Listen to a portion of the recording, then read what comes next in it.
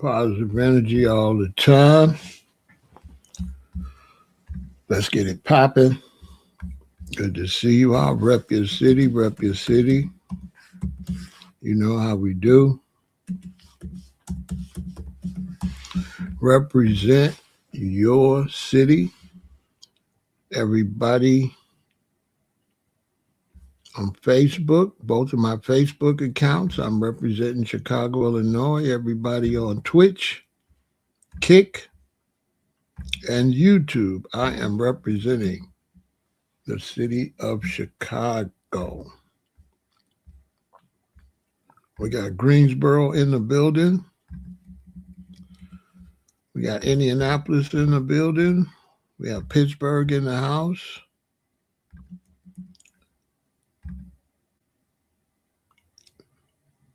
We have San Jose in the building. We got Texarkana in the house. And here we go. Rep your city, rep your city, rep your city. Make sure that you support the channel. Run those likes up. Hit that hype button if I got it. Share, subscribe, hit the notification bell, and make a donation using Super Chat, CashApp, Venmo, or PayPal. All the information is scrolling. We got the great city of New York in the building. Big Ant, what's the deal? Okay, so, hey, I am not promoting gangs or gang violence. I'm going to repeat. This presentation is not to promote gangs or gang violence. I want to get that clear. And I'm not promoting gangs or gang violence. Okay? I want to get that clear. I am not promoting gangs or gang violence. Even though I am a almighty four-corner hustler, that's not the point. Shout out to the folks. Okay? That's not the point. Now, you got to understand that the gang culture is not all based on violence. Okay? It's not all based on violence. It's not all based on destruction. It's not all based on gang banging. Okay? Very few gang members gang bang. Okay? So out of every 20 gang members, only about 4 will be gang bangers. Maybe only 3. All gang members don't gang bang. Also, you don't grow out of gangs. You just grow out of doing stupid stuff in the gang. Okay? You don't grow out of gangs. It's not necessary, Sarah, it's not necessary to actually drop your flag. All you have to do is just change the people you're around and announce that you don't gang bang. That's it. And the other gangs will get that message just like they get the message you dropped your flag. The same way you could say you dropped your flag, you could say to the other gangs, listen, all the other gangs out there, I'm still this, but I'm not against you. I'm not banging against other gangs. That's all you got to do. But we're going to get into that. I know I'm going to have people having conniption fits. We got to get rid of the gangs. Well, good luck, okay? So we're going to break it down.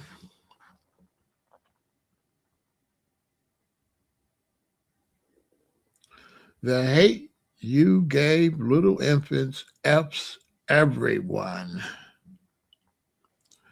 Yeah. The hate you gave little infants F's everyone.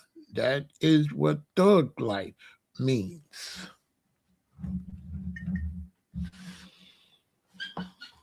In case you're reading my great hat, RIP to my brother Tupac Shakur. Gone but not forgotten. So I'm going to break down gang culture. Also, make sure you stay tuned for my new news segment. It's going to be a lot more content over here, day and night. I will be speaking on news events that I feel need to be mentioned, and then I will be giving my commentary after I tell of the event. So I will tell the news, and then we will talk about it. It's going to be a little different. Allow my audience to discuss that news. It's going to be great. Got that going on. So I got to do my push-ups, do my pull-ups, do my crunches, and get ready to hit these YouTube streets, okay? YouTube is a great platform. It's allowing us to be our own media. We don't have to wait on CBS, NBC, or ABC, or CNN, or Fox News. We don't have to wait on them. We could do our thing. So listen, rep your city, run those likes up, share, subscribe, hit that notification bell, make a donation using Super Chat, CashApp, Venmo, or PayPal, whichever you prefer.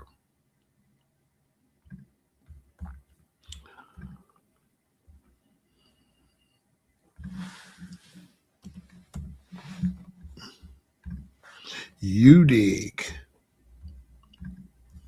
And let's get the show on the road. Gang culture.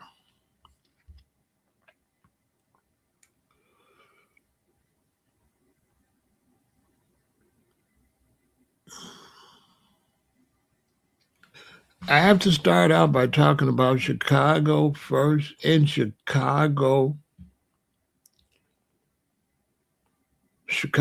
is designed where downtown is ground zero.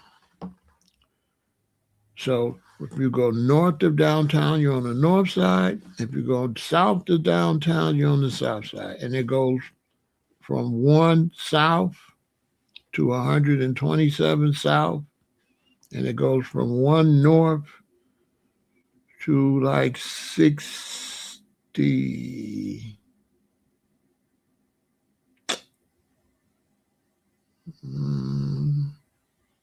maybe 70th north. I'm not sure where the north side ends. But around 70th, because you get off Lakeshore Drive around around 5900 north. So in Chicago, if you visit, when you go north, it's hundreds, 6400. If you go south, it's 64th Street. Okay? So if you go south, it's street. It's the number in street. If you go north, it's 100. It'll still be a street, It might still be named a street, but it's numbered by hundreds going north, and it's just numbered by the straight numbers going south. So it's one north, one south, two south, three south, 35th Street, 47th Street. North is 4700, 3500. That's the difference in Chicago. So in Chicago, I was born in 1958. We lived on Stewart. Then we moved to 77th and Princeton. And then my father bought a house on 116th and Aberdeen. And so when we moved to 116th and Aberdeen, the houses were new. So on my block,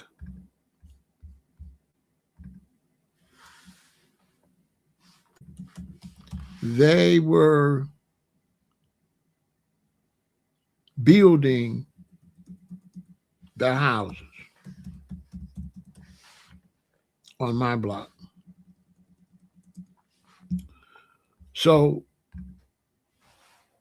all of the residents were new.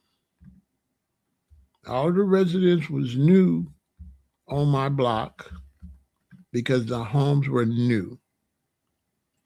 So any gang members that was on 116th and south to 127th were moved there with their parents. Now, when you get to 115th going north in Morgan Park, that's an older neighborhood, so gangs would have already, parents that moved there would have already had children somewhat influenced by the gangs.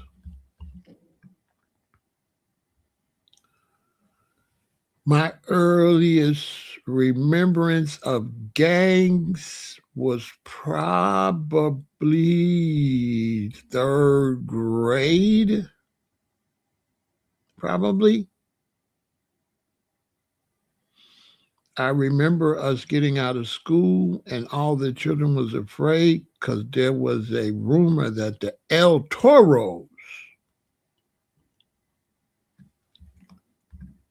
were coming to the school.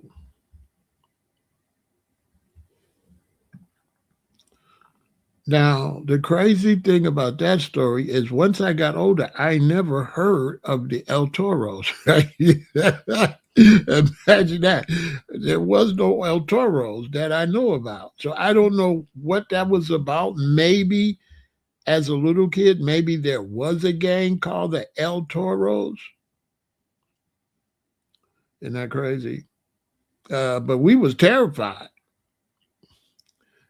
We was little kids. They said the El Toros was going to come and surround the school and beat up people. So if you was a kid, you're thinking that they're going to be standing around, right, holding hands, right? You thinking they're going to be standing around the school holding hands like Red Rover, let Pharaoh come over and beat us up, right? Boy, we was terrified. Said the El Toros are coming to the school. This is where I was raised. I moved there when I was 4 years old. Okay. The house has been sold. My parents passed away. The school is on the street right behind me. So nobody had fences. So I would sometimes leave out and go back through the alley, through the neighbor's yard, and the park is there and right to the school. Over the years, more and more people built fences, garages, and I guess it was all right. We had got older.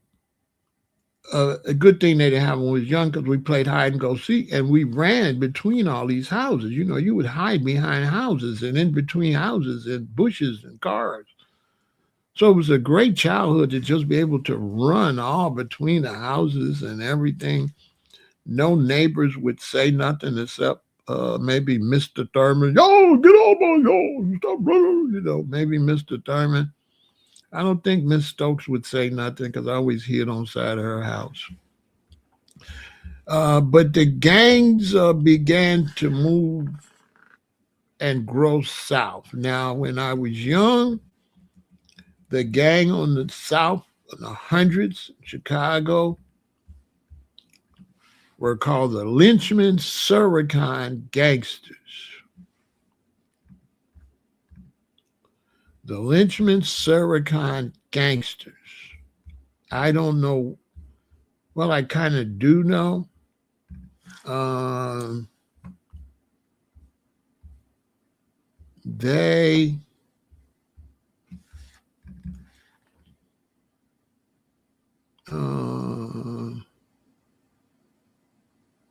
merged in with the GDs. They merged in with the GDs, or they might have merged in with the folk nation. I would be too young to know because the GDs and the BDs were folk. They were one. David Boxdale. David Boxdale was the leader of the BDs.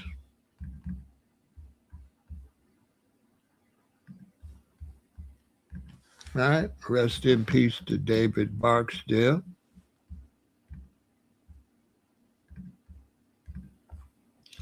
Maybe I could have showed a better picture than him locked up. Let me show a better picture of David Barksdale. Which one do I want to show? Maybe this one. So David Barksdale was the leader of the BDs.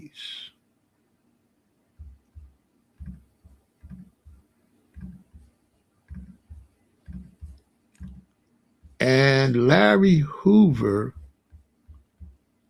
was the leader of the GDs. Okay. There go a young David. So this was the leader of the BDs. And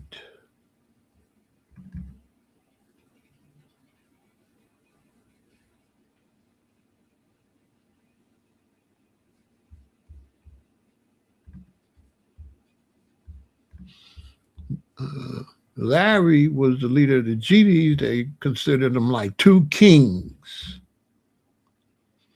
Yeah, I should have had a younger picture of Larry. This was Larry Hoover, free Larry Hoover. And they were the folk nation. Eventually they divided.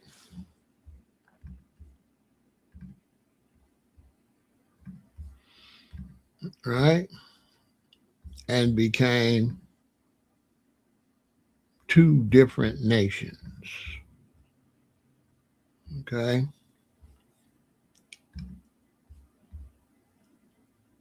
You had the gangster disciples.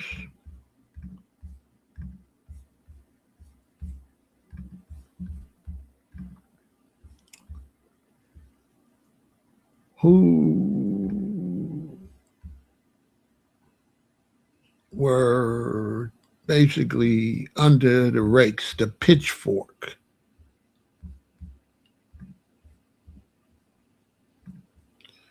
And you had the black disciples that were not under the pitchfork.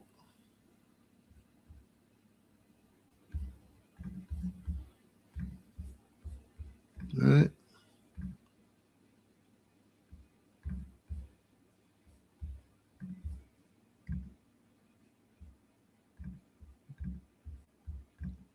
So you can see the difference between the symbolism of the black disciples and the gangster disciples.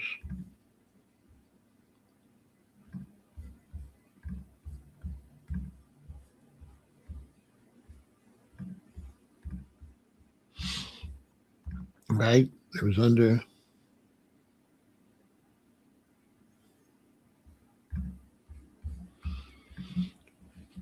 different symbolism. And slowly they began to move south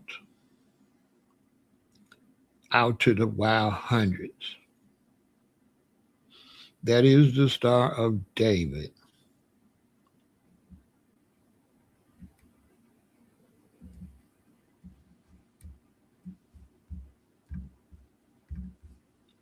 So eventually they began to move south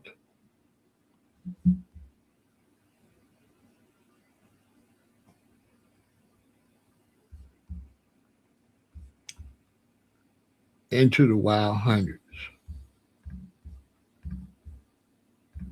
But the gang in the neighborhood where I grew up that was out there already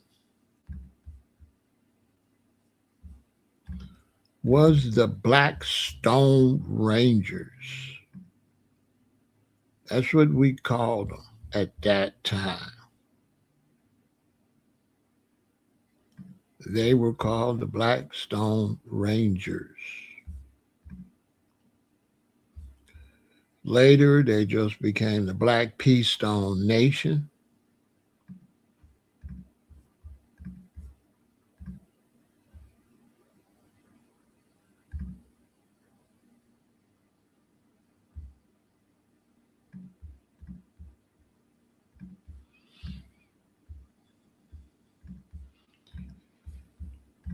But at first, they were the Black Stone Rangers, and they were the most notorious gang on the south side. The Vice Lords was on the west side. And everybody feared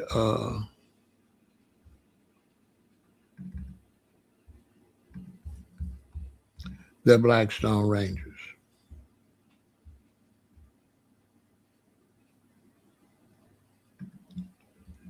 And so you can see the difference. It's the BDs and this the GDs. You see the difference? BDs, you see the 2-4 with the 3. GDs.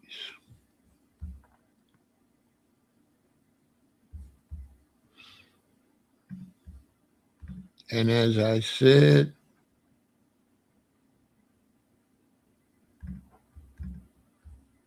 the GDs were up under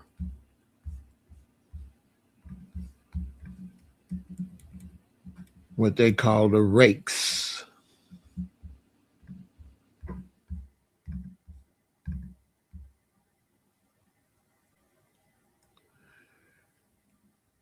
Where they would throw up the pitchforks. The BDs throw up the 3. I think that's the 3 they throw up. The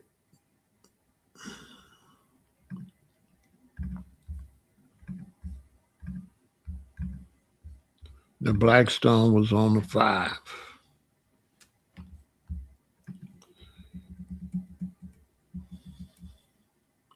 We'll get back to all the descriptions of the various gangs. So let's run down some of the history of the gang culture before I get into the discussion. We're going to start with the Chicago gangs. Major black gangs in Chicago, the Gangster Disciples, the Black Disciples. The Gangster Disciples, one of the largest part of the folk nation. The Black Disciples, originally part of the Black Gangster Disciple Nation. And so the Black disciples and the gangster disciples used to be the Black gangster disciples. Both words were put together. So they used to be the Black gangster disciples. And when they split, one stayed black, one went gangster. Okay? The Black Peace Stone Nation is the people. So you got folks and you got people. The GDs and the BDs would be folks, and the Blackstones and the Vice Lords and the Four Corner Hustlers would be people. And then there's others in there on both sides, okay? So you had the Black Peace Stone Nation, then you had the Vice Lords, their major alliance, including conservative Vice Lords, imperial Vice Lords, mafia insane Vice Lords, traveling Vice Lords, unknown Vice Lords. And I'm forgetting somebody, I'm sure. You have the New Breeds. They're a renegade group. They were formerly part of the Black Gangster Disciples. So they was originally a part of the BDs. And then you have what I am, a Four Corner Hustler. You have the Four Corner Hustlers. We are associated with the Vice Lord and People Nation. So we are associated with the Vice Lords and the Blackstones. The major difference between four corner hustlers like myself and the People Nation, the Vice Lords, and the Black Peace Stone Nation is that they're on the 5 and we are on the 4. 4 fingers, no thumb. So they all kind of get along. A lot of times the fools, I think, might, they get along with certain Vice Lords, they don't. But the politics in the county jail is that all of the 5s got to stay together and all of the 6s. I'm not sure if that's still now, but in the late 90s, when I was in the county jail for 4 months, that's how it went. It went that the BDs and GDs and any other affiliates, they all sat at certain tables, and the Vice Lords, Four Corner Hustlers, and Blackstones all sat at a certain table. And when you lined up to go to rec or to go outside, the fin ball is in the front, which is the Vice Lord, Foes, and Blackstones, and Latin Kings. The neutrons are in between. The neutrons are non-affiliates, just regular people that went to jail. And then the 6 is in the back. That's the GDs and BDs and Latin disciples and others, right? It's a bunch. And that's how you would go out. And when you line up outside in the yard, you could look across and tell everybody in the front is the fin ball rolling, and everybody in the back of every line. So you could see everybody, all the 6s and all the 5s. This is how it was set up. So this was the basic. There's more than this, but this is the basic. The Gangster Disciples, Black Peace Stone Nation, various Vice Lords, the New Breeds, the Four Corner Hustlers, the Black Souls, they were on the west side, and the Harrison Gents, they kind of a part of the Folk Nation with the BDs and the GDs. That's the situation in Chicago. There's more than that, but that's the basics. In Los Angeles, you got Crips and Bloods, and they're broke up into different. So you got Rolling 60 neighborhood Crips, one of the largest and most active Crip sets. You got the Great Street Watts Crips, active in Watts neighborhood. You got the Rolling 30s Harlem Crips, based in West Adams.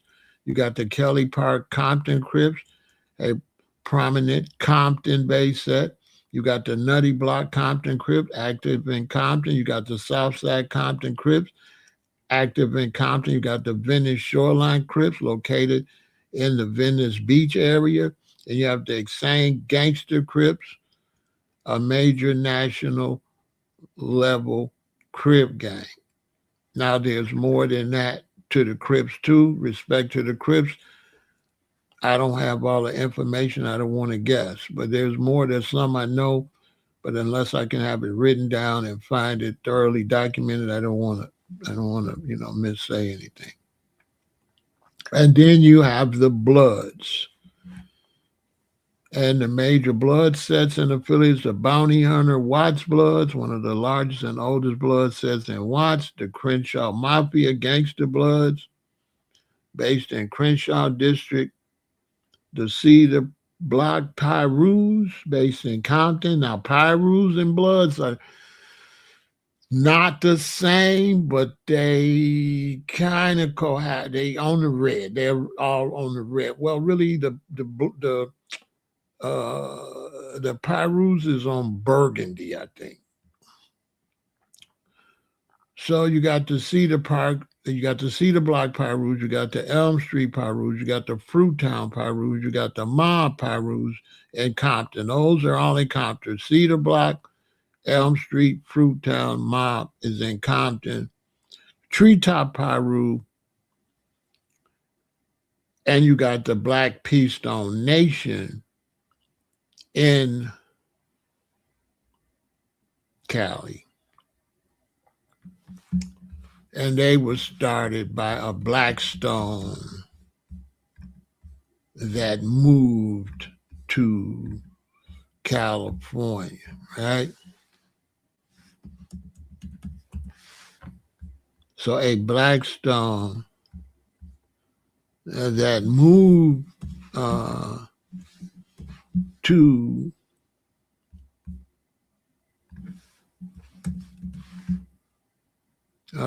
California started that, okay?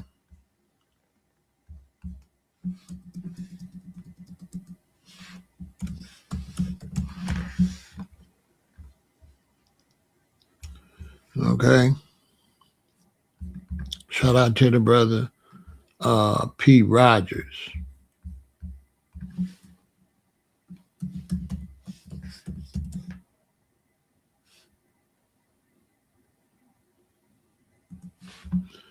His parents moved him out there, and he started that gang.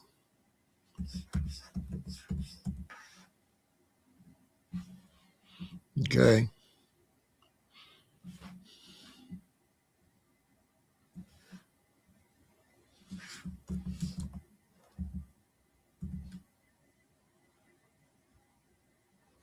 Brother P. Rogers, when he moved out there.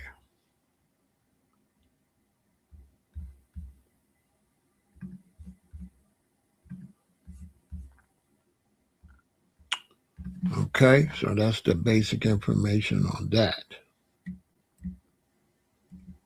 Shout out to that whole situation. Jeff Ford and Eugene started the Blackstone Rangers.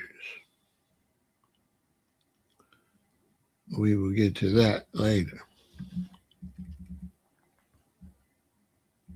You got a bunch, boy. You got a bunch. You got. It's way more Crips than I named, and there's way more Chicago gangs than I named. You got a lot.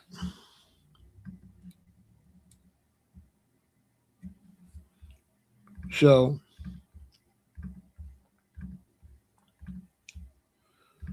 what really started the gangs?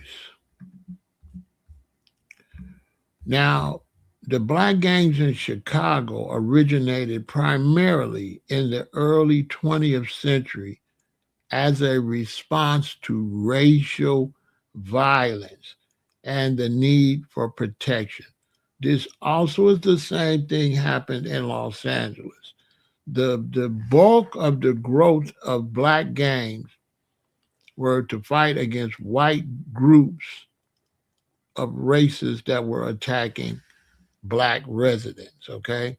So black gangs in Chicago originated primarily in the early 20th century as a response to racial violence and the need for protection, evolving from community defense groups into territorial organized structures by the 1960s.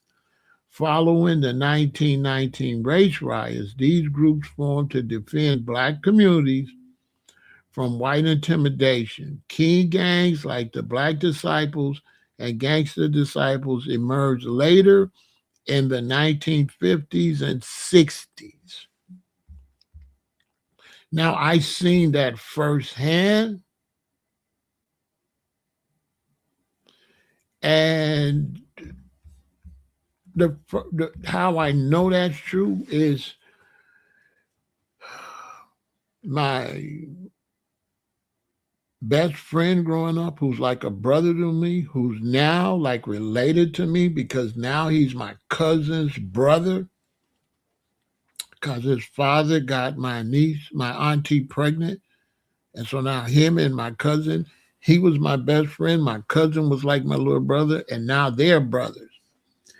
And sitting on his porch one day, which was at the end of the block, 100 Aberdeen doesn't go through because then there's a baseball field, and there's a big open field, and then there's a factory. That factory used to make weapons used to make like bombs, like shells for big guns.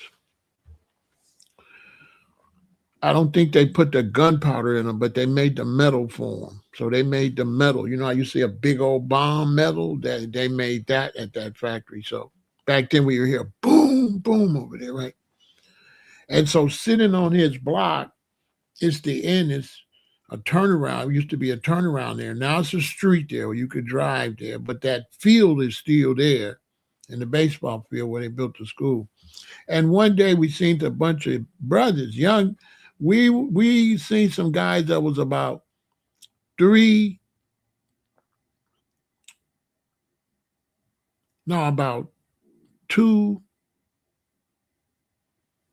to 4 years older than us. They were coming this way. They had sticks and stuff. And it was like, ah, rah, rah. They was going this way. Well, going this way on the other side of the school was a white neighborhood where they hadn't moved yet. So it was racist. Got Aberdeen, got Carpenter, you got Morgan. Once you get to Morgan and you go south, that was white back in there. So we knew they were going over there to fight whites because when I was a little boy, white dudes would chase the blacks home from school. So let's say this is Finger High School. The blacks live over here. So the blacks come to school this way. The whites live back here. So the whites come that way. So when the blacks would get out of school, they would be outnumbered and the whites would chase them home. So when I was like in the 4th, 5th grade, 6th grade, we would hear about black high schoolers and junior high schoolers, because in those days, you had to go to a junior high school. Schools only went up to the 6th grade. Then from the 6th grade, then you would go to a school that had 7th and 8th grade. Then you would go to high school, and the whites would chase them.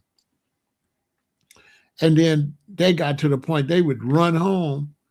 And when they would run home, they would gather more boys and go back and fight. Right? So that was the gangs. These group of young men that got together and was fighting against racism. That was the gangs.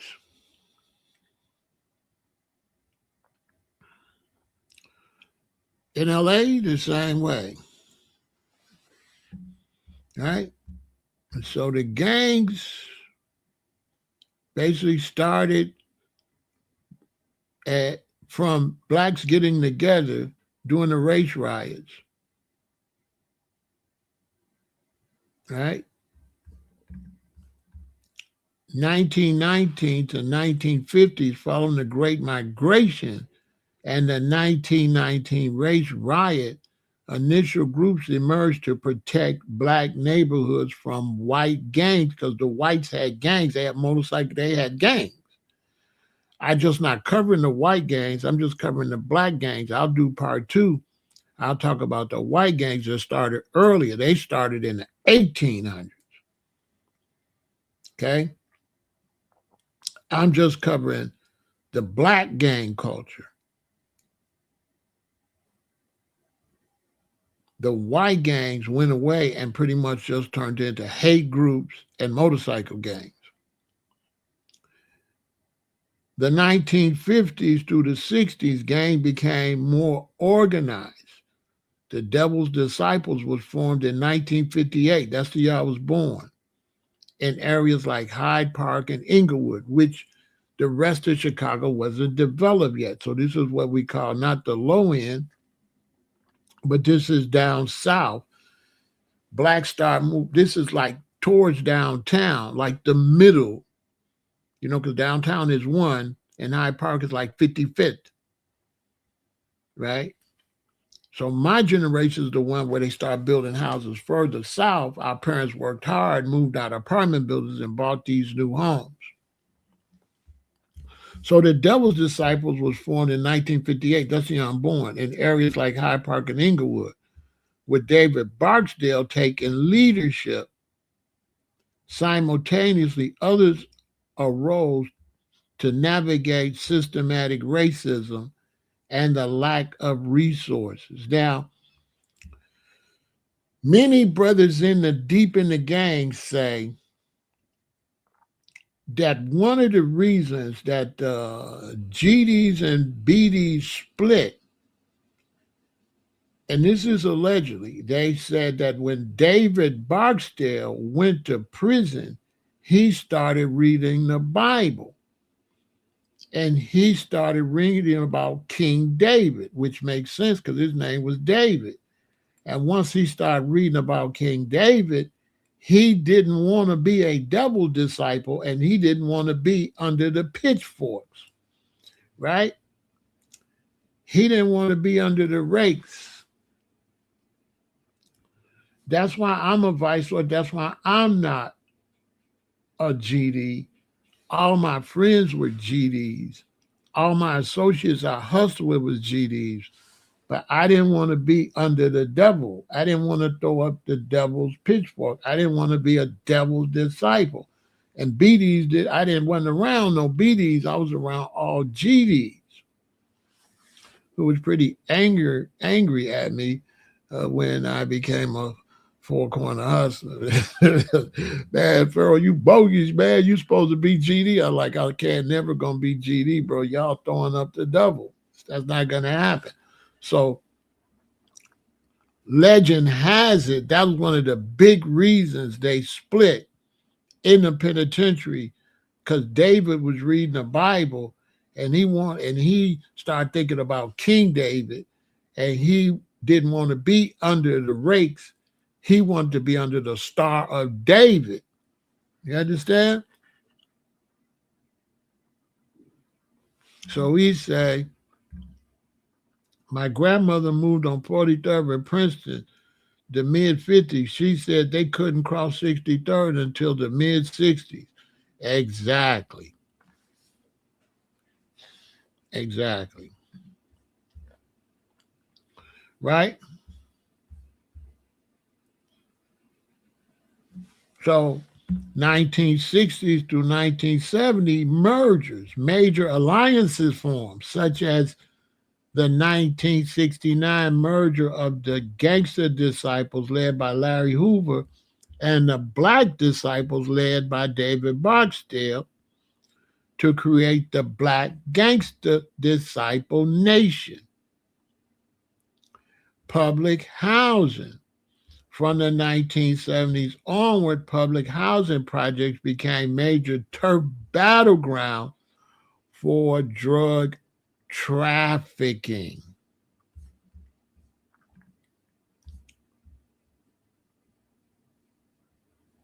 Self-defense. Initial formation was largely defense against white ethnic gangs.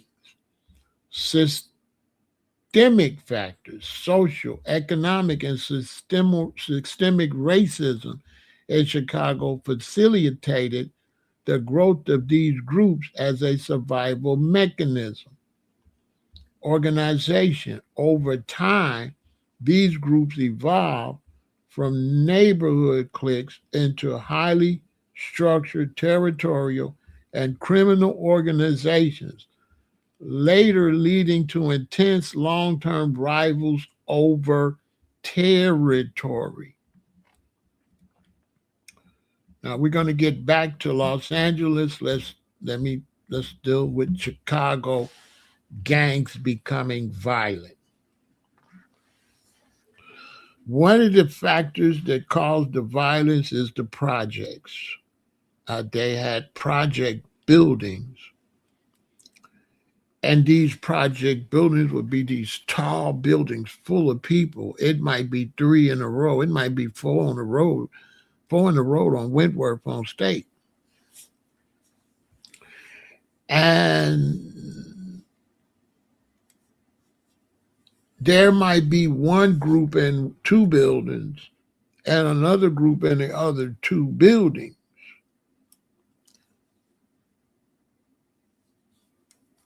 And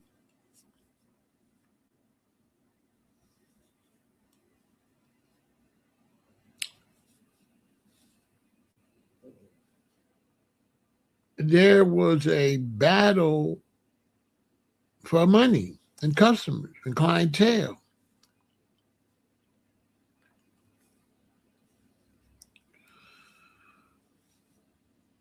And you had to defend your turf for the money.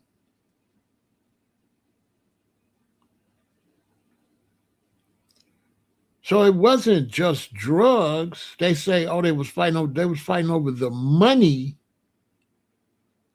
from the drugs, from prostitution, from whatever hustles going on with their gang.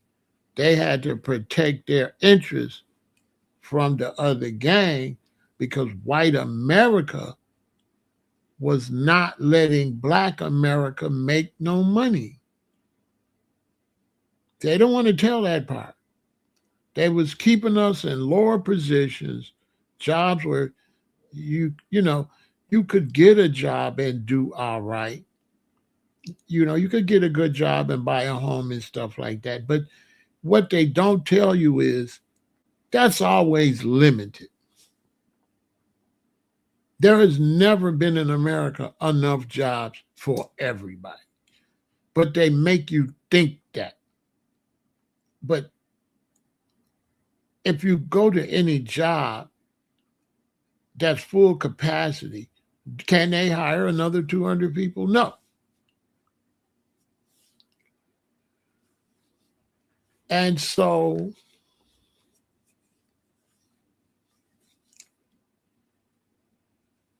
it became a battle for territory, and it became a battle over different philosophies and different areas where you live, women.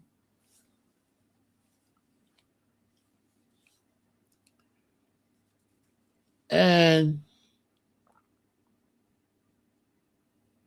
it's not like the brothers wanted to fight, but if you lived where there's a lot of Blackstones, you're going to be stoned. You're not really a stone because you just went and found the way to be a stone. You're a Blackstone because you're around Blackstone. And so if you look in the wild hundreds, and if you look like back in the 60s when I grew up, the Blackstones was the biggest gang. I don't care what these so-called experts try to tell you. Anybody that was outside in the 60s, early 70s, no, it was Stone Love. The Blackstone Rangers on the south side, the Vice Lords was on the west side. And they had the west side on the stronghold, but on the south side, during the mid to late 60s to the 70s, for a long time, the Blackstone Rangers was the biggest and most dangerous and most feared gang on the south side of Chicago and in the United States. They was so big that as a child, when we would drive to Alabama, I'm like 8, 9, 10, 11. When we would drive to Alabama, we in the middle of the country. We almost to Kentucky, or we almost to Tennessee. When you would go under like overpasses, you would see Stone Love. You would see Stone Love. I lived in the wild hundreds, so out there were lynchmen gangsters, the LSG lynchmen, Suricon gangsters, but the Stones ran it. The gangsters would try to fight. That's why the lynchmen had to lock in. That's why different gangs had to become GDs, had to become Folk Nation. Because if they didn't unite, they wasn't going to be able to deal with the Stones. And the Blackstones was highly feared.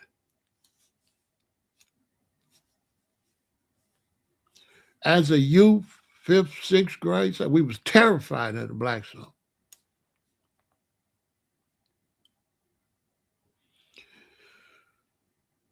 And they was bodacious. They drive around in red and black cars, red convertibles, like red cars. Seriously. And the Supremes dropped this song. And it went, let's say it again. No, it said, Stone Love. Oh, yeah. Da, da, da, da. Stone Love. Man, listen. When you heard that song, you knew where you was at. Look up Stone Love by the Supremes. That was a Blackstone Ranger anthem. Now, if the lynchmen or the GDs would catch you or something, they might punch you up. If the Vice Lords catch you, they might fight or punch you up. But when you heard Blackstone, we was taught to jump on the ground because they drive by shooting. Yeah. They're not fighting, they shooting. They was the first gang in Chicago with the gunplay. Everybody knew that. They wasn't fighting. Now imagine being a shorty knowing, imagine being in 5th grade, 6th grade, 7th grade, 8th grade, knowing that if you hear Stone Love hit the ground. That's my real child. Everybody knew that. Everybody knew that. If a car pull up and they scream out Stone Love, hit the ground. I'm giving you history you can only get from being outside. You ain't going to get this in no book or no TV documentary. This is a fact.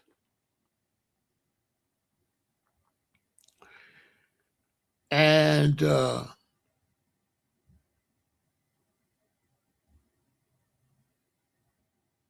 we're going to get into that, how the GDs end up growing to be the largest. We're going to get into that. So after so long, Jeff Ford became, Chief Malik. And he started pushing the El Rukin concept. And they had the fort down there.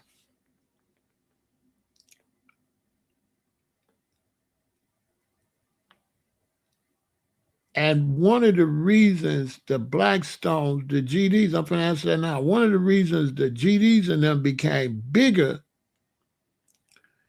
is because the Blackstones was highly concentrated on the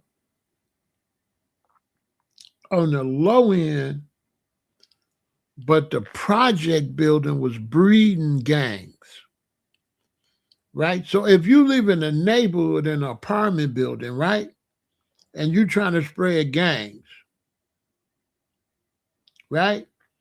You got to spread gangs in houses and apartment buildings.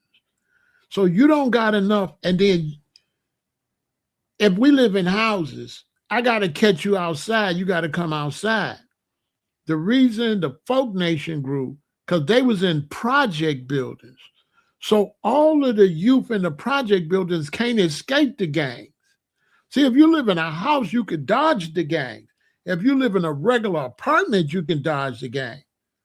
But if you live in a project building, one project building got hundreds of that gang in there. So by the Folk Nation being in them project buildings, that's why they could breed faster than the Blackstone, because the Blackstone was in areas that had apartments. They was down on Blackstone. The GDs and BDs was on State Street. And they was in them big old project buildings. Now, when you got a big old project building and you're selling illegal substances, you got a bigger clientele. You can't compete with the clientele in a project building if you live where there's apartments. So they making the most money. And they got the most recruits because they in the project building. The Blackstones only had, I think the Horners maybe, only had like one building that I know of. They didn't have them buildings. And that's how the folks became the biggest in Chicago, because they had the projects. See, I lived in a house.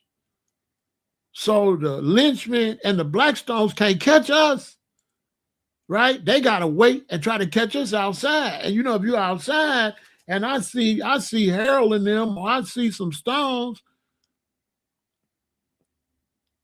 we can go the other way. But if I'm in the projects, ain't no go the other way. I gotta get on the elevator with them. I gotta walk outside in front of the building with it. Ain't no getting away. So they recruitment was higher because you can't get away in the project. You can get away in an apartment building. You can pop out, pop in. But in a project, in a big project building, you can't pop out.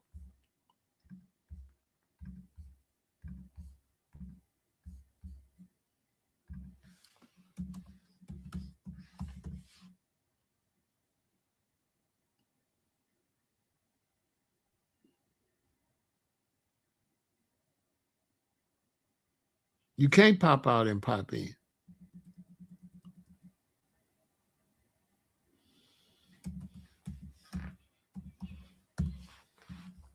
So if you're a BD and you're in Parkway, where you gonna hide? You inside that fence with the BDs. There's nowhere to hide.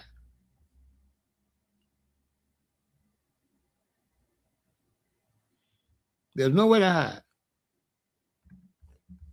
You're trapped.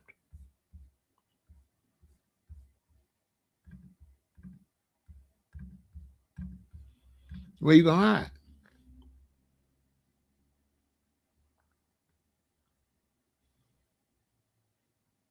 You understand? Now, this is why the Stones, this is why Duck and them sure did, the Horners, yep. This is why Duck and them was no match for the BDs, because Duck and them lived in houses and apartment buildings. And they lived in big old project buildings. So you can breed, you can have more BDs in that building you're looking at right down the middle than you can have in Duck and them whole neighborhood. And Parkway is full of buildings like this. It's almost a whole block of buildings like this. There's these short buildings where I lived in the second window to your left. And then there's these tall buildings like this in the back. You know how many people live in them? So this is how the GDs and BDs was able to outnumber the Blackstone, because the Blackstones didn't have a lot of project buildings.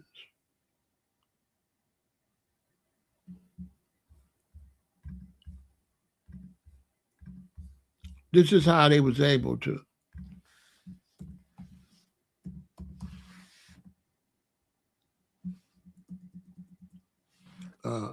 grow. Right? Because the twins, right across from Parkway was the notorious Calumet building where they had snipers on the roof. So if you live in this building and this is BD, you can't escape them. You got to come down out of this front way, period. There's no other way. You got to come right here to the where the street at. Every day you got to see folks. So how you living in apartment buildings, how can you breed as many gangs as buildings like this? This was the building they had to go in almost like the military, because the twins had snipers on the roof with walkie-talkies and binoculars, and they was making millions of dollars a week out of this Calumet building. By the time I moved to O-Block, it was empty. It was still there, but they had to put everybody out of there. When they put them out of there, a lot of the women moved across the street. This is the north side of 63rd. They moved to the south side of 63rd to 64th to Parkway Gardens. See, little Reese and them came up here. This is where Reese and them came up at.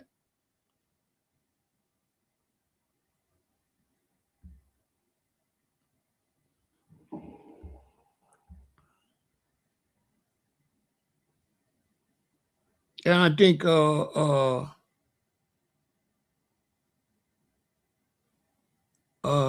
guy with the whoops, he was up in here too. He grew up with Reese. So this is why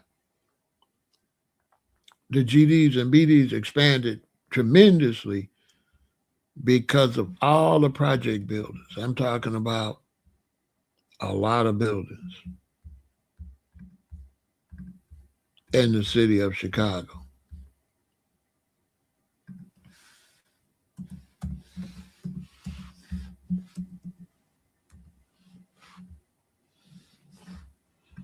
We talking about a lot of buildings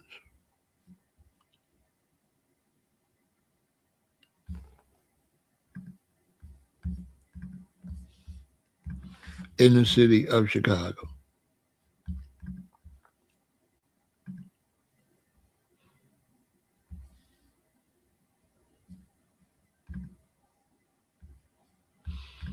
A lot of buildings.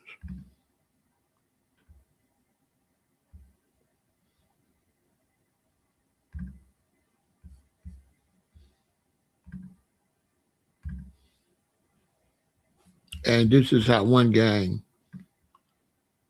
outgrew the other gang.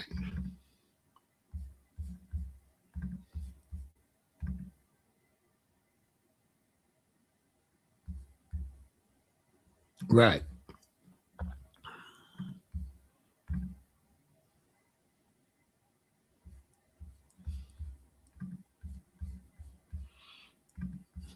That's how they grew like that.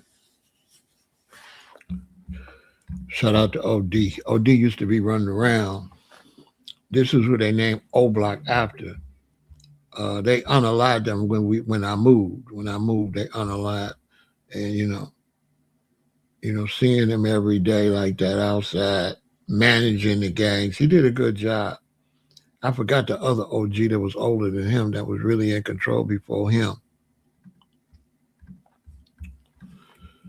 They would be out managing each other, making sure they have fair fights and stuff like that.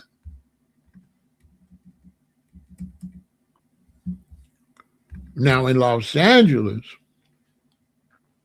gangs in Los Angeles originated from a mix of social, economic, and racial factors. Early Chicago gangs formed in the 1920s and 40s, rooted in Mexican American culture, identity, and community protection. Later, black gangs emerged in the 1960s and 70s, driven by school tension, lack of opportunity protection against white intimidation.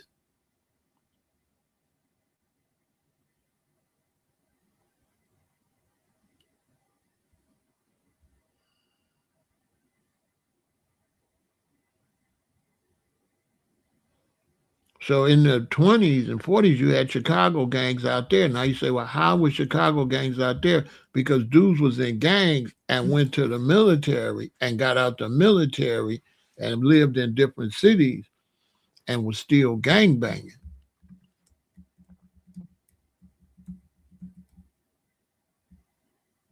And that's how them gangs began to spread. But it was the same situation. It was originally self-defense.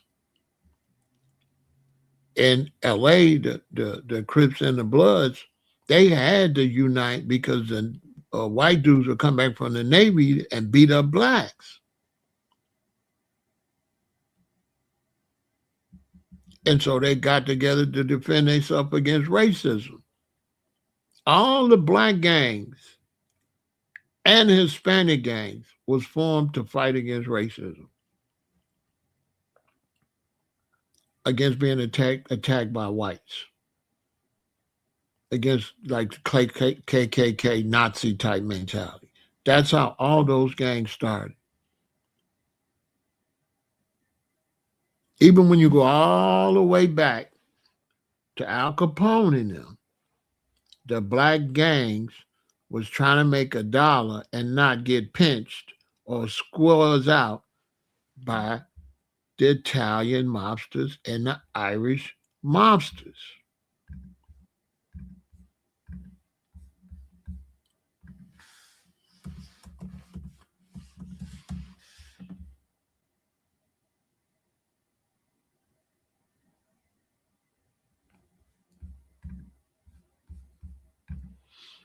If you go all the way back,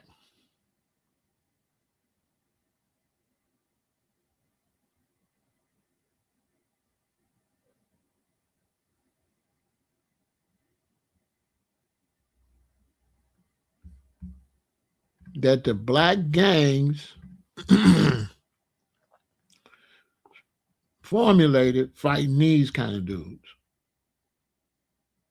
that would be unified as, Italian gangsters or Irish gangsters and thought they could just come in your neighborhood and do whatever they wanted to do.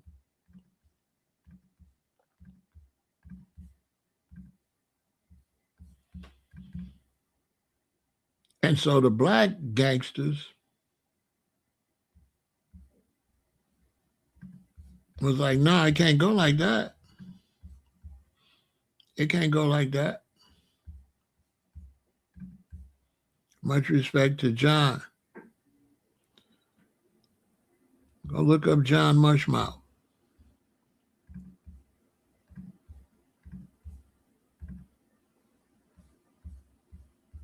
Go look up Edward Jones.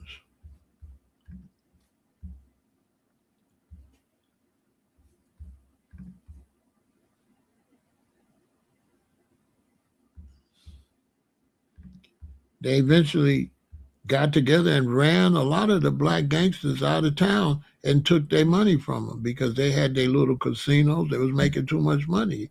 And the Italians and the Irish squelched them out. That's where the gangs come from, racism. So people would say, well, Pharaoh's, the gangs necessary.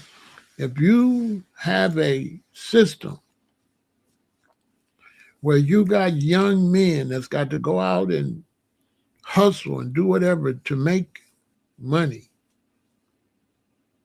I'm going to tell you 100% gangs today are 100% necessary for survival. Period. Because any day you could be framed for a crime and you got to go to prison. You got to go to county jail and go to prison. And if you go to prison, you're going to do far better if you're associated with a gang than you are solo. And that's a fact. That's an absolute fact. If you are solo, you can be, I ain't saying you can't survive solo. I'm just saying it's you against gangs. It's just you against groups of men. You got all kind of skinhead gangs, Nazi gangs, all different type of Hispanic gangs, all different type of black gangs. And then you for Dolo. Basically.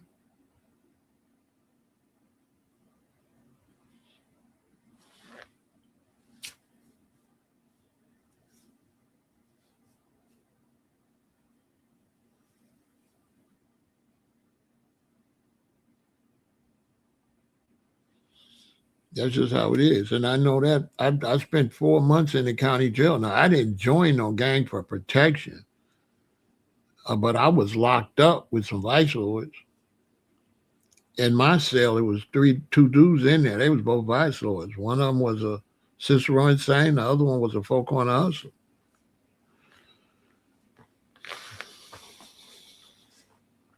I was fine because I had dreadlocks, so I was kind of like a Lil Wayne before Lil Wayne and 2 Chainz before. So I was kind of like a celebrity, being a foundation of Black America with dreadlocks. And also you do get respect based on your crime. And I wasn't in there for no punk activities. So it was already known then. I knew a lot of people, guards, other people locked up, Jamaicans, Belizeans, Black Americans, guards. But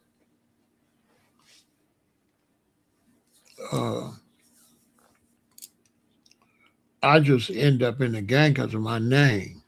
When vice lords found out my name was Pharaoh, they honored me right off the bat. I might as well have been in the gang because it was like I was a gang member once they found out my name was Pharaoh. So once they found out my name was Pharaoh, that's how I ended up in the gang.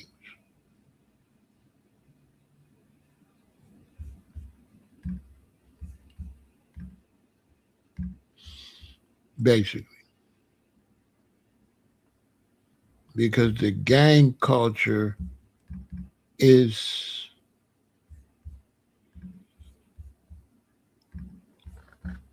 the fives, the Vicelors and the Blackstones, they up under the pyramid. Their symbolism is ancient Egypt, as we call Kemet. So they are under Egypt, basically. So when I had that Egyptian title,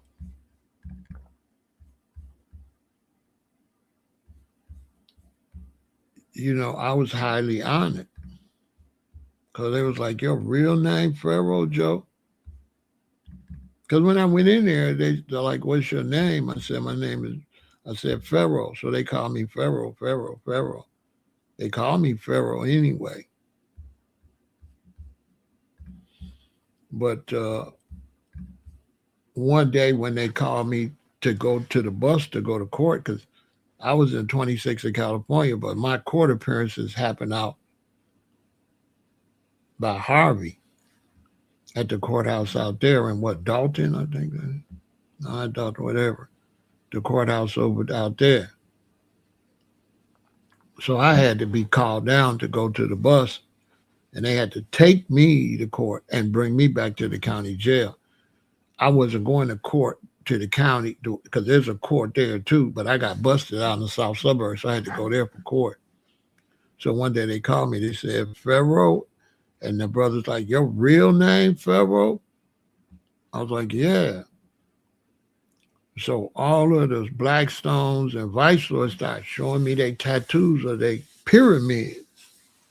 And it was like, that's powerful, man. Well, you know what I'm saying? So I was kind of like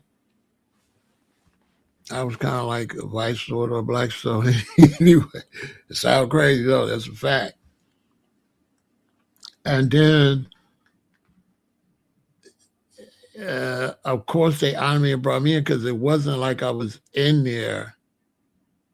It wasn't like I was a nice guy. So it wasn't like I was a goody two shoes that had to join the gang. No, I was in there. I was looking at 8 to 40. So I wasn't. The way they look at you in jail and prison is what you in here for. And what you in there for tells them everything about you. I wasn't in there for shoplifting. So that along with my name, I was official like a referee with a whistle. And so that's how I ended up for Corner Hustler. And that's going to be in my book. I'm probably one of the few people that got to pick which gang you want to be. You can't make this up. I got to pick my gang, which is crazy. I didn't know nothing about the Vicelors or nothing. I just picked it. I just picked Four Corner Hustler because I liked their name because I was a hustler. I was an 8-corner hustler. I was every corner hustler. So they, I said, what's the name? What kind of, I don't want to be no Cicero Insane. I ain't from Cicero. They blessed me in as a Cicero Insane, but I was like, I went to them, I don't want to be no damn Cicero Insane. I ain't never been on Cicero. I'm from the South Side. So I don't just get on y'all nerves. I get on everybody's nerves. I got on the gang's nerves. Can you believe that? The gang's like, oh, man, Pharaoh. Man, you get on our nerves, G. Lord, you get on our nerves. Man, they're like, this one, man. You're not supposed to say you don't want to be in that gang they put you with, No, I don't live on Cicero. So dude say, all right, Joe, what you want to be then? Now, you can't make this up. So I said to him, what y'all got? Because I didn't know nothing about the Vice. So I was just honorary because I'm Big Pharaoh. So I said, well, what y'all got? And they started naming them. They said, you can't make this up. They said, can you believe this dude? They like, we got Cicero Insane. We got conservative. We got this and that. And they said we got four corner hustle. I said that's it. That's it. That's what I am. I'm definitely a four. I'm definitely a four corner hustler. A hustler, four corners for hustling. And I said that's me. Yeah, that's me. That's what I am. I'm a four corner hustler for sure. That's a gang I could look. I could, yeah, I could. I'll be proud to say I'm a four corner hustler. You know what I'm saying? That's what I'm locked up for, hustling, allegedly. And so, uh, lucky for me, the guy that called it for that whole deck and that whole building, he was a foe. And so he said, "All right, Joe."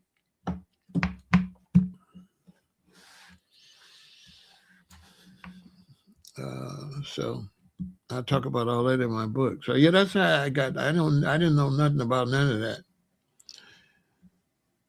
I didn't really know nothing about no whole bunch of gang stuff like that. I knew about the GDs because I lived on the South Side. But like I said, I didn't. If I would have been around BDs, I probably would have been a BD. But I wasn't gonna be under no devil.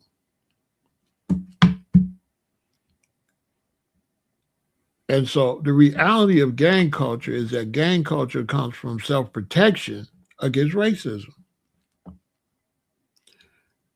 And that racism extends into the penitentiary and the jails. Hispanics and black men had to make a way to defend themselves and unite in the prison, in the jails, and in the prison from white guards and in the neighborhood from white gangs that would chase them home from school or attack them in the community. Because the whites start forming gangs as soon as they start getting off the boat. They start forming Irish gangs, Italian gangs. They got a movie on that that showed, what's it called, Gangs of America or something like that? What's the name of that movie that showed them putting them gangs together way back in the 1800s? Because certain white immigrants was here first, and then when they started bringing over, coming from a different country, and you coming from, it's a whole, it's a whole bunch of Irish here, and then you start coming from Italy, then the Irish boys trying to beat up the Italian boys. And that's how they formed Irish mob, Italian mob. That's how it happened. Because the immigrants that's there first with the most numbers would beat up the new immigrants, because you see different immigrants was coming to America on them ships, and it would be whole different groups happen to come at the same time. And so the Italians had to fight, and then they went and started taking care of their neighborhoods and doing crimes or whatever, because they was all poor. They was living in poverty. It's the same story foundational Black Americans is telling. It's the same story, but they don't want to tell it. They trying to make it look like it's us. But the same story was with white immigrants, came to the country, some got money, kept the other group down. The other group had to do crimes or whatever. The Italians had to stick together, do crimes or whatever. No, not Godfather, the ones where they came on the boats. What is it? Gangs of America or Gangs of New York? Is that the name of it? They showed it in The Godfather too, but the one, the Gangs of, what is it called? What's it called? Gangs of New York? Who knows?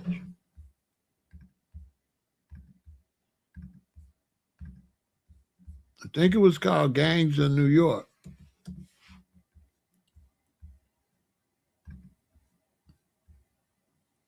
Somebody know what I'm talking about? That showed like them actually, the whole movie was about that. The Godfather went into the future, but this movie, the whole movie,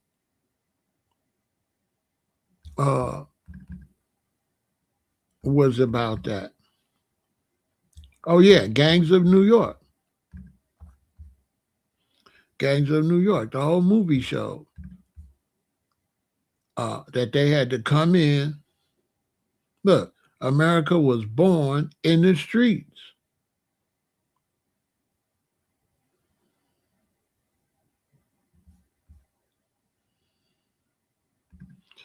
Right. Look what it say. America was born in the streets. They was fighting like, man, listen, they was fighting the same thing they saying that we was doing. The country was built on that. The country was built on that.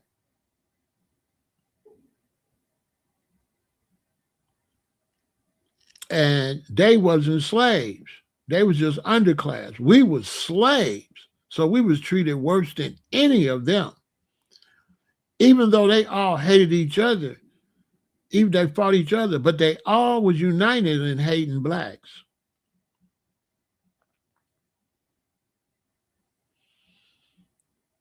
A lot of the slave catchers was Irish.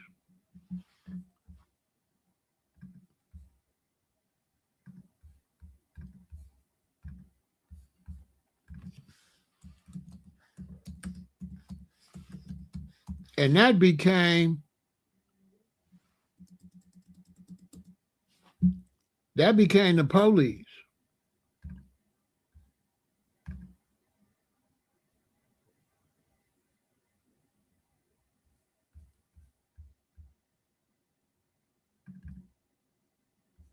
They became the police.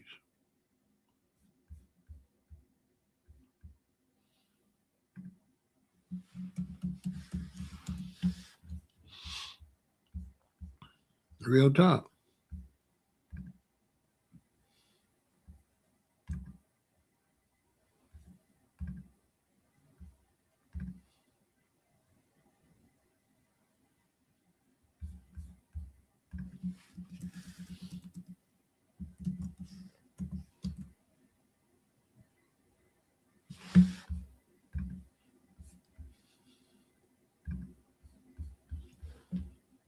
That's a fact. The slave catchers became the police.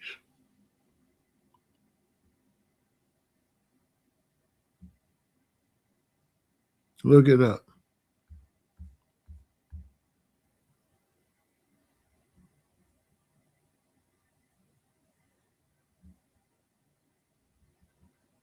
That whole concept came from the police, became the police. They wore the badges.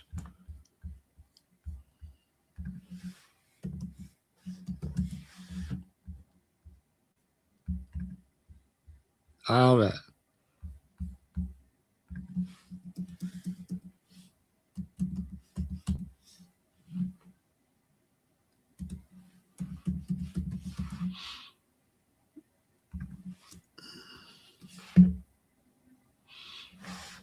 All that came from slavery.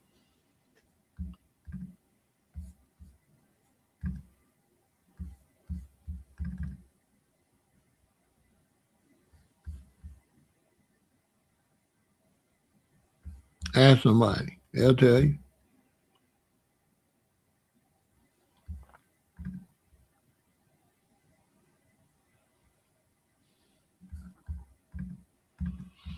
All you got to do is look it up right now, and you'll see the badge.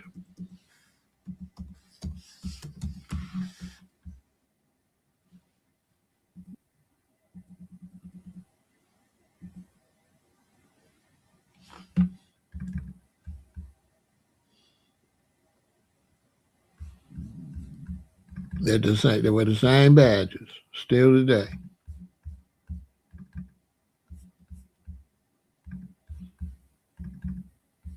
They haven't changed much.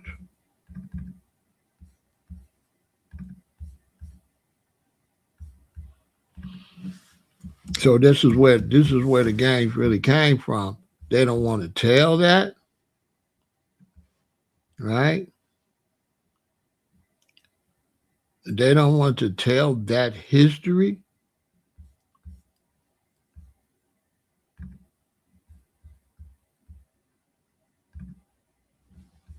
All right, they want to hide that history. And when you are in a penitentiary system, you know, you're forced to survive by any means necessary.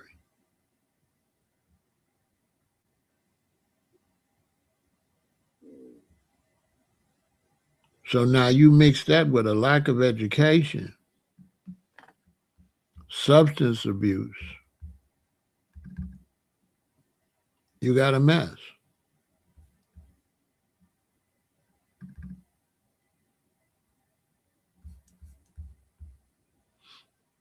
Yeah, mix that with substance abuse and all of that.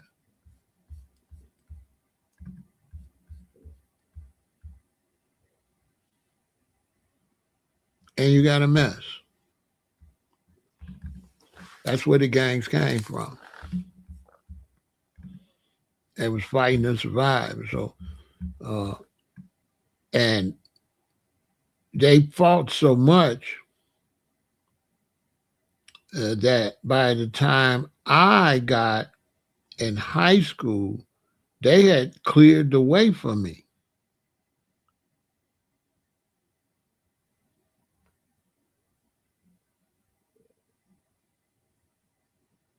Yeah. They actually cleared a way for me. I didn't have it as bad because of the gangs, to be honest with you. I know that sounds crazy, but I didn't have to do all that fighting and stuff.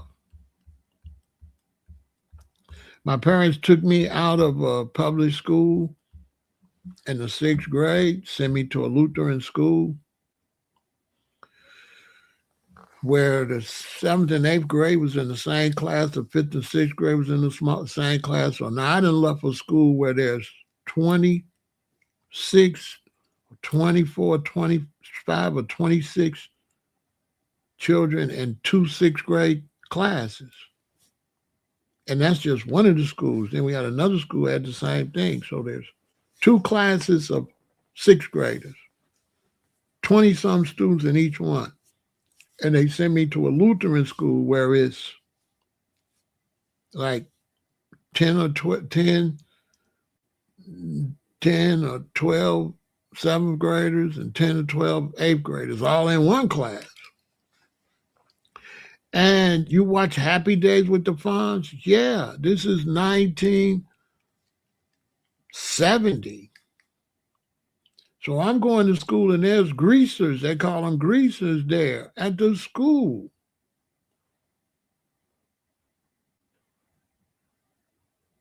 It's a Lutheran school and it's in an area where blacks live here, and then the school is there, and then all this area is white. So there's a lot of white kids at this school, and some of them is racist. And the ones that's the most racist are older than me. I'm in the seventh grade. They in the eighth grade. And the blacks that grew up in like neighborhoods around that type of thing, they was getting bullied when I got there. But because I grew up on the far south side and I had been around a certain type of culture, which included gangs and all that, I had a lot of more grit because the gangs gave me extreme courage. And by the black gangs being older than me, they not 1 year older than me. They 2, 3, 4 years older than me. And I got to go outside with them outside. So I got a harder steel. By the time I get out of sixth grade, I'm like stone. And so a racist white dude was like a joke. Because we grew up, only thing we feared was the gang members. I know it sounds crazy. We was afraid of Fat Sam and Peter Rabbit and Harold Vassell and Those names. The police, we weren't scared of the police. When I grew up, and especially in the fifth grade, sixth grade, but really more in the seventh or eighth grade where you're outside moving around. When I used to move around in the seventh, eighth grade, and even in high school too, like freshman year, sophomore year, and because they sent me to a Lutheran high school out of the neighborhood, I met a lot of other blacks from other neighborhoods because all our parents was trying to save us and send us out of the hood. So they sent us to either Catholic schools or Lutheran schools. But they sent so many of us that it was not too much different than the school we left because all our parents trying to save us. So now we all end up in these schools. So we really much, it is different. I ain't gonna lie, it was different, but we still had some of the same element. And for me, it did help me. There was a better education. They had less kids in the class. Even though it was a smaller school, Lutheran school, you did learn. You wasn't distracted because the schools, the public schools was going down. So the Lutheran school was better as far as education, but as far as being in the streets, when my parents sent me from 116th to 87th, I end up at Luther South on 87 for 4 years.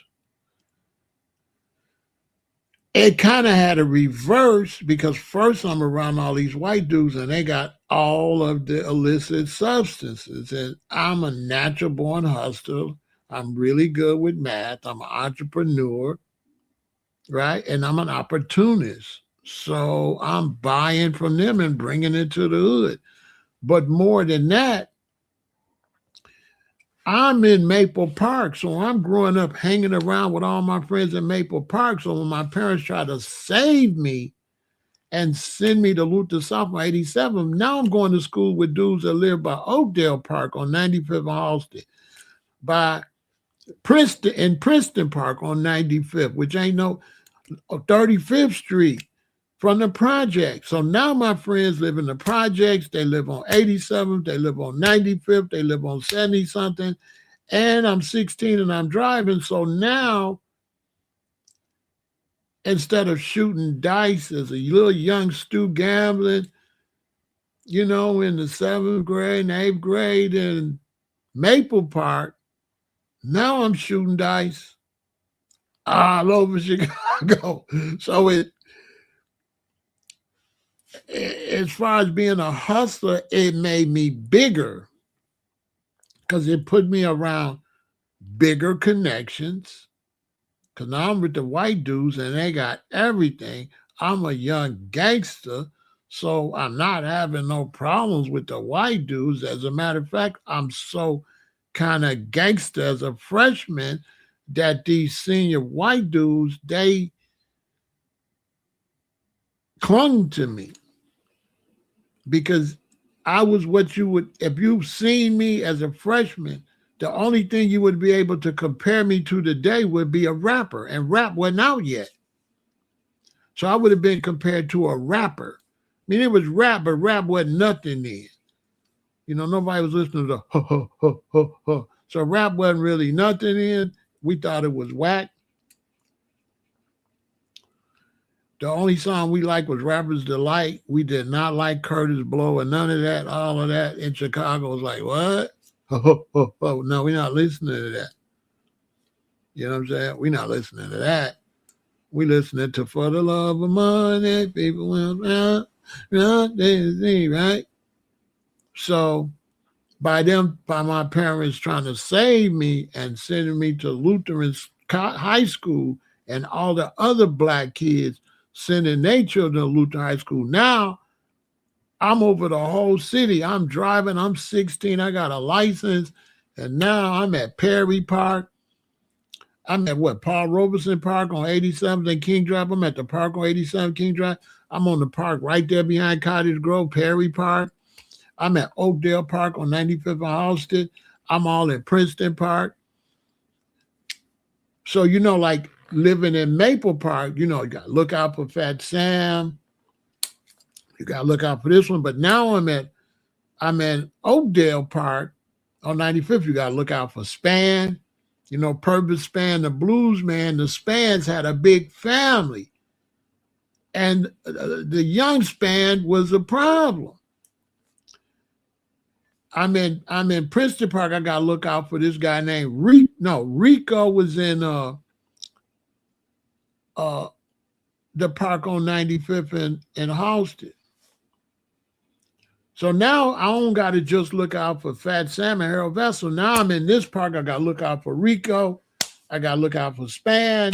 I'm in Princeton Park. I got to look out for got the bad guy name. Everywhere you went in the Black community, there's this guy or two guys that everybody know. Look out for them.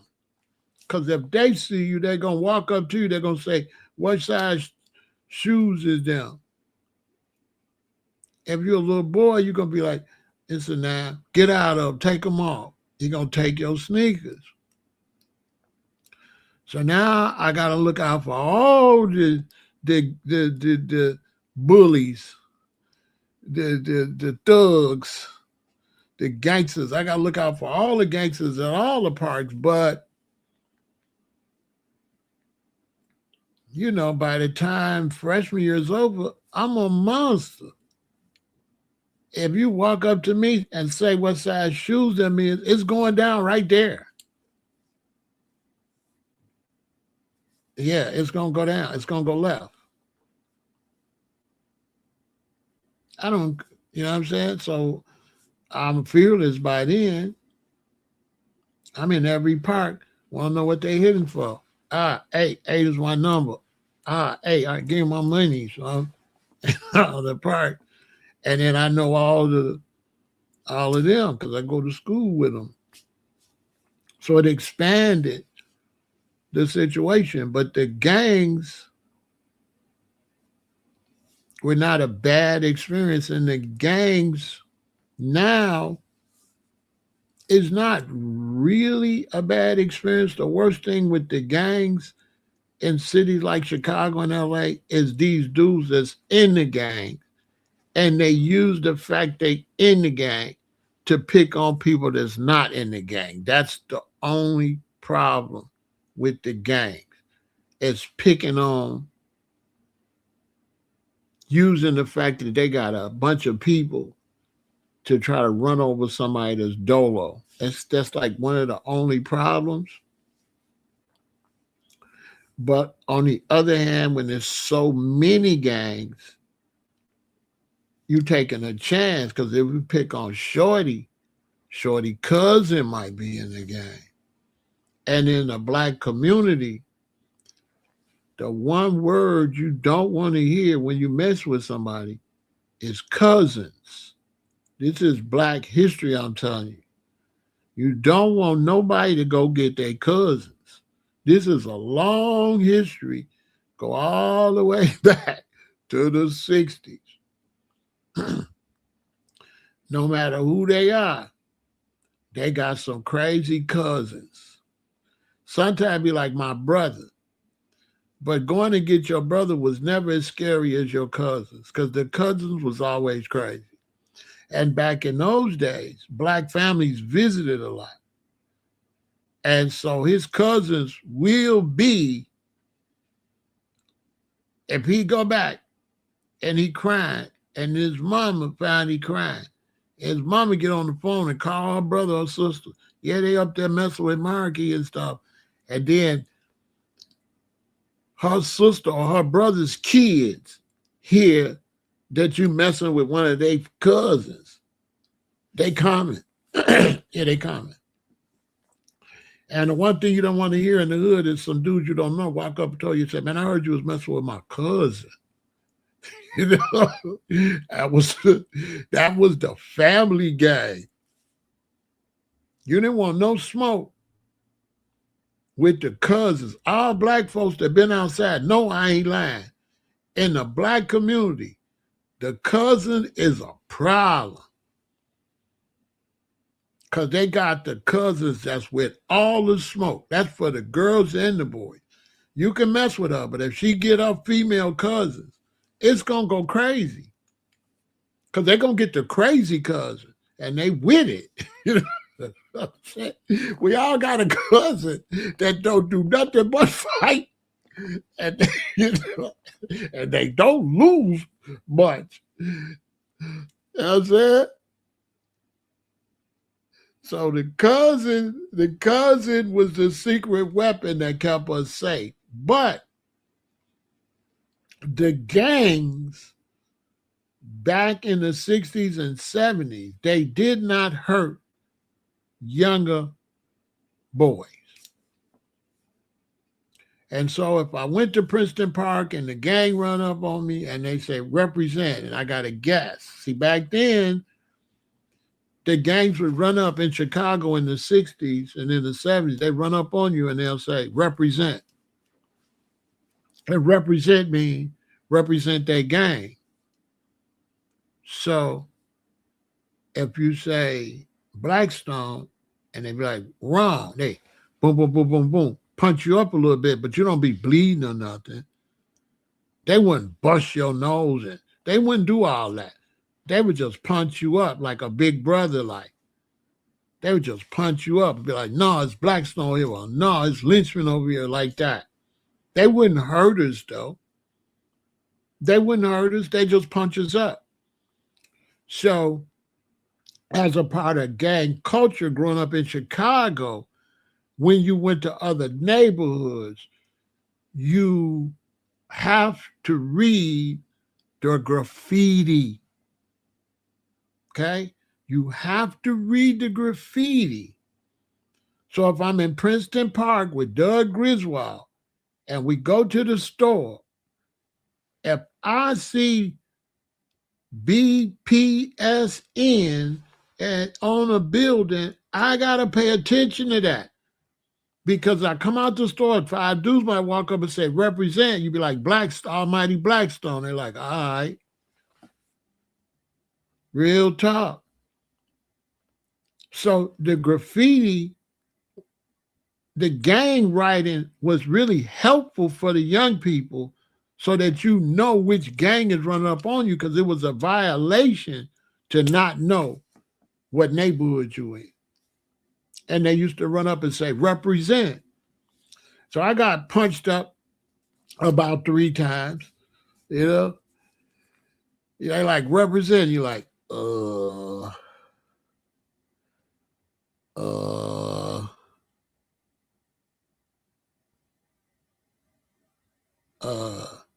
gangster love? Wrong. Boom, boom, boom, boom, boom, boom. Almighty Blackstone. You're like, dang. You know what I'm saying? You be like, and so what you do as a little boy, 5th grade, 6th grade, 7th grade, 8th grade, you be a monster by the time you're a freshman. But you're still a little boy, 5th grade, 6th grade, 7th. What we do is, when you walk and we see the big boys, we go the other way. Never let the big boys get close. That's how I grew up as a kid. Look out for the big boys. And when you see the big boys, unless they the athletic ones, you know, all they do is hoop. But when you see the ones that look like gang dudes, you go the other way. You run fast before they even close enough to catch you. That's how we used to do. One time I got kicked and punched on because here's the blocks, and this is a block, and I'm walking, me and Fifi, and if we right here and they bend the corner, we run. But what happened is me and Fifi got right here and they bent the corner. Now the law was only run when you got enough distance to get away, because you can't outrun the big boys. They run faster than you, they bigger than you. They Michael Jordan and you play in high school. So they bent the corner and ain't no need in running, we too close. And that's how I learned about the Black Panthers, because me and Fifi, we just had to, got a man up. We just had to walk into him. We walked into him. Five got around me. Five got around him. I heard him over there explaining. I was explaining. Because they're like, you got somebody? I got a little bit. Dude hit me like this. Boom! Run it. That way he did. He was an ugly dude named Joker. He was dark and he had gold teeth in his mouth, but his teeth was crooked. Now, this is 1970. Now, think about that. This ain't the new rapper. This is way back. Right? And he came and he touched my pockets. He said, oh, you got a little change. I was like, yeah. He said, run it. Boom! People was around me pushing me back. They was around me. They was doing PP the same way. Somebody kicked me.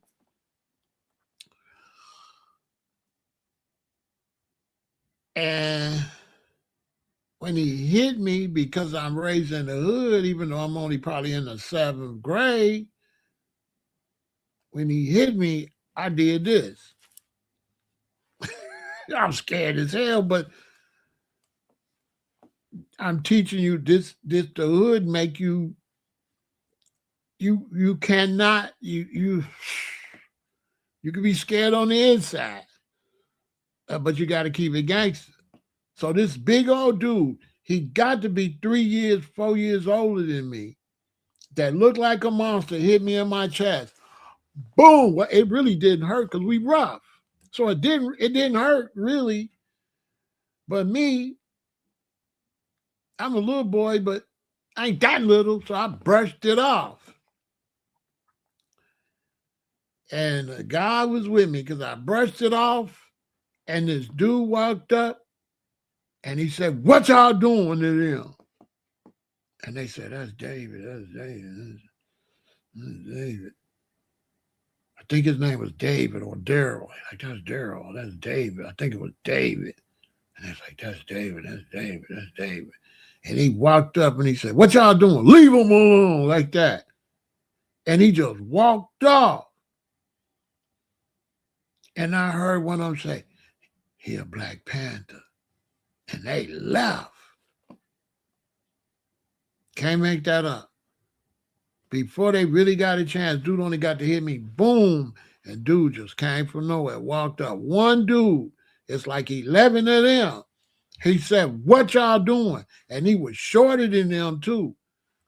And like, he said, leave him alone, like that. And he just walked off like his word was like bond, like his word was everything. And I heard one of them say, he a Black Panther.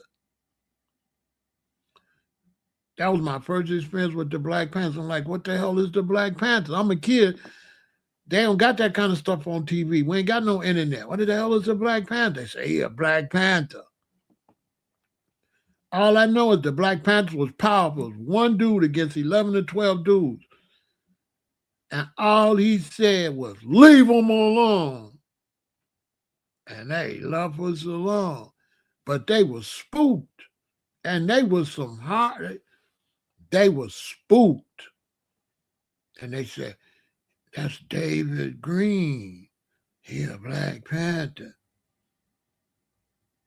And that's how I got my interest in the Panthers. I said, who the hell is the Panthers? They got a lot of power. This one dude shorter than all of y'all. He around their age, but the way he talked to them was like a general or something. Boy, they laugh. They all of that gang energy disappeared, and they just laugh. And then we so hardcore from being outside. We didn't run. We didn't go home. We stayed outside. I think we was going down to see some girls, because back in those days, girls had to stay on the block. And certain blocks had a lot of girls. So if you wanted to see the girls, you had to go on their block. and go stand and talk to them while they on their porch or while they outside until they daddy come outside. You couldn't just talk to girls like that in the 70s. Girls didn't leave the block. Who remember them days? Girls in the housing areas, girls don't leave the block. The girls on Loomis is on Loomis. The girls on Justine is on Justine. The girls on Carpenter is on Carpenter. The girls on Aberdeen. If you want to see the girls, you got to go to their block. There wasn't no such thing as hood rats. They was not allowed. So me, my sister a year younger than me, I would be able to be on my bike. I would be walking over the neighborhood. My sister would never be off the block. She was never at the park. She was never in the neighborhood. She was only on the block. Who remember those days? Ask somebody. The girls was out on the block. The boys is everywhere. So they say, well, how do boys get freedom? The boys got freedom once we learned how to ride bikes. Once you learn how to ride your bike, it's a wrap. That's your first car. And it take you about 2 or 3 years to learn how to really ride your bike. So you learn how to ride a bike at, I think, like 5 years old, 6 years old. And then you practicing, because in Chicago you got winter, so you only get to ride in the summer. So 6 years old, 7 years old, about 8 years old, you out of here. Nobody wasn't really freaky back then, and boys didn't want to have sex because we didn't know what it was. That kind of stuff wasn't on TV or nothing like that. So all we wanted to do is maybe get a kiss or feel, but we wouldn't have had sex with them if we could have. We didn't know nothing about that. We didn't know nothing about sex. We wouldn't, if a girl would have came to the house, all we would have did was kiss on her, feel her. We never would have took all her clothes off and all that. We didn't know nothing about that. The girls found out about that when they like freshmen and sophomore, but they find that out from juniors and seniors. Don't know freshmen and sophomores know none of that.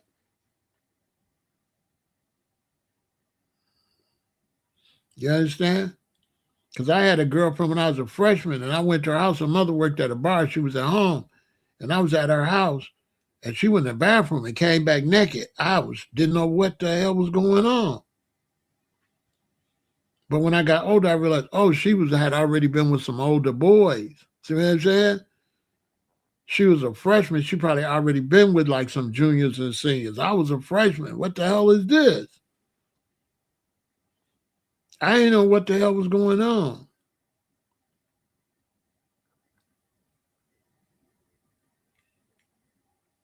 I didn't know what the hell that was. What the hell is this? I wasn't ready to do it. I wasn't with all that. See, it was different back then.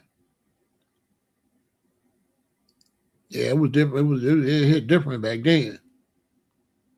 It wasn't like these young kids, these young people now, they ain't raised right. Because I think I'm like in the 7th grade. 7th or 8th grade. And one day my daddy called me, he in the basement. Michael! I go down in the basement, he in the back where the bike's at. He go in his pocket, he pull out this little square package. He said, you know what this is? I'm like, no. He said, it's a rubber. He said, you know how to use it? I'm like, he said, okay. He opened the condom and he went to the bike and he put it on the handlebars. He said, you open it and you put it on you like this.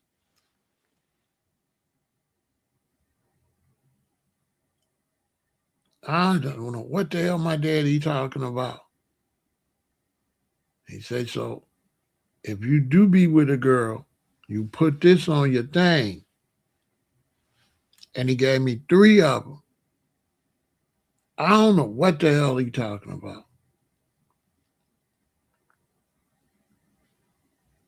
So I go outside and I show my friends. And like, let me have one, So I let my 2 friends have one and I had one. But then I had it, and it's like an aluminum type thing I had in my wallet. And after about 3 or 4 days, where I had in my wallet, it busted open. So I threw it away. So about a week and a half later, my daddy busted in my bedroom. He said, "You got them things I gave you?" And I'm like, "No." And he said, "What?" He said, "What you do with them?" So I'm scared. I'm a kid, I'm scared. So I'm thinking if I tell him I give them away, he gonna be mad. Boy, kids is stupid. So that he won't be mad that I gave them away, you know what I told him? I said, I used them. Wrong answer. I should have said I gave them away. I said I used them. My daddy started hollering in the next room, Bessie, that boy that used them things. You cannot make this up. My mama, get in here, boy. You done used them things. I'm like, yeah, because I done lied already now. So I'm like, yeah. She's like, oh, Lord, Randolph. No, he wasn't proud. Hell no, he wasn't proud. Oh, no. Oh, no. I should have told him I gave, oh, no, proud, no. That's why I'm telling this story. Back in them days, because when he gave them to me, he told me, don't you bring no babies to this house. See, back in those days, and you're a boy, you bet not get a girl pregnant. Listen, you bet not get a girl pregnant. In those days, if you get a girl pregnant, they're going to make you marry her. Y'all have no idea. If you get a girl pregnant, your daddy going to take you to that girl father. I say, my son got your son pregnant, and they going to make arrangements. Y'all going to get married. Y'all going to be boyfriend and girlfriend. Y'all not going to break up. And as soon as y'all get 17 or 18, whatever the age is to get married, you get married. That's your wife. Ask somebody. Unless you was a bad boy going to run away. So my mother's like, you can't go to no parties or nothing. If you, anywhere you go, you take your sister with me. Call my sister. Son, get in here. And my sister came in there and she said, if she don't go with you, you can't go. And she told my sister, if he goes somewhere, don't you separate. You walk with him there and you walk with him back home. So she put me under punishment that everywhere I went, my sister had to be right next to me. Because we used to go to little house parties, 25-cent party or waist party. A waist party, they would measure your waist. And if your waist was 24, you paid 24 cents. Your waist 23, you paid 23 cents. Your waistline 25, you paid 25 cents. Or they would have quarter parties, where it's a quarter to get in. And we'd be down there dancing. My mama said, I can't go nowhere without my sister.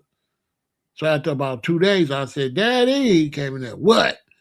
I said, I didn't use them. I gave one to Richard and I gave one to Phil. He said, why you didn't say that? I said, I don't know. I thought you'd be mad. I finally told him the truth. I gave it away, and the other one you gave me is split in my wallet. Needless to say, he didn't give me no more. My mama probably told him, Randolph, I told you to get that boy them things. He wouldn't even been thinking about that till you gave them to her. I know that's what she said. So he never gave me no more. Yeah, he never gave. Yeah, we used to have house parties. You play records. They would come in my basement. I play records. We'd be down there dance. You put a little red light in there. Every 45 minutes, the mom would come downstairs, turn on the bright light. What y'all doing down here? And then she go back upstairs and you turn it back off. She come back out 35 minutes, 40 minutes, turn the light on. Okay, y'all dance. Y'all better be just dancing. Y'all ain't got them kind of parents. You know what I mean? Y'all ain't got them kind of parents, man. They not going for nothing. He didn't ever give me no more. But it was against all rules. You couldn't get no girl pregnant. That was like a super sin. In those days, there was never nothing wrong with the girls. You know that, right? Not like now. You know how y'all say she a 304 and all that? Condoms been out forever. Like she a 304 and all that? Not back then. Back then, whatever happened, it was the boys' fault. That's a fact. Wasn't none of that she's loose. No. When I grew up, if a girl got pregnant, you got her pregnant. This is the way this is the old, I'm telling you. She innocent. Because they feel like you the one got to put it in. I'm telling you, back in the 40s, 50s, 60s, 70s, if a girl got pregnant, they said, you got her pregnant. They did not blame the girl. They always blamed the boy. Now, y'all blaming the girls. Saying she nasty, she this and that. That's the wrong way to teach. Y'all ain't teaching right. The old way was y'all should stick with that. If your son go out here and a woman get pregnant, you got to blame him. He the aggressor.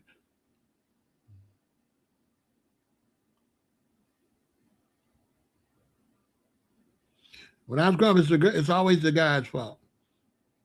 And the teaching was, don't bring no babies to this house. Don't you bring no babies to this house.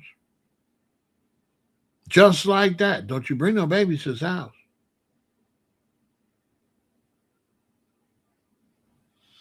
Right, but look it up in America. What's the first condom made in America? Look that up and let me know, Michael. Hey, Michael Lee, look up when's the first condom manufactured in the U.S.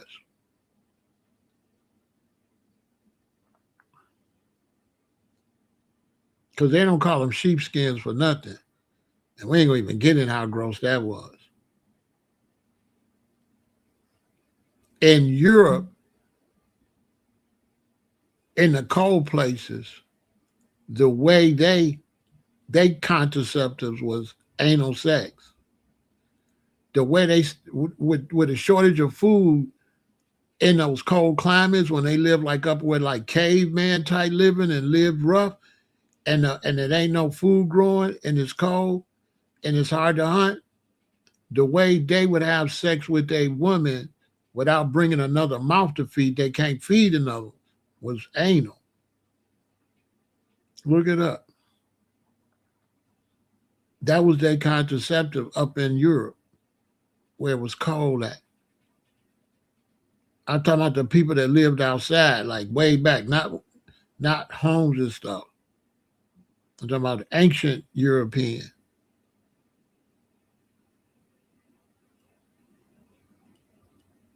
You know what I'm saying?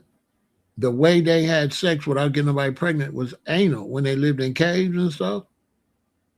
When they lived in caves like the caveman, because that's a real history. That's the Stone Age, right?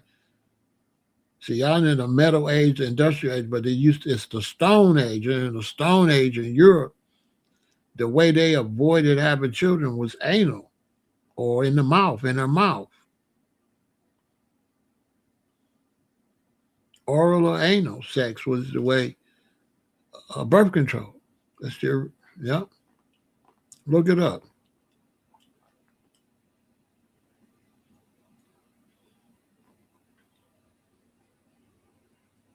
Then that's when the Greeks created the gymnasium, and the gymnasium is where they used to take little boys to do that to the boys.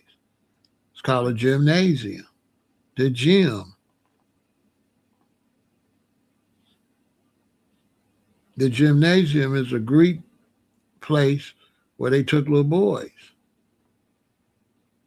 So when you look at all these coaches getting in trouble for doing stuff to the athletes because the gymnasium is where they did that at. The gym is named after the Greek gymnasium. Just let that sink in. And bodybuilding and all that, that come from Greece. See how the Bible say in the last days, men became lovers of themselves. You looking all at yourself and showing other men your muscles. Look it up.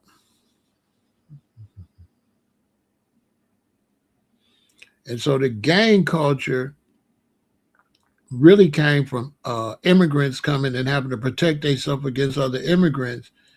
And then when black folks couldn't protect themselves because you was under slavery, you was either under slavery or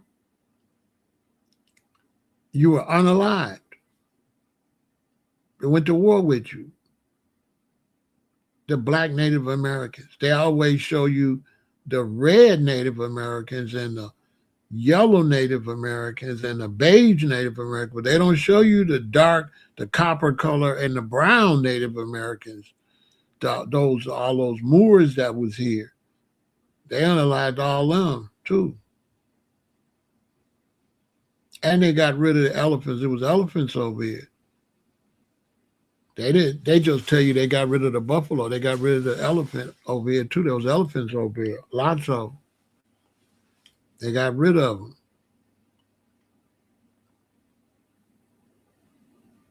They don't tell all the history. So the gangs was, blacks didn't form. When the blacks got free, the whites had already went through their gang fighting between each other. And we was the last group to be integrated into society. And so now we integrate into society. That's why you had all them riots, 30-something riots? The Chicago riots, all those riots, you look them up. I got them out. I'll talk about them again. The gangs of New York, you see, blacks ain't in it because you were slaves. So now once all of them get finalized, and then you get released from slavery and you come up here, now you behind and you got to do the same thing they've been doing. You see what I'm saying? So now when slavery is over, you got the Great Migration and we come north, that's our first confrontation with whites during the Great Migration. So my parents and them come here during the Great Migration, that was the first conflict with whites. So that's why I tell y'all, my OGs is the reason you can walk the street. I'm born in 1958. Martin Luther King did a lot. And they did boycotting and all that for civil rights. But the group they left out is the brothers born in 56, 55, 54, and 53. Them was the ones, and 52. They was the ones that fought for you to walk around. Ask. My OGs fought for me to walk around. When they was fighting, I was only in the 5th grade, 6th grade, so I wasn't leaving the neighborhood. The school was right there. The ones that fought for you to walk around was the high schoolers that went to high school 2 years before me, 3 years before me, 4 years before me. So I started high school in 1972. The fighters started high school in 68, 69, 70, and 71. Them the brothers, the reason you could walk the streets.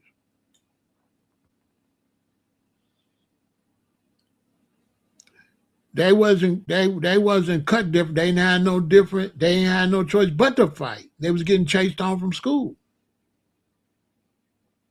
That's the first group that was getting chased on from school. All that go when you hear about white flight.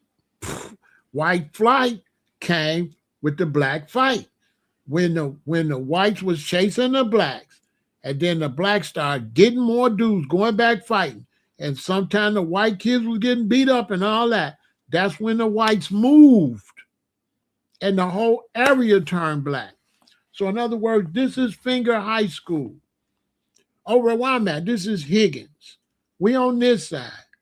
We on Morgan, right? We on Carpenter, Aberdeen, all this way is black. This way down, that way is white. We go to school, we got to fight the whites. As we fight the whites, their parents start to move. And that's when Ragtown and all that, those was all whites. And it turned black because their kids was getting beat up. That's the real reason white flight. Because when blacks came, my daddy and them generation born in the 30s, they was boycotting and stuff like that. But the dudes born in 56, 55, 54, 53, 52, they weren't boycotting. They was knuckling up. Because you got to understand, you might be a white man and you want to attack other white men, but is your son built like that? And your son, okay, look at it like this. White men was willing to attack black men. So you say, well, Pharaoh, what was the difference? The difference was what? The baby boomers, right? So the numbers is bigger. You see? It was more of us than my parents and them. My generation was the biggest numbers.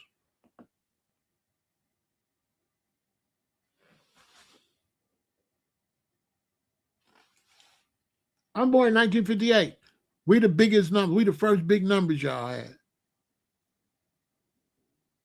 There was big numbers before that because there was a lot of people born. There's a lot of people born, so the numbers were bigger. So I'm born in 58. The fighters was born 56, 55, 53, 52, 51. They was the first one to start increasing the numbers. My generation was the boom of the boomers. So you know the history. Tell everybody, 1958 was the boom of the boomers. Why? Black people's having a lot of children, right? So they say, well, Pharaoh, if the black people have a lot of children, why is 1958 the boom of the boomers? I'm going to tell you why. If this family got 5 children, they got a 1958. If this family got 2 children, they got a 1958. If they got 3 children, they got a 1958. If they got 1 child, that child's a 1958. So I was born in 1958. So every family had a kid my age. So we outnumbered the big boys and everybody.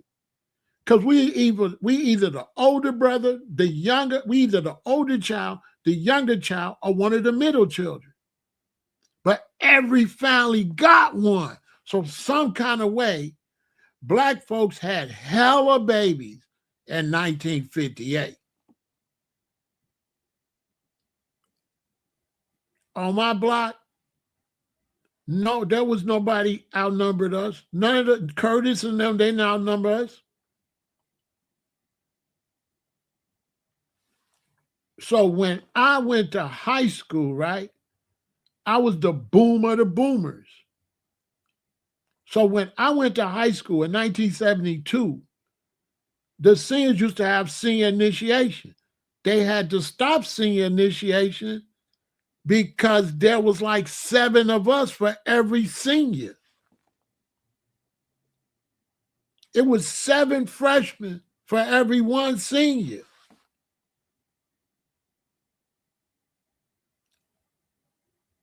And we was crazier than them. So when we got to school, before my generation, when they had senior initiation, the freshmen would be a little worried. Oh, senior. But when I became a freshman and we went to school and the senior said senior initiation, we got excited. We was like, oh yeah, senior initiation. They said freshman initiation, because I got it wrong. It's freshman initiation. When I got to high school and the seniors said freshman initiation, instead of being worried and running from the seniors, we was excited. That sounded like fun. All right, senior initiation. At my school, we would go in the bathroom and 2 freshmen would stand on the toilet, each toilet. And when 2 seniors come in the bathroom, we run up, bop, bop, bop, bop, bop, bop, bop, bop, bop, bop, bop, and run out. Now, we wasn't hurting each other. The seniors quit. Anybody that went to Luther South or any schools would tell you that when we became sophomores, there was no freshman initiation. It was over. We didn't do freshman initiation. We destroyed senior initiation. As a matter of fact, when I was a freshman at my high school, they had intramural basketball. And you couldn't be on the basketball team. You just had to be a student. So the students would put together a basketball team. The freshmen would put a basketball team, the sophomores, the juniors, the seniors. The games went, the sophomores played the seniors, and the freshmen played the juniors. We beat the juniors. The seniors beat the sophomores. So we had to play the seniors. We beat the seniors. And the way it went, the winner of all the kids had to play the teachers. We beat the teachers, the freshmen. First time it ever happened. Why? We was the boomer of the boomers. We beat the juniors, we beat the seniors, and we beat the teachers. And we was the boom of the growth because after my generation, all the kids after us got bigger and bigger and bigger. That's a fact. You should have seen, when I was a sophomore, you should have seen how big the freshman was. And then when I was a junior, you should have seen them freshmen. Them freshmen was bigger than the sophomores. That's when you start going into all these 7-footers playing in the NBA. They start getting bigger. Yep. I'm born 1958. The boys born 59, 60, 61, 62, they was getting bigger and bigger. They was huge. But we wasn't doing freshman initiation because we was the boomers. And the freshmen is our little brothers and little sisters. I'm not finna beat up my sister or my little brother. Because we had a whole bunch of kids. So we had love for the other children because our parents had a bunch of them. You understand? This was the first time Black folks was allowed to have babies. Think about it. My parents born in the 30s. They come up. My daddy ended up going to World War II at the end of World War II. Then he married my mother. So they the first ones from the South allowed to have babies. They ain't under Jim Crow and all that shit no more. They got civil rights. They can ride the bus. They can go whatever. So they making hella money too. So they had a bunch of babies. Think about it. My mother and father moved up here in an apartment, got a house. The house was $250 a month for the mortgage. Cadillac probably like $6,000. Now let that sink in. Phone bill like $6. Light bill like $11. Right? So that's $250, $260, $270 is their bills. With food, with $100, you can eat all a month. So let's say $280. So let's say my parents' bill is $280. That's their mortgage and everything for a brand new house, right? $280. My daddy making $1,500 a month. My mama making $1,500 a month. So they making $3,000 a month, and their bills is $300. How was they living? I'll repeat that. In the late 60s and the 70s, Black people's bills was $300 a month. And they was making $3,000, or a single man. If a man worked by himself, he making $1,500. So your daddy could work, your mama don't even gotta go to work. He making $1,500. He only spending $3,000. He got $1,200 with nothing to do with it. If my daddy paid the bills and they save all their money, they can go buy a brand new Cadillac cash in 6 months. Let that sink in.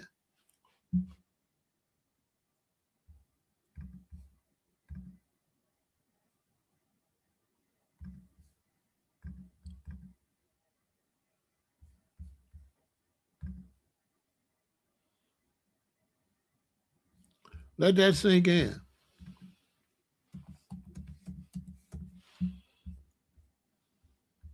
Just think about that.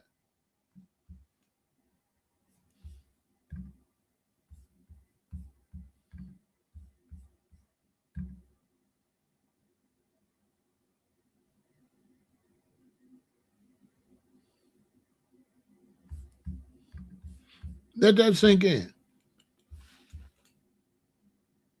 Brand new, 3-bedroom house. This is where we live. 2 baths, 3 bedrooms, basement. $250 a month. That's how much my daddy paid for this house. $250 a month.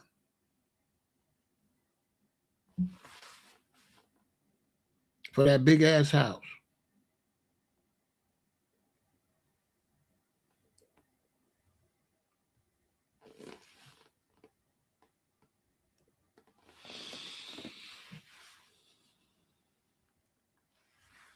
And they didn't intentionally change the prices.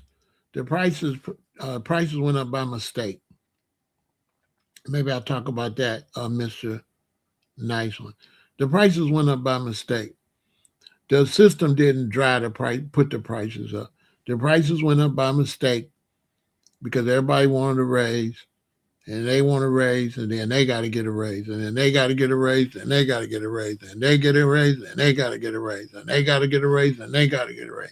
Then it start over, so now they got to get another raise, and they got to get another raise, and they got to get, and then they got to get another raise, and they got to get another raise, and that's how inflation was not intentional.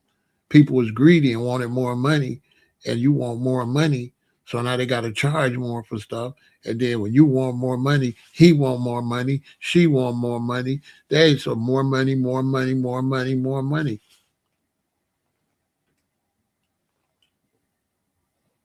That's how everything got high. I watched it happen.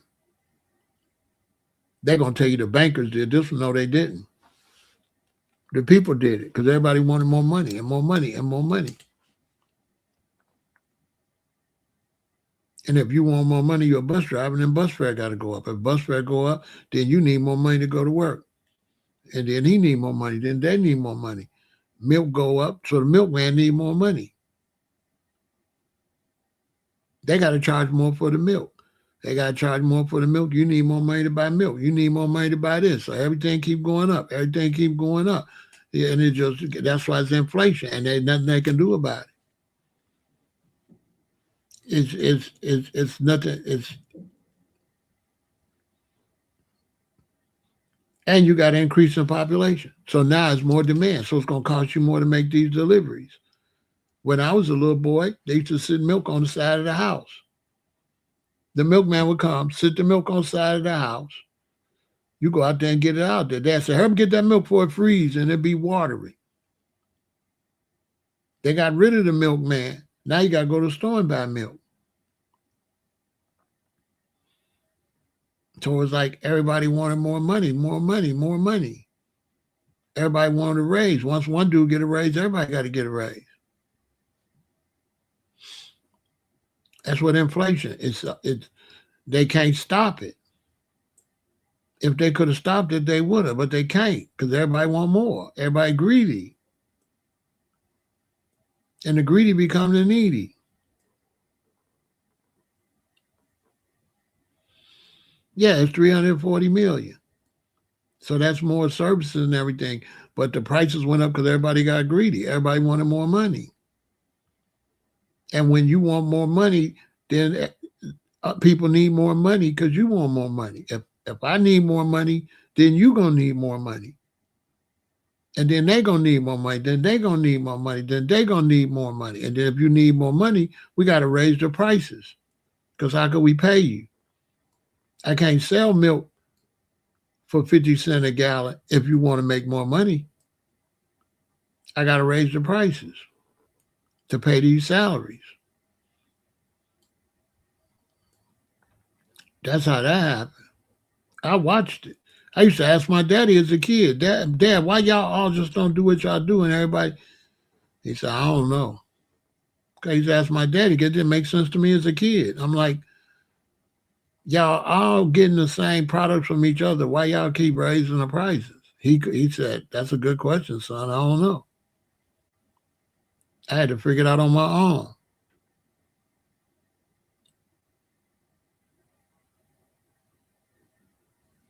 You know what I'm saying? Prices just kept going up and up and up and up and up. A lot of those millions is immigrants though. It ain't from birth. We got up to 340 million, letting a bunch of Mexicans and people in here. The Mexicans easily took us up 150 million.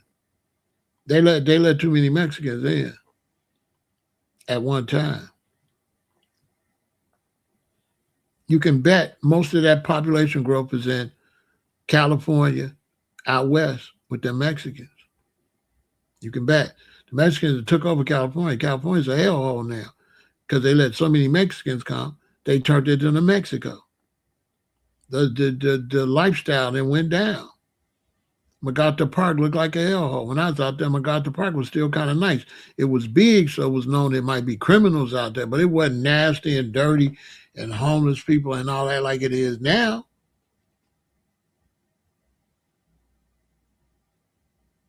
I guarantee you, if you go look at the homeless population in California, I guarantee you a large portion of them is Mexican.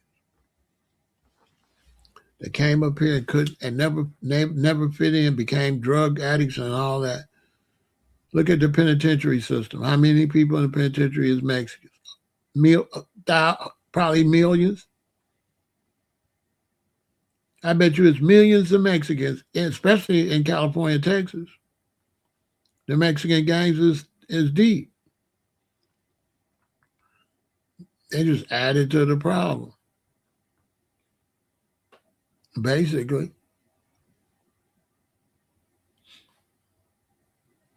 And that gets back to the conversation. You can't have prisons without gangs. You can't go to prison without you can't go to prison without being in no gang. Now dude's gonna watch this and say, he don't know what he's talking about. I went to prison, I went in the gang, and I tell to his face, you rare. You're right. A few people can go to prison and don't be in the gang. But I would ask them, so you saying it's good, and you saying people gonna be in right going in there and ain't got no backup? Bro, you know you lying. You go in there and you a lone wolf, you're gonna be fooled. You ain't got no backup and you in there, you're gonna be fooled. When you go to state prison, you in the gang. When you go to federal prison, you in a car. That's a fact. Whether you in a gang or not, listen, whether you in a gang or not, if you go to federal prison and you from Ohio, you gonna be in the Ohio car. Ain't no you ain't gonna be in the Ohio car. You gonna be in the Ohio car.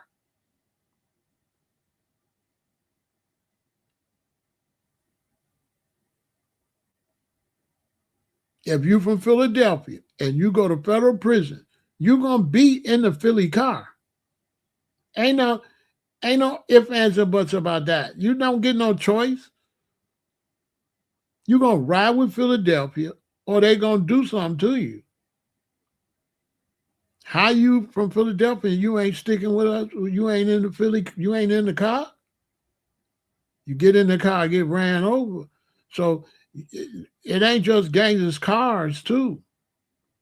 It's dudes in cars that ain't gang members.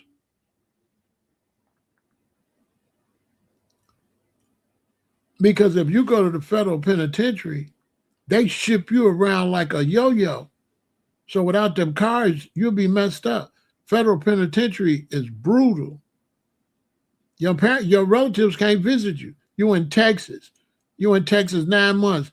Next time you call your mama, your ass in Northern California. A year go by. Next time you call your mama, you in Maine.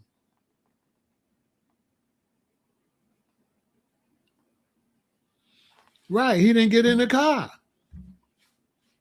But the reason he didn't get in the car, because he would have had to get in a Canadian car. He couldn't get in no black car. Ain't no black car. Ain't no black car. He had to get in the Canadian car, and it ain't going to be that many Canadians in there. Corey was an idiot. That's why he went to jail. Corey always been an idiot. Corey has always been an idiot. Always was talking sideways about foundational Black American artists, recording artists, all that. People got a short memory. Corey always had our name in his mouth, always was disrespecting foundational Black American rappers and stuff like that. Always. Everybody forgot that Corey was an a-hole. Don't nobody care nothing about Corey. He was disrespectful. You know, a lot of times when these blacks come in and be successful, instead of them being successful and really just being happy, they always act like they're competing with us. Y'all ain't noticed that? An African come over here and he be successful, and then he act like he competing with us. Bro, just be successful and be happy. Why you trying to make it a competition? This is what they do. They competing with us. They ain't coming just to live a life and just do what they do. And their mind is always trying to outdo us.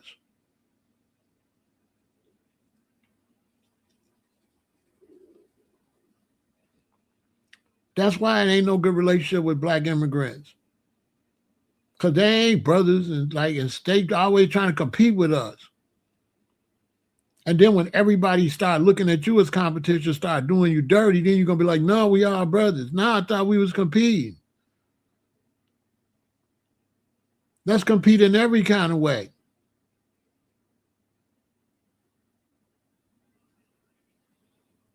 Let's compete every kind of way then, since we competing. Yeah. Yeah, I watch everything. Yeah, I never liked them. He was always talking sideways about Black Americans, musicians and stuff, how he's so much better, and Black people are down here supporting him.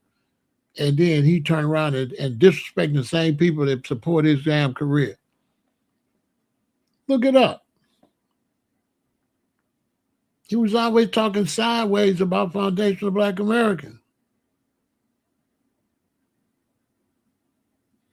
They say Black population lost a lot of manpower due to gang culture. Who is they? Who told you that? Who is they? Who is they? What about you? You give me some facts on that.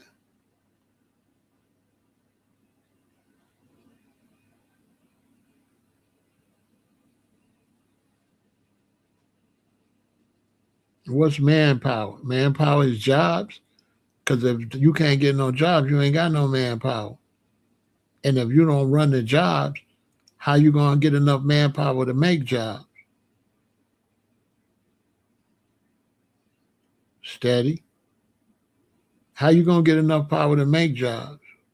If you're a Black man and y'all come up here and they got Ford and they got all these and they shut down all them plants and Black men lose all them jobs, what power you talking about? When you're at the mercy of the job system when you get here.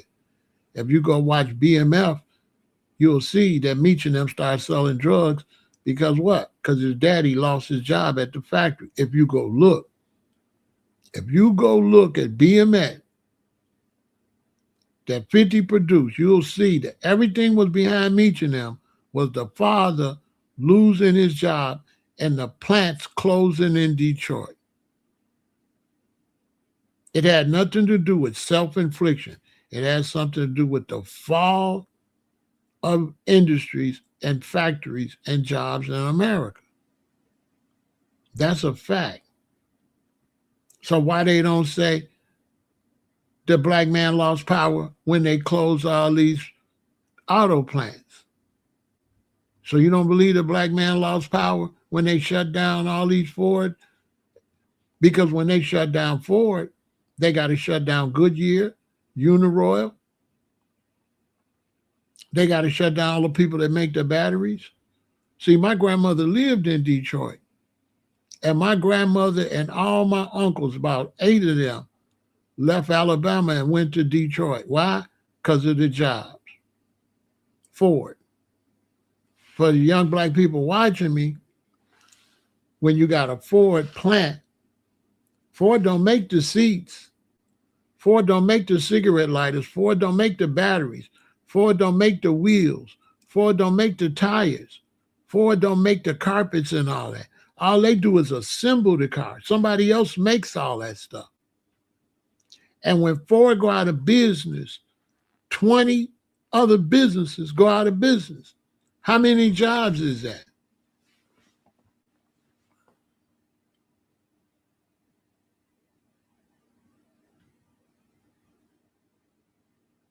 And they lying because most black men didn't go to jail for gangs. They went to jail for drugs. And they were selling drugs because there wasn't no jobs. Checkmate. Look it up. Look and see what black men is mostly in jail for. They ain't in jail for gangs. They in jail for drugs. And they made sure that the crack gave you more time than the powder. Biden did that. Biden insisted that you get more time if it's hard than if it's soft. So if the white dudes got the powder, they get a break. And if the black man got it rocked up, he get 20 years. Look it up. So when you say they, who is they? Because they ain't told you nothing. They lying.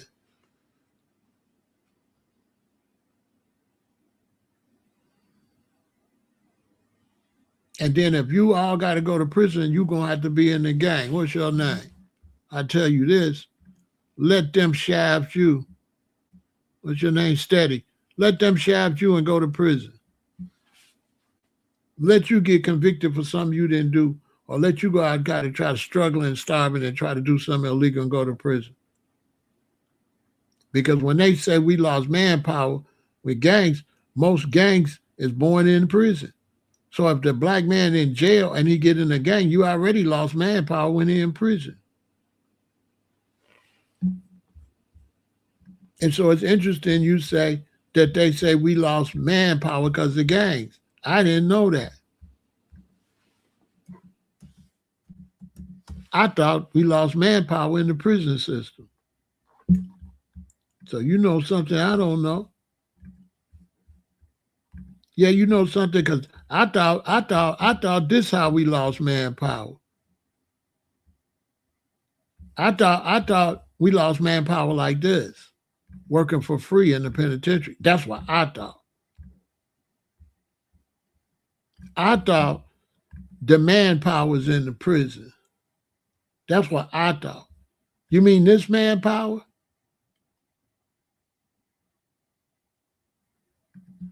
That's the manpower you said we lost because of gangs. That don't look like gangs to me. It looked like chain gangs. These look like gangs.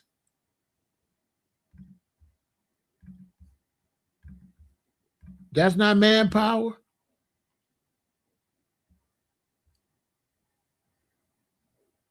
There's not a whole bunch of product being produced in the prison system.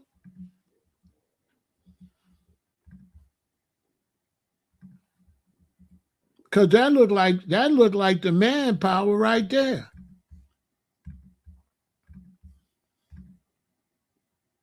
I don't know.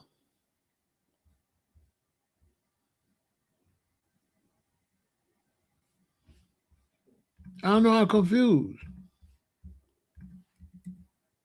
Because I could swear the manpower is making money for the United States for free. That's what I thought. I didn't know that we was losing workers to gangs. I thought we was losing workers to the penitentiary system because I could swear that they abolished slavery and they was mad because they was abolished slavery. So they made prison where if you go to prison, they could take away your rights as a human and make you a slave again. That's what I thought the history said. I thought the history said that because they was mad in the South, that you was given rights as a citizen, they figured out a way to take away your rights as a human being. And so they made it so if you go to prison, You don't got no rights, no human rights. You don't have no rights under the Constitution in prison. That's what I thought. And then they began to have this police system and lock us up. That's what I thought. I thought all our manpower went to the prison system. That's what I thought. Yeah, that's what I thought. That's what Big Pharaoh thought. I thought our manpower is in prison, building cars, everything, name it. They making it in prison. Name it. Name a job and it's in prison for free.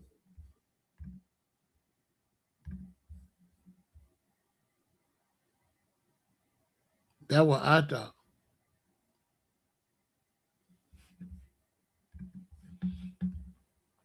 That's what I thought. I thought it went from the slave catcher to the sheriff. Looked like it. Here's the one that used to catch the slaves that run away.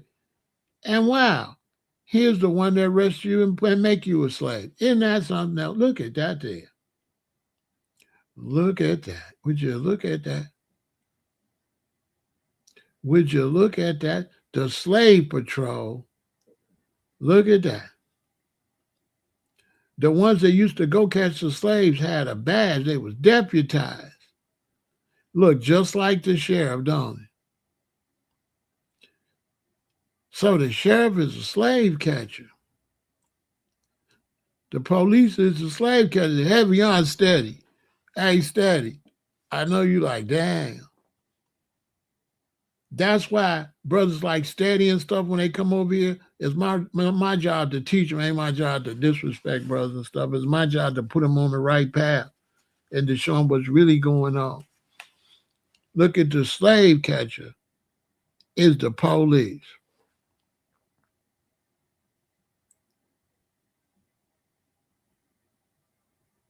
And they still catching slaves. That's where our manpower's at. That looked like manpower. That looked like manpower. That looked like manpower. They're making everything. You make everything in there. And if you don't want to go out and work, they might unalive you, throw you in a hole, solitary confinement, all that. And you work from sun up to sundown. And if this don't look like slavery, what the hell do? And how many of them men are really guilty? And what are they guilty for? And how much time did they get for their crime?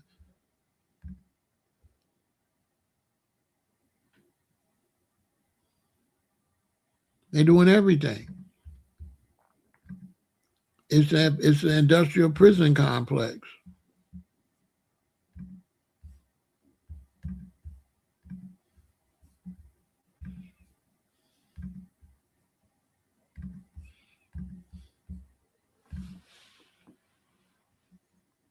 That's what it is.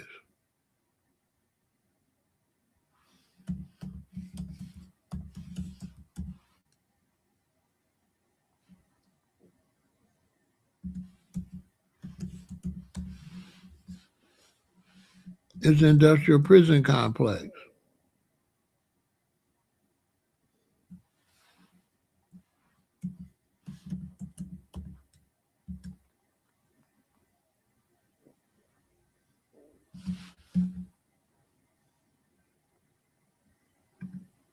That's what it is.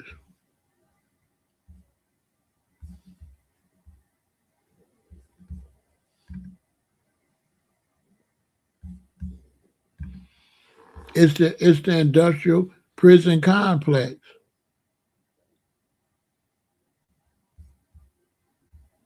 That's what it is.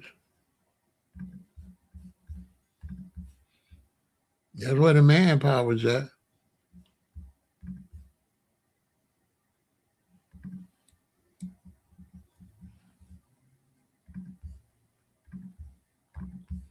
And that's where the gang's coming from.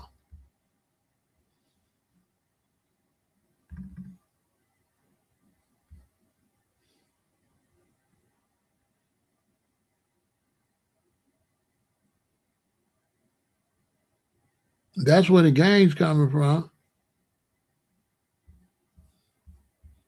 The gang's coming from the industrial prison complex, man. They're running a hell of a gang.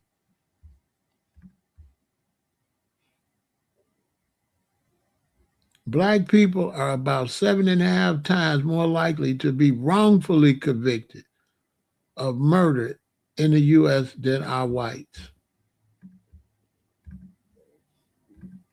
That's where our manpower's at. Free labor, slavery.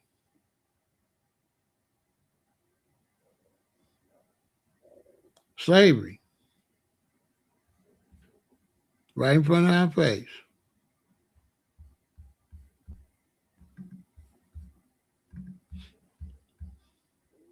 Yeah, school to prison pipeline.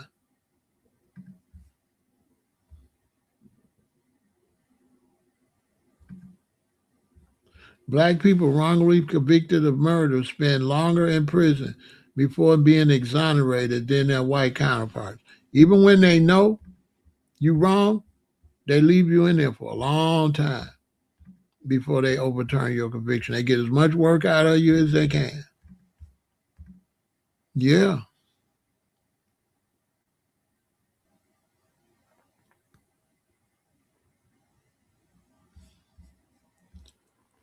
They get as much work out of you as they can.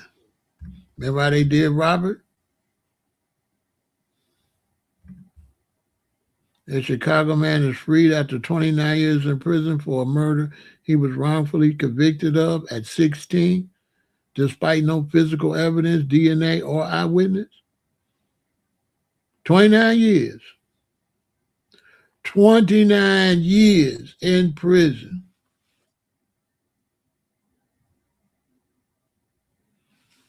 29 years in prison. Think about that. 30 years of your life, you're in prison working for free. They made how much money off him?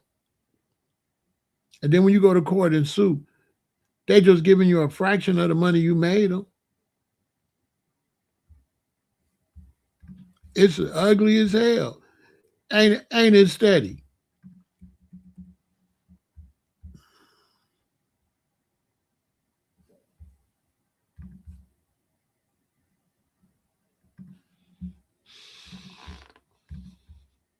And that's where the gangs come from, y'all. The gangs come from the penitentiary. The gangs don't come from the streets.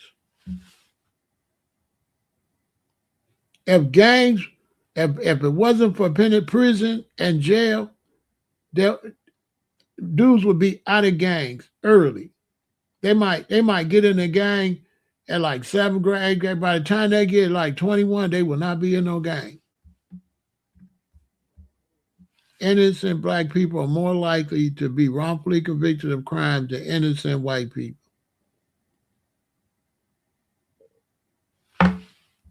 The whole gang culture. What? Listen, let it think. I went to Cook County Jail. I was like 39, right? I came out a gang member.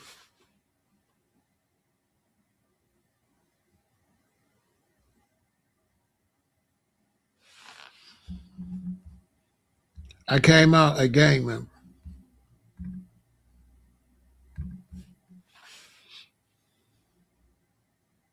Facts.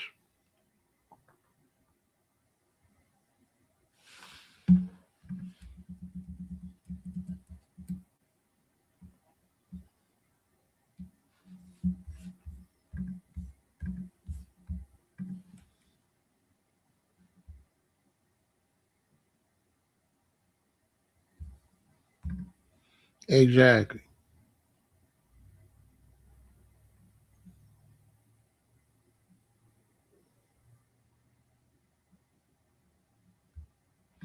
Yeah, he went to jail at 16, did 30 years. Ain't did nothing, no evidence or nothing. Here in Chicago, they had to fire the police chief because he was torturing people, making them confess. Y'all don't remember that? Y'all don't remember the police officer in Chicago that was torturing people, making them do confessions time after time? Burke? Y'all don't remember Burke? In Chicago was known for torturing people, making them say they did something they didn't.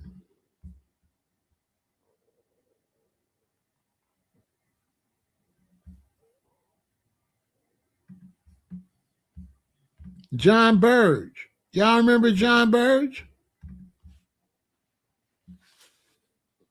So whoever that uncle is, go do your research because you're slow as a turtle on a snail. You don't know nothing. Okay? If your nephew listening to you, your nephew gonna be slow. Yeah. You and your nephew together ain't worth 25 cents. It's facts. And whoever the nephew is, tell your uncle, come on this live one day so I can embarrass him. And tell him and let me know what state he from. And I'm gonna show him all the wrongful convictions in his state. Your uncle's a fool. Yeah, your uncle's a fool. Yeah, the dumb way. Tell your uncle to look up John Burge. Sent how many people to prison? They didn't do nothing. Tell him to do some research. Tell your uncle. And tell your uncle with that mentality, he went to jail. He'd just be a punk in prison. He wouldn't be nobody. Yeah, he wouldn't be nobody.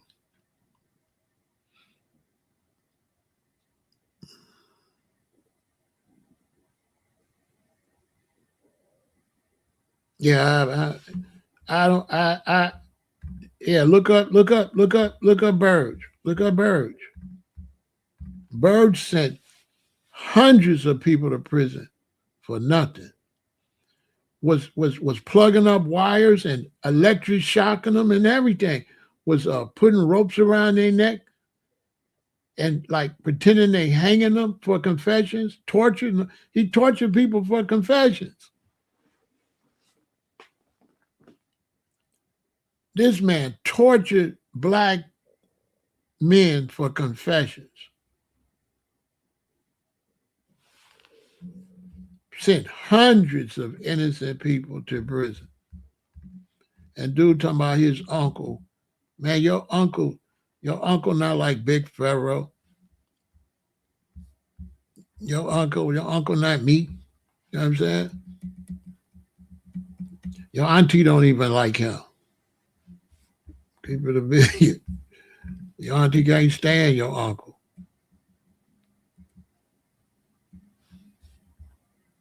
I'm just saying. And he ain't teaching you nothing. Okay? Facts. Everything I'm saying is real.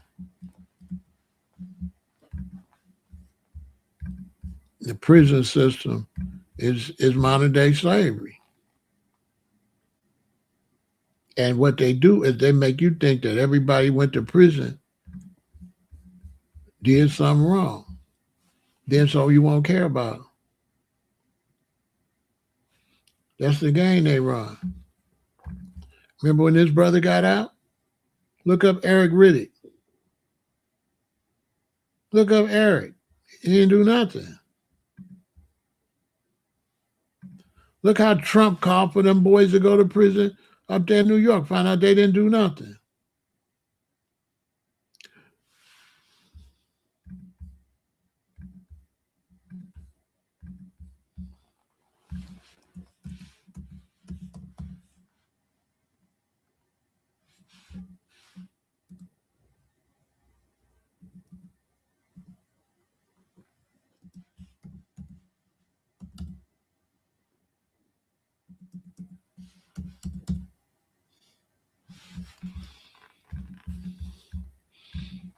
I don't have to listen to nobody don't know nothing. What happened to Emmett Till?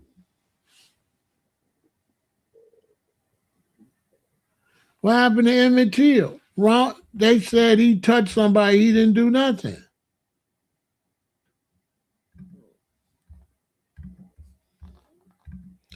Man, they said that boy touched somebody and he didn't do nothing.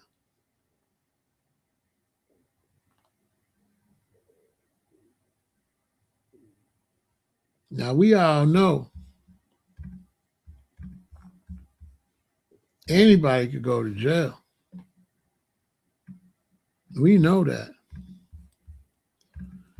We know how the jail system works. We know just because you're in jail don't mean nothing. Exhibit A. Ain't that MLK and Ralph Abernathy in jail? Checkmate again. Jail don't mean nothing. What jail mean? What it mean because you go to jail? What that mean? That mean you guilty? You guilty because you go to jail? Yes, she told the truth she finally told the truth. That boy didn't do nothing. Somebody talking about jail. You could go to jail. Jail in a racist society don't mean nothing. You should see at the Cook County Jail in Chicago, you won't believe it. Hey, listen. It'd be real crazy, right? Look, in a city like Chicago, it'd be real crazy with the arrest on Friday night, right?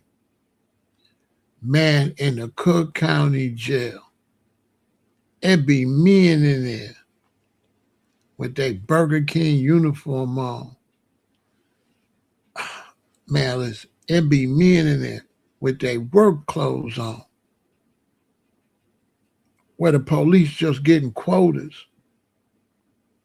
Dudes be in jail with their Pizza Hut shirt still on, delivering pizzas, and they lock them up. Man, let me tell you something.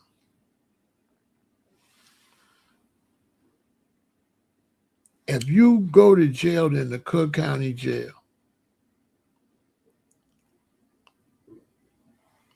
and you in there on a Friday night on the deck, you're going to see all of these black men come to jail. You're going to see them all go home. And you know how much money they make from process? Okay, you know how much money they make for processing? You know how much money the lawyers make for representing your case that get thrown off, but you still paid the lawyer? Because the prosecutor, the lawyer, the judge, everybody's at work. When you go to court, young black man, listen to me and listen to me good. You ain't going to get this nowhere. The next time you go to court, any court, criminal court, traffic court, when you walk into court, one thing you're going to notice is all them people is at work. Let's say there's no more people in the audience out there that's going to court, and you sitting there by yourself. So you go to traffic court. Let's say you're the only one sitting there. Pretend the rest of them isn't there. From the time you walked in that building, everybody at work. The people at the front, the guards at front at work. The guards walking around is work. All them clerks and all them officers keep records. They at work. When you walk in the courtroom, everybody's at work. They're making money. The judge, the stenographer, the secretary sit on the side of the judge, and the sheriff is all making money. And guess who's the work? You. You're the work. Facts. When you go to court, you're the work. And they're all making money off of you. Tell me I'm lying. It don't got to be criminal court, traffic court. When you go to traffic court, everybody's making money and you're the money. And they make money because traffic court is at the same time work hours. And so millions and millions of Americans don't want to take off work and lose $100, $200 for a $30 ticket. So they pay the ticket so they can go to work. I'll tell you something else too.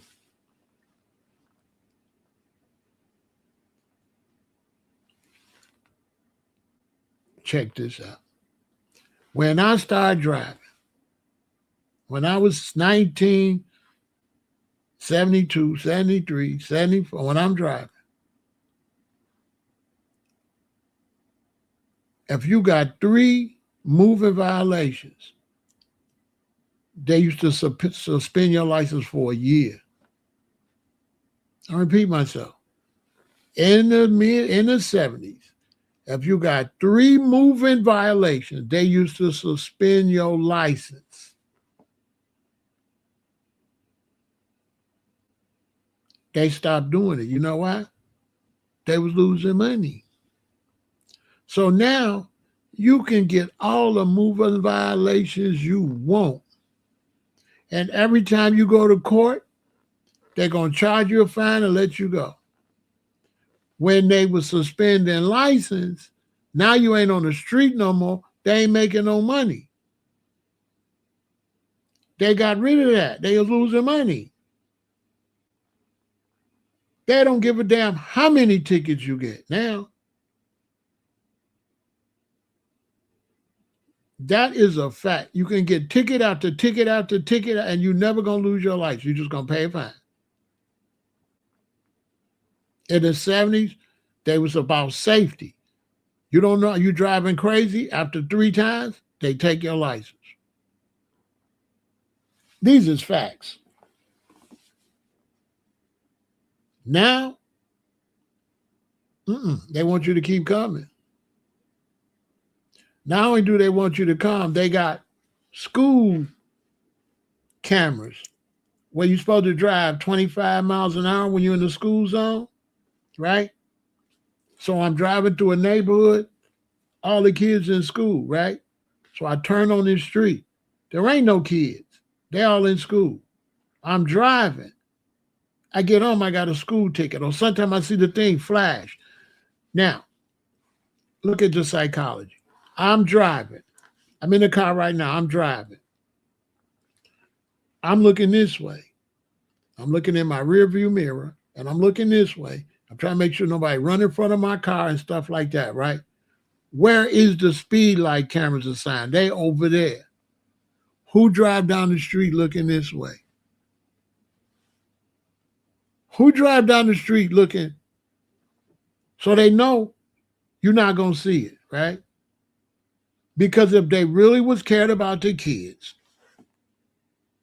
and it's a school zone, the school sign would be hanging down in a cross pole where you can see it when you drive it. It wouldn't be over here in the bushes by a tree.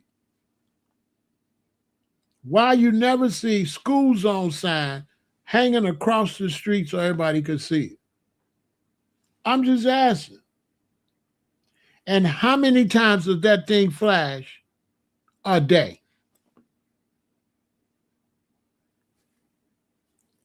Then they got the turn light camera. Then they got the speed camera. So they got 3 of them. They got the school, they got the turn, they got the red light, and they got the speed. They got 3 cameras. On top of that,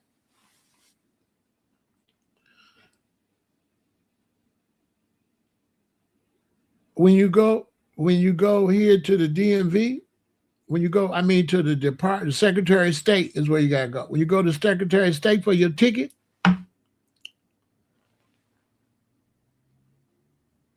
they got a little room. If you want to fight your moving violation, they got a little room. And when you go in a little room, they have you come sit at a table, and the person that's judging your case go and play the video. They're going to play the video of your car not stopping and turning, and the light go, duh. And they say, LC, okay, you're guilty. And they got people lined up in the room, sitting there watching the video of their car doing a violation that's really not a violation because he made a right, but ain't no cars coming. But they got a sign, no right on red, for no reason. Why ain't no right on red? There's no right on red because we got a right on red camera. And if you make a mistake and make it, so they got all these cameras based on you making a mistake that's not putting nobody in danger, because the signs say 20 and it flashed because you did 25. You did 26. You know what I'm saying? And it ain't no difference between 20 and 26. Your car, you could barely tell. So when you get to a school zone, you almost got to take your foot off and just let the car roll.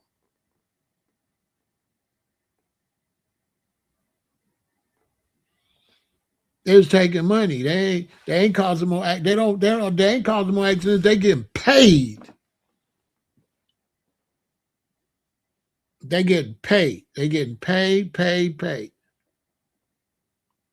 They legalized cannabis because the money they was getting to arrest you from cannabis, they get more taxing the dispensary. So they say, hey, later for that little money we getting busting you with cannabis, we could tax these dispensaries and get rich.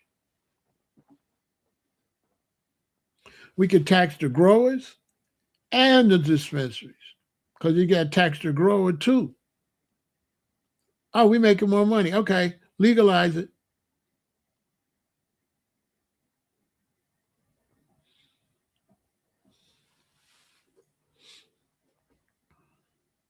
And they locking up people, man. You should see these county jails in LA and Chicago and New York on a Thursday, Friday, and Saturday night. And you should see what they got them people in there for. And they process them and make some money. And then they get paid for everybody they house, they get paid. Everybody they house in the county jail, they get paid. And the Cook County jail in Chicago is supposed to be 2 men to a cell. They be having 3, 2 in the bed and 1 on the floor, which is illegal. So now you can do a class action suit. So brothers get together and do a class action suit and you win, and they send you $9. Because there's so many people that they had sleeping on the floor that when you do sue, you don't get nothing.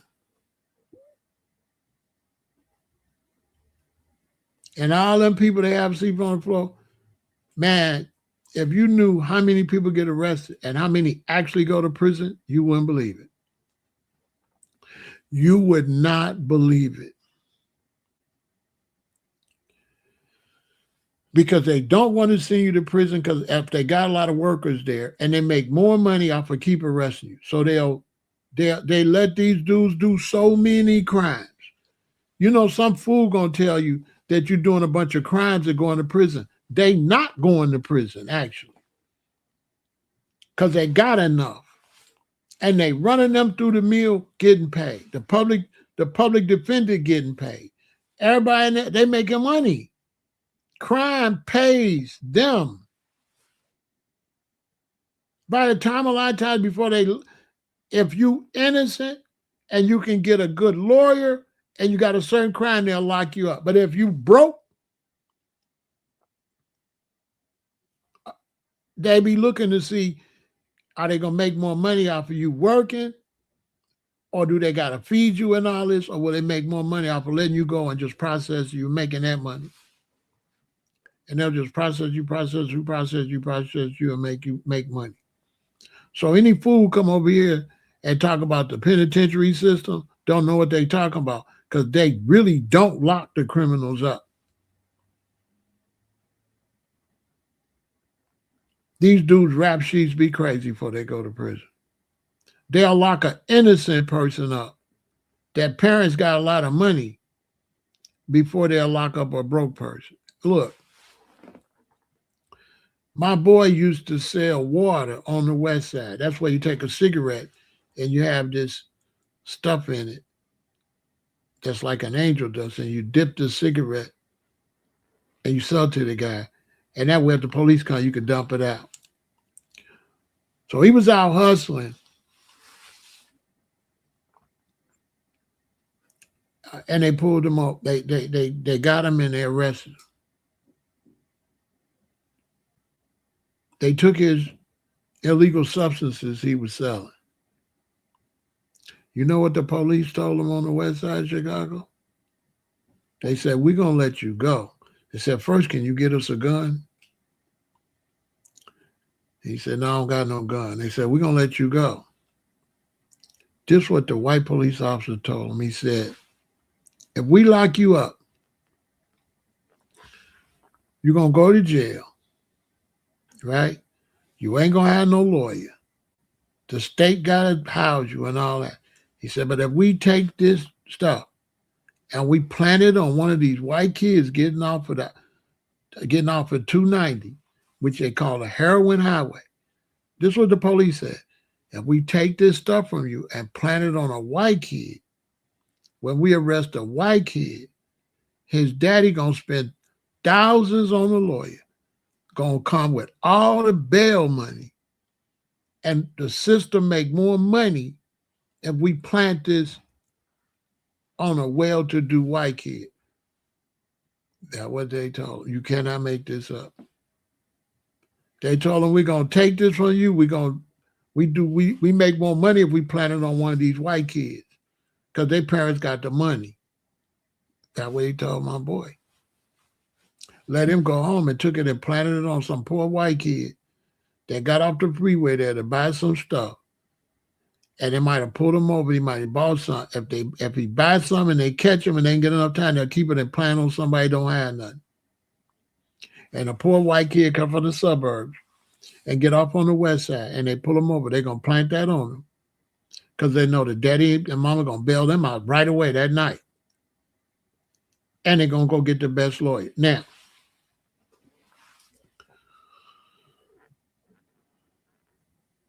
I give you my scenario. So I get arrested. I got a case. I got one of the best lawyers in Chicago. So I'm sitting in court like this. So when I'm sitting in court, I'm watching all the other people that got cases coming in. The judge sit here, then there's a rail with a swinging wooden thing, right? And the stenographer over here, the judge there, and the little secretary there. The judge ain't out yet.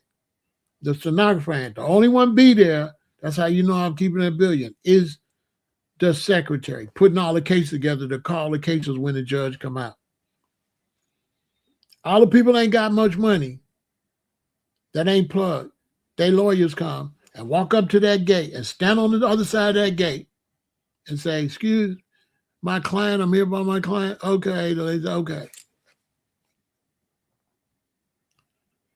I watch my lawyer come in. He walks in. He just walks through the gate.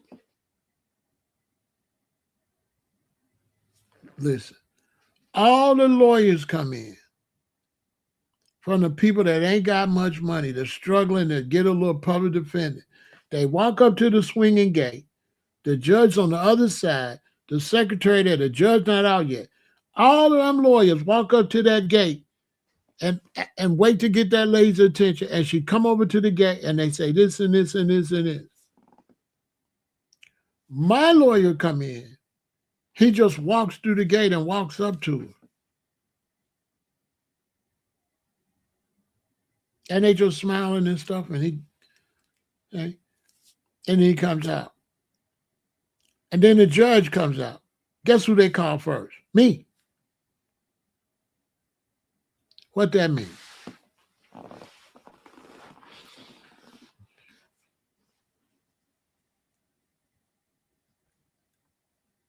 That means my lawyer is a high-paid lawyer and a friend of the judge. The court knows him because it's a business they all run. The court knows him because he's a high-power attorney. And when he's a high-power attorney, this is how the game go, young brothers. When he's a high-power attorney, he makes his money from winning cases. Right? Listen and learn. If it's a high-power attorney, he makes his money from winning cases. If he don't win cases, he don't make no money. Right? The state's attorney moves up by winning cases. So as the state's attorney wins cases, they move up. When one of the attorneys move up, they move up where they could be the state's attorney. So the attorney for the state, not the state's attorney, I said that wrong, the attorney for the state, if he wins enough, he gets high power and could be state's attorney, mayor, or whatever. So they need their top attorneys to win. They need the top defendant attorneys to win. So the attorneys that offend people, the top ones, they need them to win. The prosecutor, the top prosecutor, they need them to win. So when you come in with a top defense attorney, they will not match your top defense attorney against the top prosecutor because they need them both to win. So if you got the money to get a top defense attorney, they will match that defense attorney against a beginner prosecutor so that the prosecutor could take a loss. These are facts. Because they cannot let the top defense attorney be losing. It's going to hurt his money. And it's an ecosystem. So when you got a top attorney, defense attorney, they're going to match them with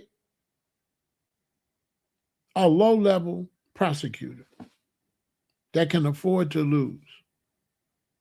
And the only way they are going to match a top defense attorney against a top prosecutor if it's a big case like O.J. Simpson or something like that. If it ain't no big, high-profile case, they're going to let your defense attorney win every time. He's going to win every time. And if it's a situation where you're so sloppy he can't win, they're going to give you a slap on the wrist. So he's still going to win. You're going to walk out of there with probation. So you tell everybody, man, I got caught with 4 kilos, man. All I got was probation, man. Dude is the best. And guess what? When the weekend comes and your top paying defense attorney go golfing, guess who he golfing with? All of them. When he go to a function, a mayoral function, guess who's all there? All of them. All of them. And when you got a top defense attorney and you walk in court and he see an op as a judge, he gonna tell you this, Pharaoh, I'm gonna ask for a change of venue. This guy's an asshole. Facts. If he sees a judge that don't like him, he gonna get a change of venue. When you come back next time, it's gonna be a different judge there. His friend gonna be there. I'm telling you. Now I'm gonna give a brother some advice that's watching.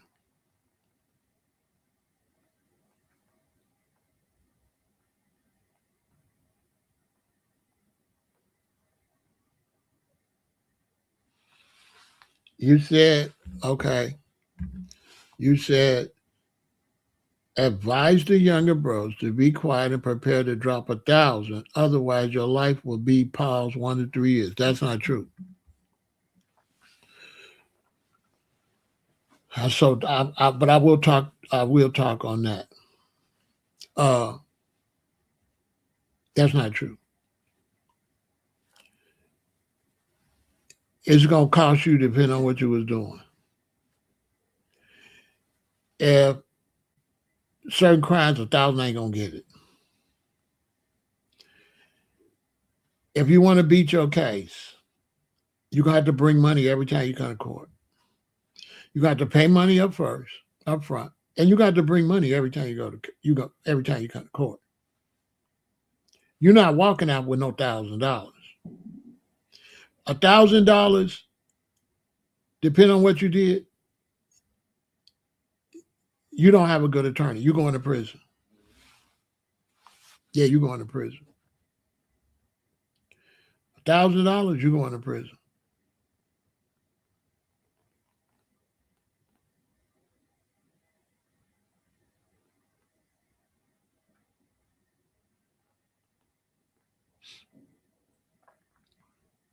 Petty stuff ain't gonna get you 1 to 3 years. Anything gonna get you years is serious. You going to prison. You going, yeah.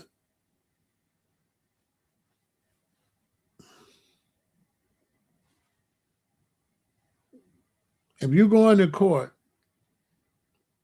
and so I can't really answer that because you're saying petty stuff, and I can't.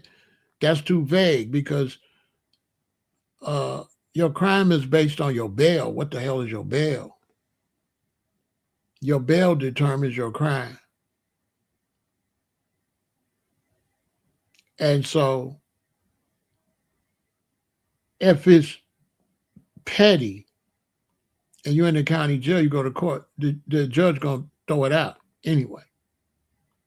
If it's petty, the judge going to throw it out.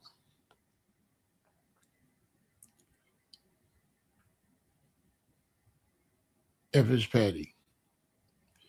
If they want to go forward with the case, it's definitely not petty.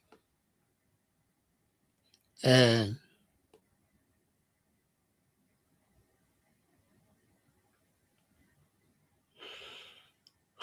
one to 3 years is up to the judge.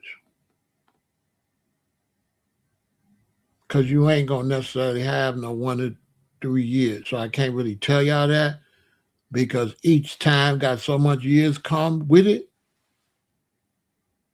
And so if you do a certain crime, it's automatically a certain amount of time. Point blank, period. So for you to do a crime that's 1 to 3 years, it would depend on the crime. It would depend, is it an accusation or a crime, or is it a crime you really did? So let's say my girlfriend said I hit her and I didn't, and I'm looking at 1 to 3. As long as I could prove I didn't hit her, I ain't gonna do no time anyway. But let's say my girlfriend said I hit her and I broke her nose and everything. She got hospital records. $1,000 ain't gonna get it. Yeah, you better have some money. Are you breaking noses? All right, you better have some money. Because your lawyer not coming down to that court for no $1,000. Your lawyer, okay, to fight a case don't happen in one day. So let me teach the young brother something. You're not getting out of jail and going to court, and they're not calling your case. It don't work like that. That's TV. If you go to jail and you make bail, you still gonna go to court 5, 6, 7 times before the trial. Not like TV where you're gonna get in trouble. You're gonna go to court. The judge not taking that case like TV like that. No, it don't work like that. There's a motion for this, there's a motion for that, there's a motion for this, there's a motion for that. It ain't no the lawyer and the judge have to work out when the trial gonna be. It ain't like TV where, oh, I go to jail, I get out and I had a trial. It don't go like that. Yeah, it don't go like that.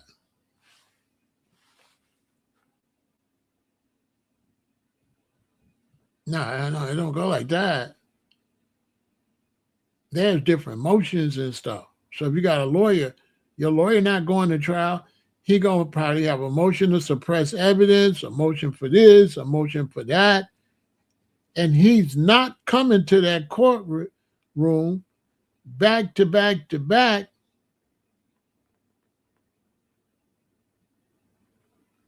for no $1,000. Because if you're in a big city like Chicago, you might not go to trial for 6 months. He might got to come to court 6 times. He not getting up every day and coming down there for no $1,000. If you get in trouble, it's going to cost you money. You either going to have money or you're going to get a public defender and roll the dice. If you ain't got $10,000, don't get in trouble.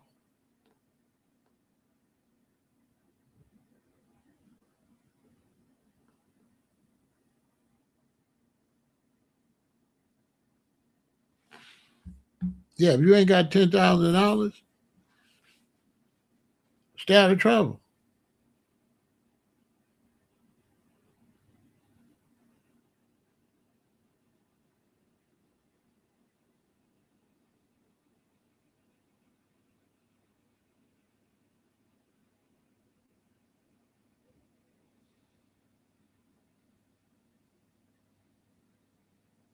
That's how it go.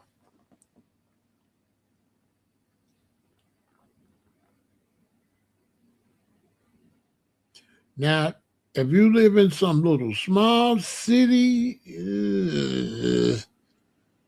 like I said, there's too many variables, so I can't just tell you how much it's going to cost you. It's a lot. Stay out of trouble is what I can tell you.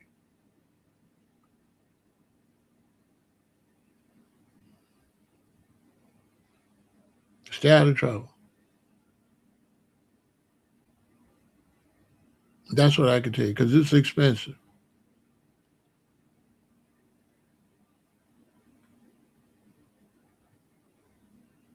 And it's also based on where you at. Some places like zero tolerance for crime, period. So I can't give no national advice because it's not just like across the board like that. Some places, if you black and you go to court, you going to jail. Period. You're not going to beat the case.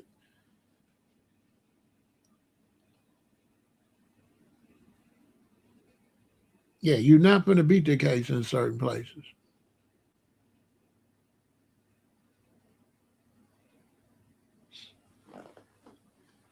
No matter, under no circumstance.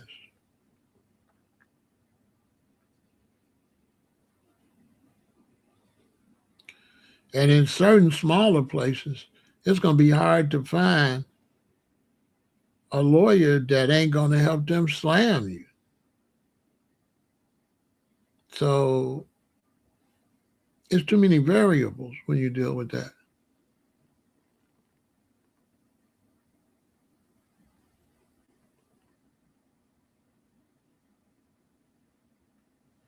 It's too many.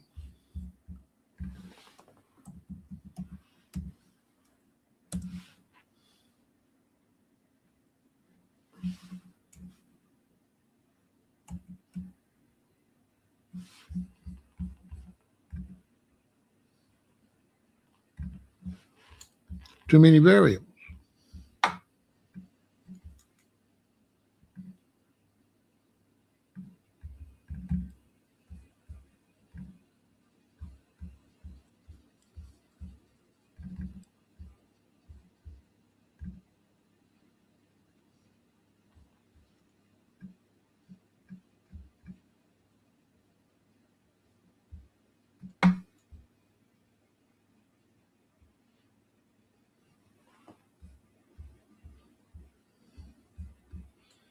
So I can't just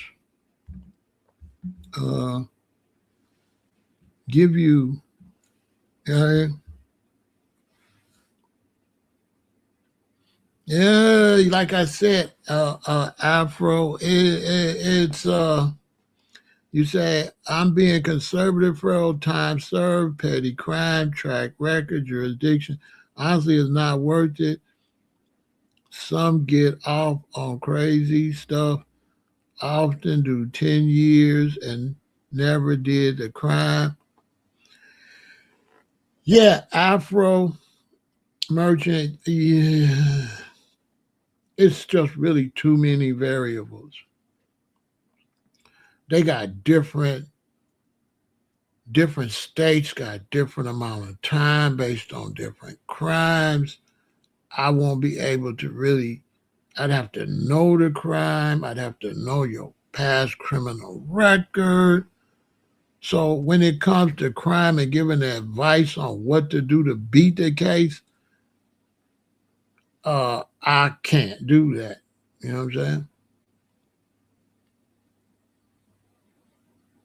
Yeah, it would be too much information I would have to have. You know what I mean, bro? I would have to have too much information to really even begin to speculate. Like, what did you do? What did you do? Where do you live?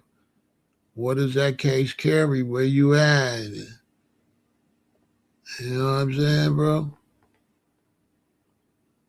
It's a lot.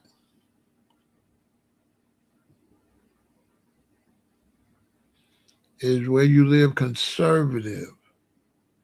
You know, do you live in a big, is it racist where you live?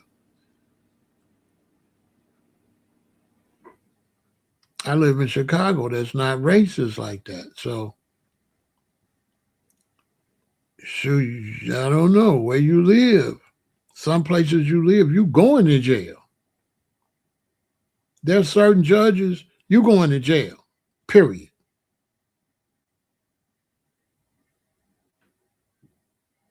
Certain states, certain cities, certain towns, you go in front of that judge, you are going to jail. Period. I don't care how much you paid your lawyer. You going to jail.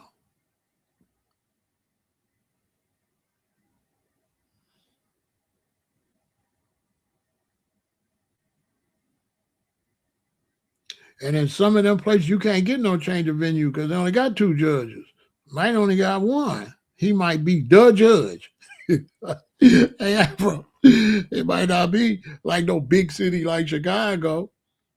See, it's like this. Okay, let me break it down to you. I get arrested in Chicago. I got a half a pound of cannabis illegally. I go to court.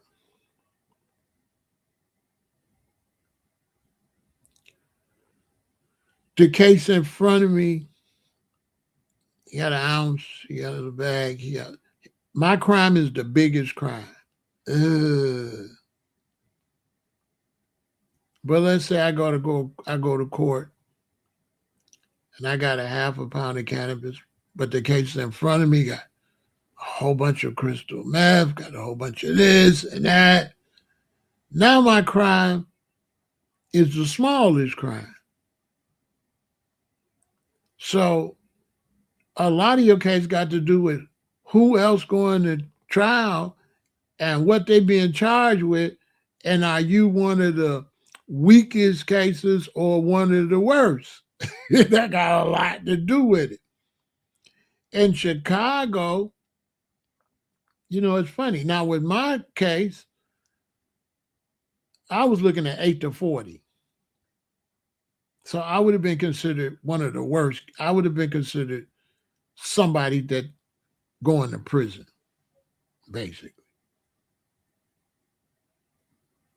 And the only reason I didn't go to prison because the evidence wasn't there at the location. None of my address wasn't on none of the paperwork at the location, so they couldn't prove I lived there. So I had a good attorney, but it was my attorney. It was what I was saying on the stand, and it was the fact that I couldn't be found guilty beyond a reasonable doubt. If you create any doubt, they can't find you guilty. If you can create any reasonable doubt, they got to let you go.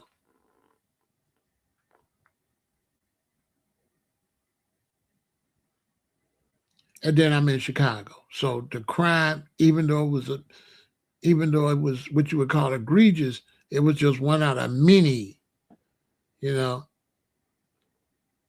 I was just another big dealer. Really, I wouldn't even in your city, I would have been the big dealer. In Chicago, I still was. I got caught with 9 of them things and another one of the harder thing and an elbow and a pistol. So I would have been in Chicago. I'm not a big deal. I'm like in between small and medium. I'm like almost medium.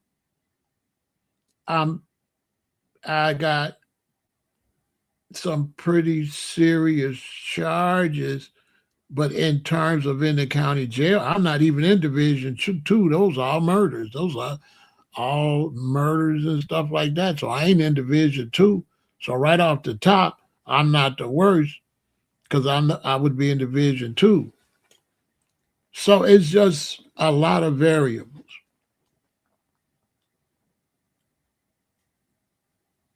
If you can't do the time, don't do the crime. That's my advice too. If you don't want to go sit down for a while, and if you ain't a little crazy,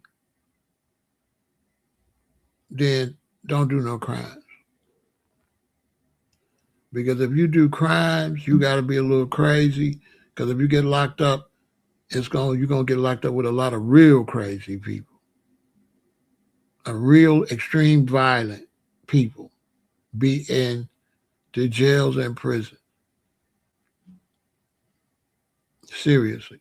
And if they smell any kitty cat on you, any pee on you, P-U-S-S-Y, you're gonna be fooled.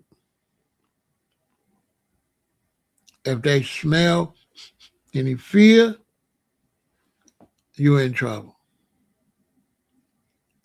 Because you're in there with uneducated people and you're in there with predators. You're in there with predators. So stay out of that situation. Because I did 4 months in the county jail with predators.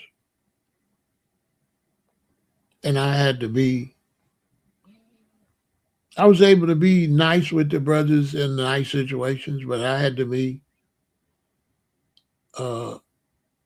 shoot a monster, basically. They had to see the potential of me being a monster.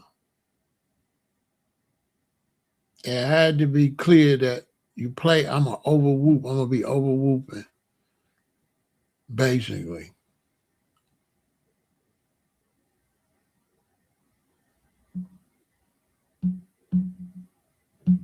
You got to be crazy. You gotta be crazy. You gotta be able to be crazy. If you're not crazy, how you gonna be locked up with crazy people?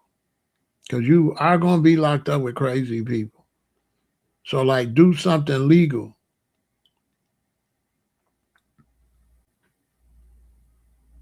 Do something legal. Don't do nothing illegal. Fighting a case takes years off your life. It's a bunch of stress. If you in love, she could be gone for sure. She's not gonna wait on you like that. So she's gonna be sleeping with somebody else. Even if she wait on you, she still might be giving giving it away till you get out. Not to mention something can happen to your queen because the vultures realize you're not there,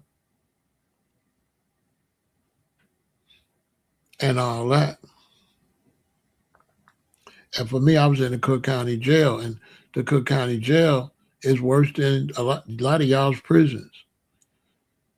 In the Cook County Jail, I was in there with dudes that wanted to hurry up and get to prison. So let that sink in. Dudes wanted to hurry up and get to prison because it's better than the Cook County Jail. They're like, man, I got to get out of here. I got to go. Man, I need to go downstate so I can move around, because you can't move around in there. And it's the Cook County Jail. It's worse than a lot of prisons. It's the real gladiator den. And if you don't know how to keep your mouth shut, mind your business, and don't look like no kitty cat, you're going to be food in there. So I tell young brothers, listen, if you ain't no real gorilla, no real lion, if you ain't no real gangster, don't be doing no crimes. And this is the thing about crimes. When you're doing crimes, you got to be at least 3 people. You got to be a hustler. You got to be a monster, a gangster, even if you ain't doing gangster stuff.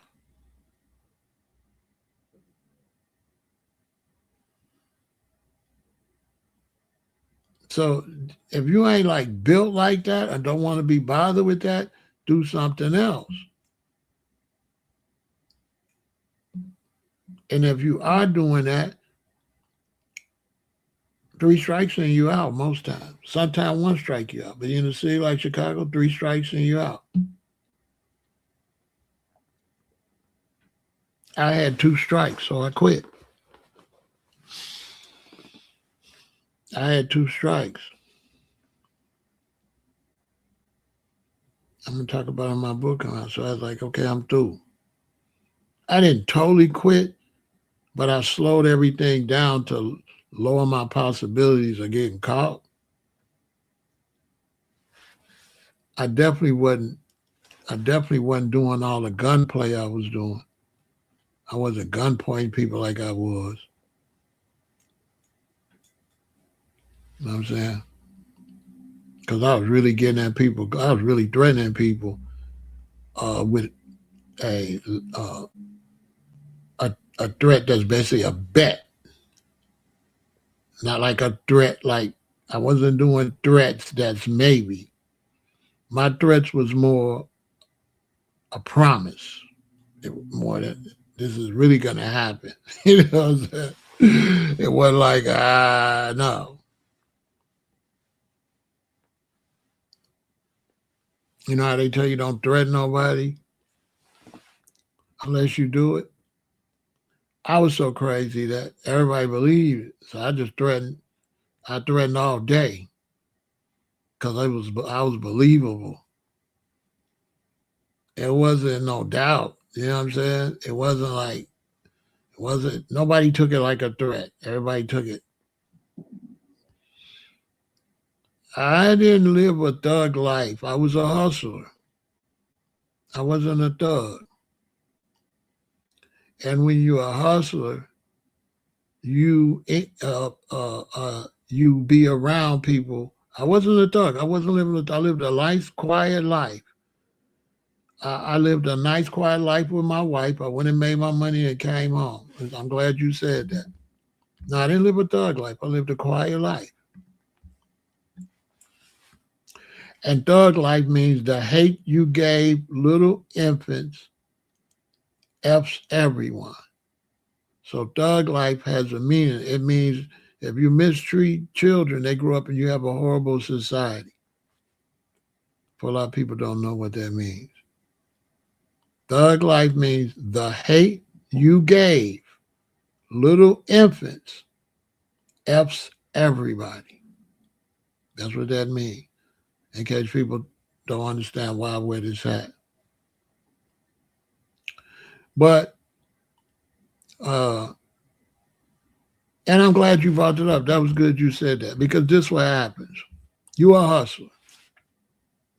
You just want to get your stuff, sell your stuff, make your money, go home to your wife. That's it.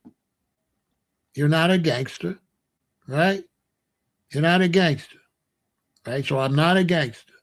I just want to buy my stuff, go bag it up, sell it, go quiet home. I'm at home. I'm not in the streets. I'm only in the streets going to my customers. I'm home. Right. But I got to get product. So I go to the guy. I get the product. I give him $8,000 or $4,000. And I get home and none of it's no good.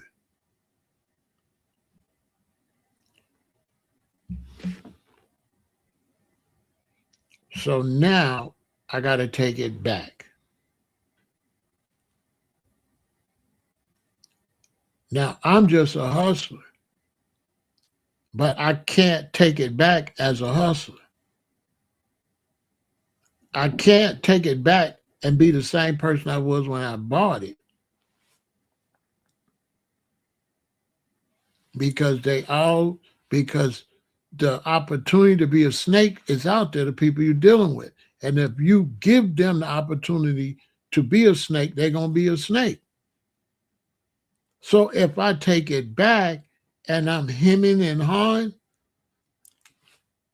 I'm going to get treated bad. So now you just a hustler. Now the person that bought that from him and left, that ain't the person that come back. So that's why people don't understand. So it's not about being no gangster or nothing, but you're going to have to do gangster stuff. But you not no gangster. But if you don't got that in you, you can't get in that business because you're dealing with scrupulous people. So when you give me something and I give you $8,000 and I go home, it's no good, when I come back and I knock on your door and you open the door, it's a very serious matter. And I don't give you no options. I throw it on the table.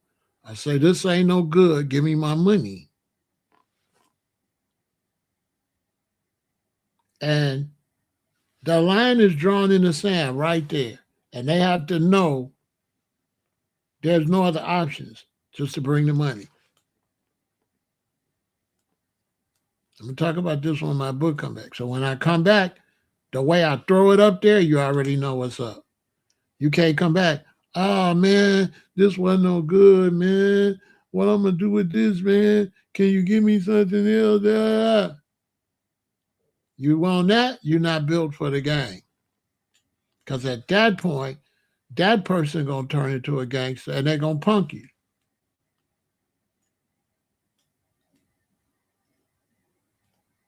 So the vibe got to be like, this ain't no good. Give me my money back. And they have to understand what that means if they don't bring the money out right now. And they have to be able to understand that by your, your posture and the way you do it. They have to understand this definitely not finna go bad for me. There's definitely a possibility this is finna go bad for you unless the money don't pop up in seconds. It's not negotiable. This ain't no good. Give me my money back. Not what you gonna do. This ain't no good. You gonna get something else. No, you gotta walk now. Then they gotta pick that up. That they gotta pick that energy up. They have to be nervous.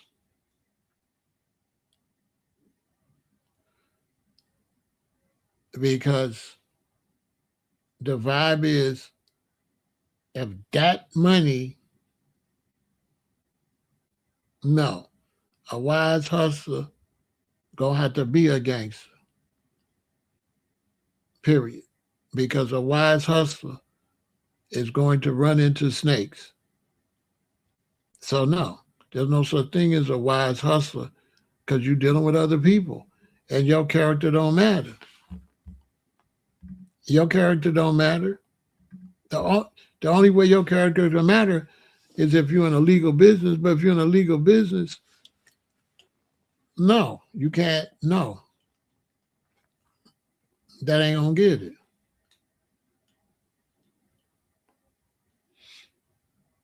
Absolutely not. You're not cut out for it.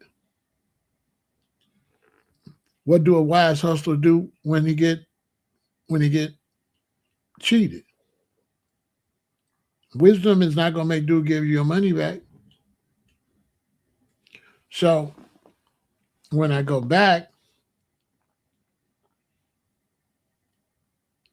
and I tell you to bring the $8,000, the vibe is either you bring the $8,000 or all the money might have to go, that's on you. Either you bring the $8,000 or you lose it all. Basically it's divide. So yes, I'm a wise hustler, but not right now, because this is not a hustler situation. This is a situation where you possibly got cheated and hustling is out the window. So this is what I'm telling the youth. If you don't have multiple personalities, just do something legal. And in the legal world, it's the same way. It's the same way. Period. In a legal, decent world. You're my neighbor. You say something inappropriate to my wife. I'm only going to tell you one time. The other time, I was a neighbor and a husband. But now that you said something inappropriate to my wife, I'm not a neighbor and a husband right now. No. That's your fault. You should have left me as a neighbor and a husband.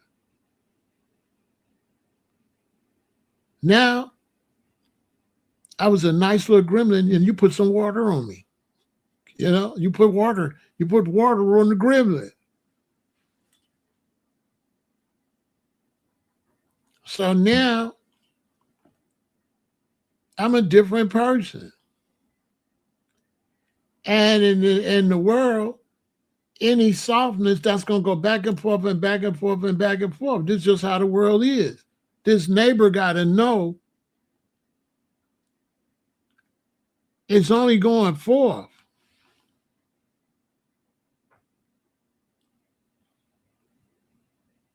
And if you can't make a person know, then we're not going back.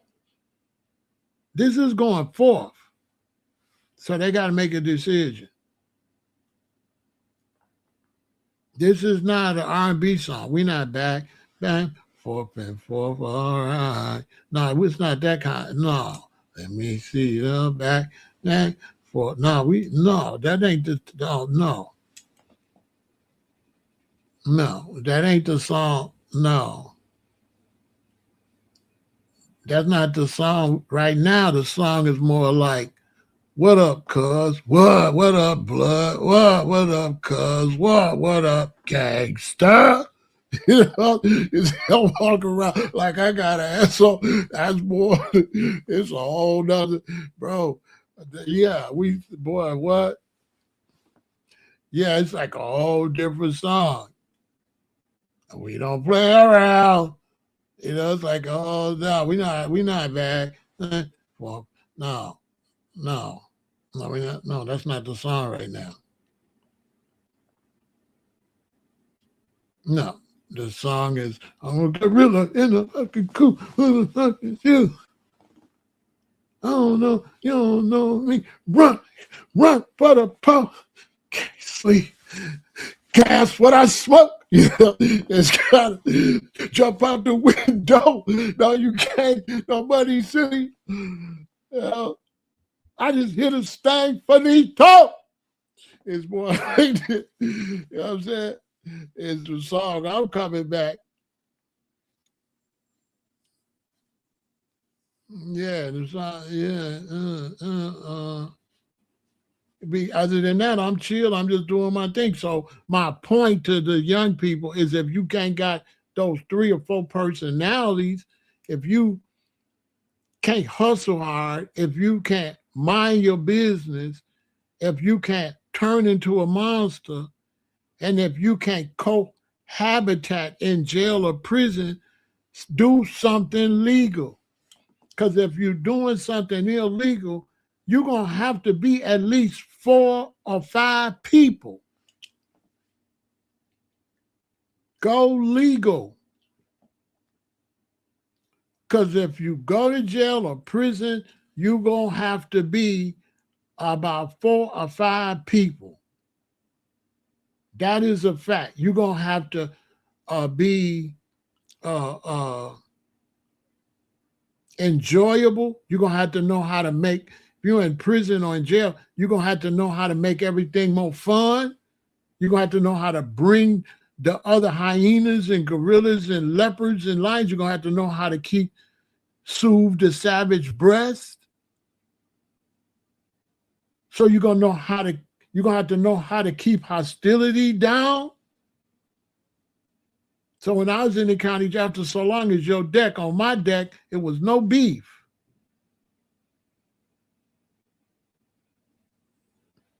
With the woman, I'm always the same person. So with the woman, once you come home, you back husband and father.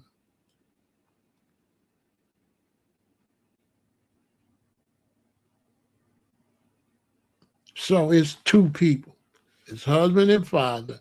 Then it's these other 5. It's not like the husband and father is in there with them 5. I'm glad you said that. No, it's those 5 is connected to this outside, and this one is in the house. The 5 is only connected to that life. Once you come in the house, there is nothing but just husband and father.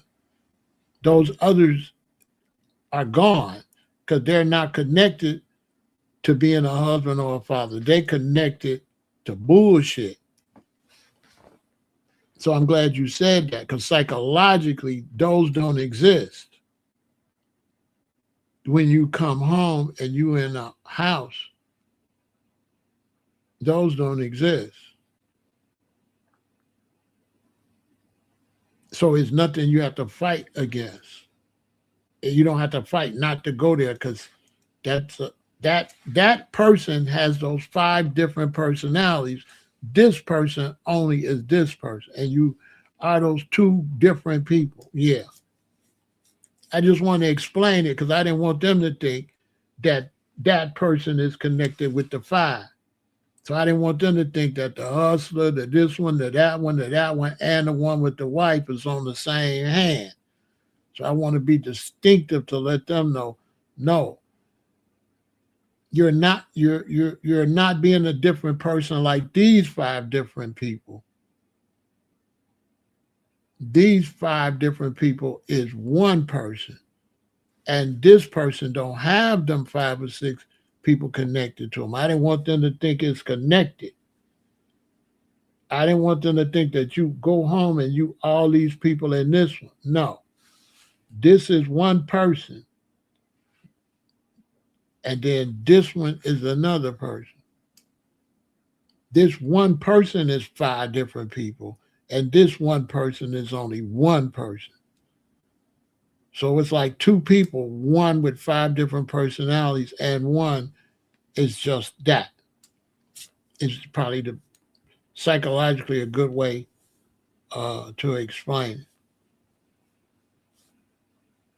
Other than that, you ain't gonna be able to deal with your children, your wife. You know what I'm saying? And that's why you don't bring none of the guys in your house, none of that around, none of that. All that stay outside. And then that's why you stay out to yourself. So I never had to be 5 people that much because I just go to my car, get in my car, make my deliveries, and go home. I ain't gonna be tripping with my customers. So I never had to pull up all of these because I stay out the way. And so I'm glad you brought that up too, because young brothers, you doing too much. You can't socialize when you're in the streets. You got to go out in the streets, get your money, and come in the house. You can't socialize, period, under no circumstance. You can only socialize with your wife and your children. You do not socialize with the other people, the other criminals. I don't care if they're your best friend or whatever. You cannot socialize with them. And you do not want to see them unless it's necessary for business. Because standing up under them puts you in the camera of the DU is on film. So you don't want to stand next to them. That's how you get indicted on a RICO.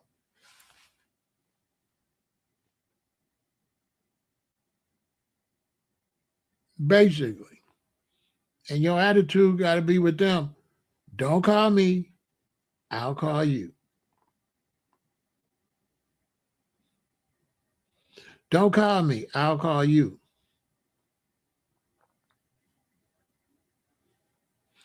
So when my book come out, I'm going to be able to go into more details. I hope it helps some of you young brothers. The gang, you can be in the gang, but don't hang around the gang. Only hang around the gang members that's not gang membering. Like, dude, he's a gang member, but he don't do gang stuff. He owns a car wash. See, a lot of people don't know that just because you're in a gang don't mean that you be doing what they say is gang stuff. And they think like because you're in a gang, you doing gang activities. That's not true. That's false. I lived in no block. All the BDs, they're just regular people. A gang is just something what you are. That has nothing to do with the way you function or nothing like that. And they making you think that because you in the gang, you just do gang stuff. That's false. You grew up in Harvey. You became a black stone at 14, 15. You grew up, you was a stone. You got married. You had a wife. You run the business, but you still a stone. They don't understand that. You still a stone. Period.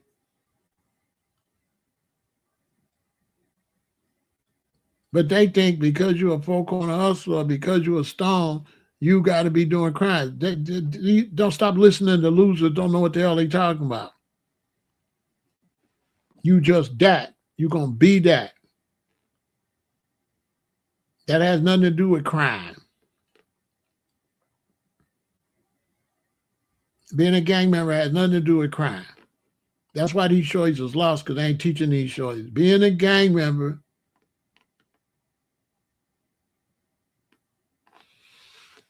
that's a stupid question. You said, do you think it's possible for gangs to function without exploiting their community or youth? Gangs don't exploit community youth. Few people in the gang exploit. Is it possible for people in the gang to, is it possible for people in the gang? No. There's going to be assholes at your job, assholes in the gang. So you don't know what a gang is. You think a gang is a group of people that stand around, hey y'all, we a gang, let's do that. That's not what a gang member is. If you're a gang member, you ain't got nothing to do with what the other gang member do. He's a grown-ass man. Let me ask you something. You think that one gang member could tell another gang member what to do? That means you don't know what a gang is. You got a false concept of gangs. Let me ask you something. Do you think every GD in Chicago knows every GD in Chicago? Yes or no? Do everybody in this city, do every GD know all the GDs? Yes or no? Like, I'm a four corner hustler. You think I know all the four corner hustlers, right? Do you think I know all the four corner hustlers? You think we have like get together like the Boy Scouts or the Girl Scouts? So you don't know nothing about gangs. You gotta. It ain't about telling another man what to do. You don't even know him. You don't know him. And you don't know what he's doing. If you live on the south side of Chicago and you're a GD, let's say you're a BD and you live on the south side of Chicago, do you know what BDs are doing at O-Block? What? Like you got some type of gang, like, what, a spider? I don't know what you would call it. There's like a spider senses where, oh, I know what all the gang's doing. Calling all the gang, everybody in the gang. We all need to do this. Really? So a Hell's Angel knows every Hell Angel. It can keep all the Hell's Angels in line. Okay, a preacher, a Christian preacher, a Baptist preacher knows all the Baptist preachers. Because why don't y'all say that for the church? Can a Baptist make all the Baptists behave? Like, say I'm a Baptist, I go to a Baptist church. Can I make all the Baptists behave?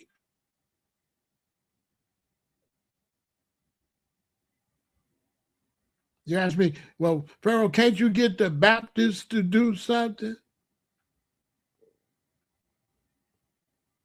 Because that's what they sound like.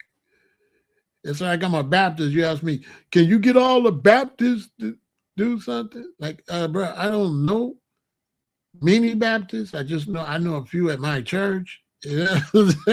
What? What? You're a Rasta. Can you get the Rastas? So I'm supposed to be able to get the Rastas in Trinidad, the Virgin Islands, New York. I'm in Chicago. I'm supposed to get the Rastas together. I don't even know the Rastas. I don't know the Rastas. I know some Rastas. I don't know the Rastas. Unbelievable.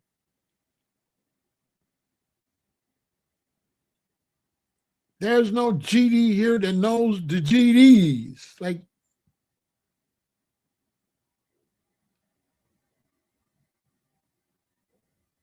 it's over 250,000 gang members in Chicago. Don't nobody know. We don't know them. Like, we don't listen. Okay, let me teach that. Boom, I get arrested right now. Boom, I get processed at a local jail. They don't give me no bail, so they take me to the county jail. They take me to the county jail, I go through process, and I go on the deck. I'm in Division 4. When they take me to Division 4 and walk me in there, what's going to happen? Somebody might be like, Pharaoh, that might happen. Then again, it might not. It's not necessarily, I'm going to know nobody in there. Somebody going to walk up to me at my age are going to say, what up, OG? What you is? Now, if I'm a neutron, I'm going to say, like, oh, I ain't nothing. They'll be like, okay, you hear neutron, boom, boom. But if I go in there, they say, OG, what you is? I'm going to say, I'm a foe. They're going to say the vice lord, hey, Ramo, do solid. And then I'm going to go over there with the foes. It ain't like I'm going to walk in there and all the four corner hustlers are going to be like, oh, Pharaoh. Some of them folk, if they put me on a regular deck, some of them folk on the hustle are going to be 21 years old. I don't know that, baby. I'm 60. I'm going to be 68. So when you walk in, they say, on the news. And then they ask you what you is. Now, in some cases, they know you. They're like, that's my man G-Ball. And then he a GD, so everybody know, oh, he GD. You gonna walk in like, what up, folks? What you doing? Everybody know, okay, he folks. But in a lot of cases, that's why they ask you what you is. Everybody know what you is. Then you tell them what you are. Then they send you to your gang. And then you introduce yourself. What's your name, Solid? Now, Pharaoh. What up? All right, Pharaoh. All right. Moski Mo. Johnny, John, Skeety-O. And then you meet everybody. And then y'all, the vice lords in here, finball rolling. You're going to, if it's still the same way, you're going to meet the Blackstones. You're going to meet all the fins, all the ones on the 5. Then you're going to meet all the ones on the 5s. Then the ones that foes, they're going to be really close to you because they're going to be like, what up, Solid? So even though you're rolling with the 5s, the foes going to be like, what up, Solid? And then me being 68, they're going to be like, I'm going to be retired. So I'm going to be like a diplomat. So I'll basically be under protection. So I'll be like off count. So I won't be responsible to do no vice lord or four corner hustler stuff. And I'll only be really active if the deck go up or if they start fighting. Then yeah, I gotta be that. But other than fighting and stuff like that, I'll be almost like a dignitary. I won't have to participate in nothing, but I'll get all the benefits. I'll get the benefits, but I don't got to do no participation. I ain't got to give out no rules or nothing. I'm basically off count. I'm over 50. They be like, are you good? They're going to protect me, but I don't got to be active in nothing. Like a dignitary, like a politician that is not in office no more, like that. I'm not going to be in all the rah-rah sis kumbaya.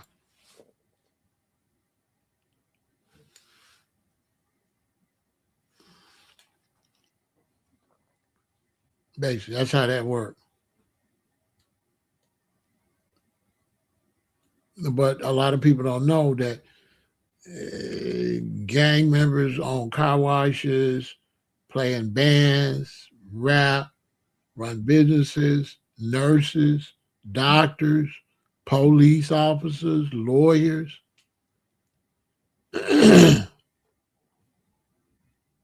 Yeah, gang members go straight.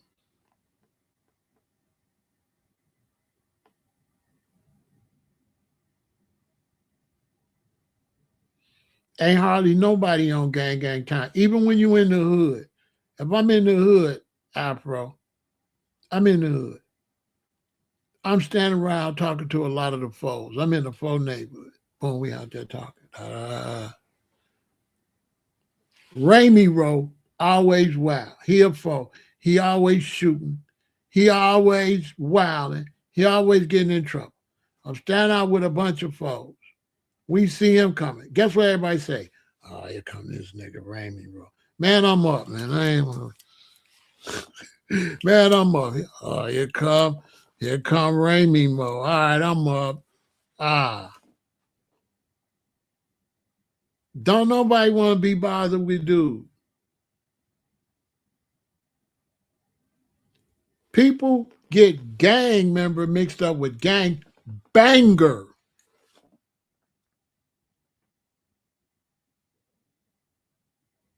Very few gang members are gang bangers.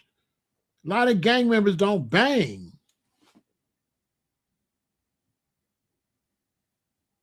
And a lot of gang members don't hang with bangers.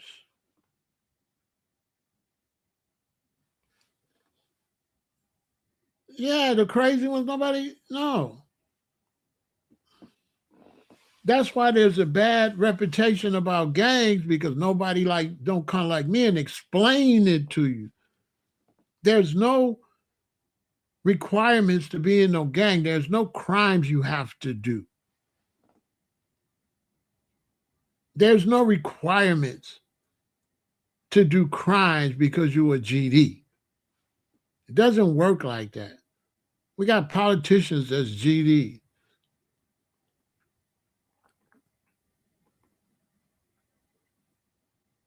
But they make you think that crime and stuff comes with gangs. No, that's false.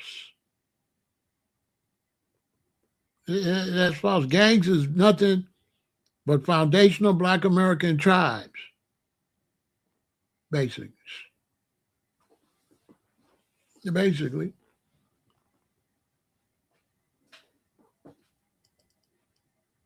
It's not like a bunch of everybody in the gang just run around doing stupid stuff. It doesn't go like that. They take a crazy one and try to put it on the whole gang.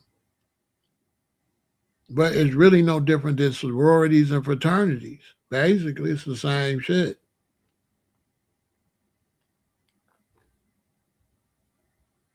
You can live your whole life and really not really have to deal with the gang you in. You don't have to. You can live your whole life and not have to do nothing gang related. They don't understand that. I'm a four corner hustler. I don't got to do no four corner hustle stuff. I don't got to do nothing. I don't got to go out. I don't got to go to no meetings. I don't got to do all that. And it's really nothing that you pull out until you get around some other foes. And until you surround some other foes. You know what I'm saying? But when you're around some other foes, there's definitely benefits. So if I run into Common, and they say, "What's up, brother?" I'm like, "What up, Solid?" He already know. Oh, yeah. He already know. Because, Common a foe. Yeah, Common a four corner hustler from the South Side. Over there around 87, from around where CBS High School at. People don't know. Twister is a vice lord. I forgot which kind of vice lord Twister is. It's not.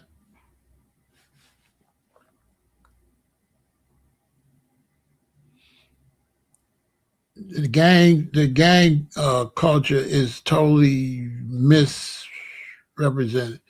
There's a lot of Crips. They ain't gang banging. They just Crips.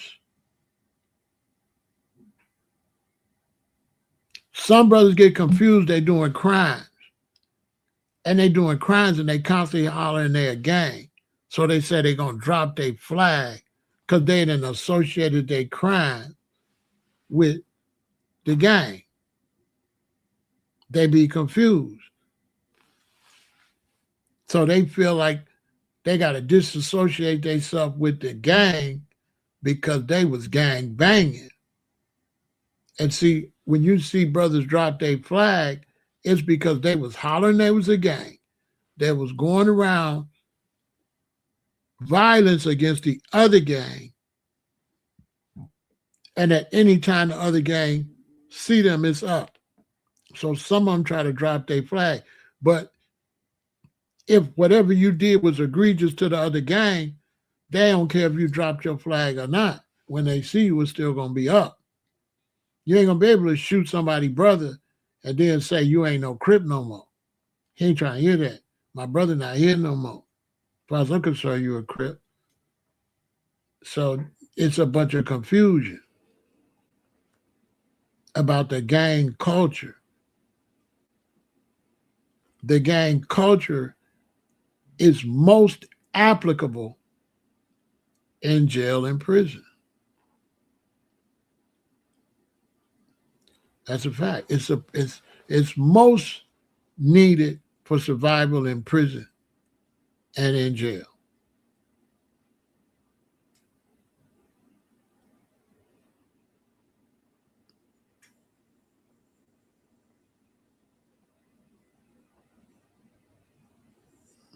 Vice Lords was a real social and political club at one point since the 50s. True or false? The Vice Lords was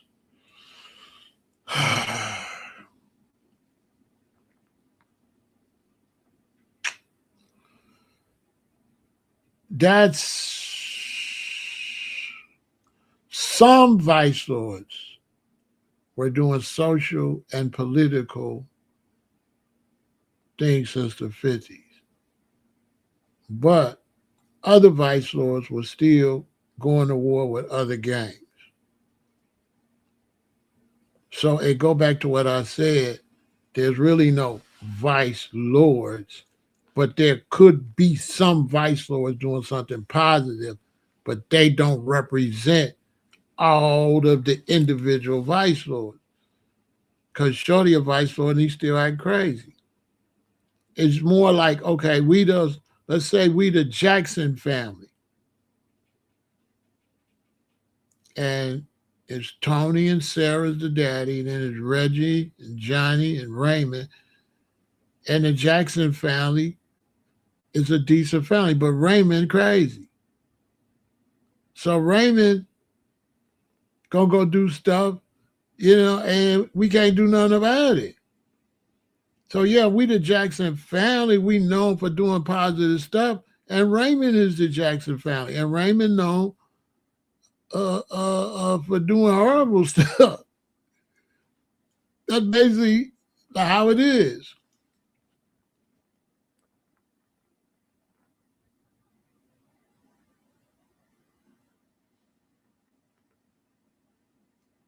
But yeah, the Vice Lords,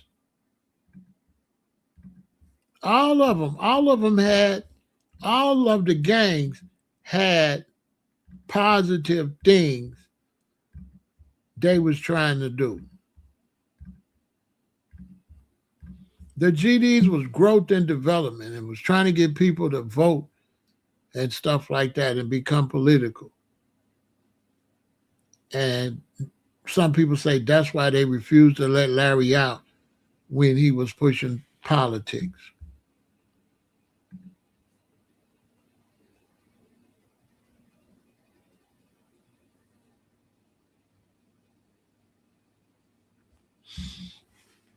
That's just how it is.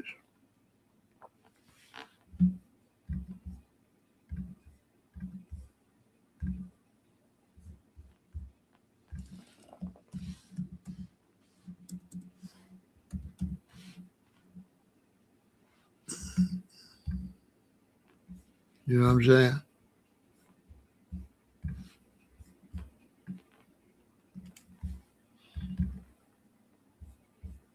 But yeah, the Vice Lords were all of them. The Blackstones had a period. They all had a period.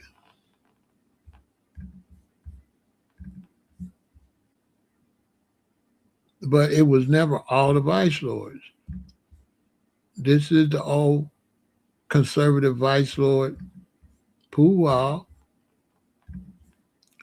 and MLK wanted them to come and help with the march and get involved, and they wouldn't come. And when they wouldn't come, he went to them and said, if I beat y'all in pool, will y'all come?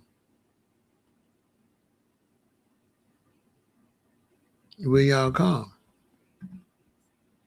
And so he went and played pool.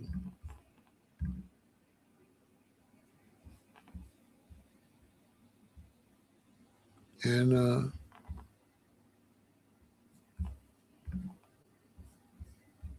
then they went. You said, drop your flags, New York. They ain't dropping no flags.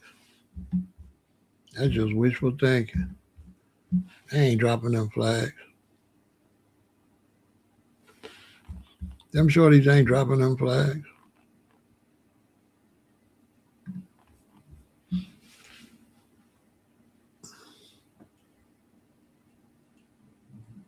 I'd be willing to bet $2,000 that ain't gonna happen. And you can give me the date, how long you want to wait. And by that date, if they don't do it, you owe me $2,000. Ain't nobody dropping no flag. How New York gonna drop their flag? How dudes in Rikers Island gonna drop their flag right now? They in New York. So you think them brothers in the penitentiary in New York gonna drop their flags and they in the penitentiary in New York? New York, Rikers Island in New York, right? They gonna drop their flag? So you telling me if a dude is a Blood or a Crip in Rikers Island, when he get out, he ain't gonna still be a Blood or a Crip? Ain't nobody dropping no flag. Ain't nobody dropping no flag. Let me tell you something. This to the civilian. The civilian black man, you ain't on nothing. Why would anybody listen to you? Listen to the gangs. Don't listen to a civilian black man. When if you in the gang and a civilian black man tell you to get out the gang, tell him to get into something. Because how somebody that ain't got no unity, that ain't work together, that ain't doing nothing for the community gonna tell you to get out the gang and do something for the community? The civilian black man ain't doing nothing. If what y'all saying is right, that the gangs need to get out the gangs and do something for the community, why you civilian black men ain't got nothing? No jobs, no unity, no clubs, no system. The civilian black man in America ain't got nothing to offer the kids, nothing. If they drop their flag, the civilian black man in America got nowhere for him to go. Got nothing. The civilian black man in America is not united. And the gangs is more united than the civilian black man. If you're a civilian black man and somebody do something to you, you ain't got no help. A gang member can get help quicker than you can. That's a fact. If you're a civilian black man, you can't get 20 black men to help you do nothing. I can get 40 black men to stand on your neck, though. I can get 40 foes. I bet you can't get 40 civilians. Duke can get 40 Blackstones. Duke can get 40 GDs to help him do something. I bet you civilians can't get 20 people to do nothing.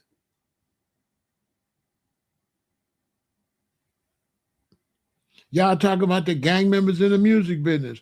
What label you got? Civilian black man. Who you bringing into the music business? How much you helping? What's your radio station where they can play their music? Where your studio at? I thought so. The civilian black man is trying to sleep with another black man's wife. And you ain't even in the gang and you a sleazeball.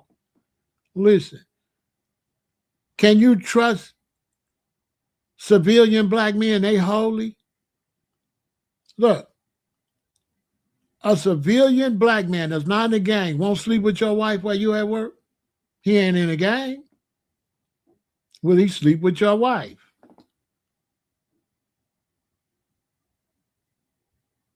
With a goody two-shoe civilian black man sleep with your wife? He not in a gang. Why he not righteous? Can you trust every black man because he not in a gang?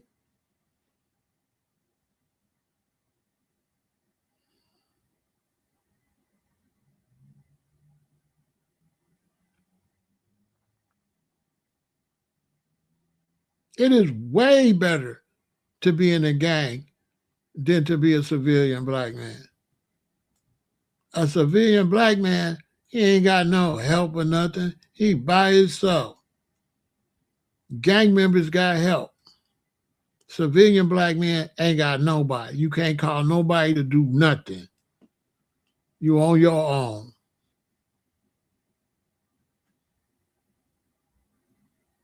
If I'm lying, tell me I'm lying. A civilian black man can't do nothing.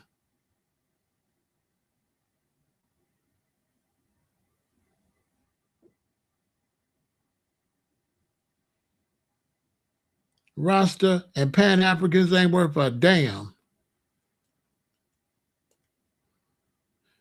Rastas ain't worth 2 goddamn cents. And neither is Pan Africans. Ain't worth nothing. You can't show me nothing that Rastas or Pan Africans got in the black community. They ain't got a candy store. Show me the Rasta gas station or the Pan African gas station. Civilian black man busy working. Gang members work. How you think they pay their bills?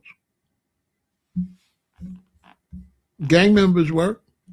Gang members don't work, John? John, do gang members have jobs? Yes or no? Yes or no? Do people have jobs that's in gangs? Yes or no? Yes or no, John? I don't want to wait all day.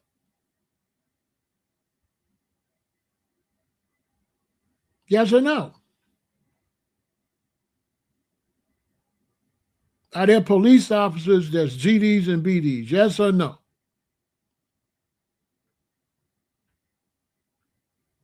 He said no. He said gang members ain't got no jobs.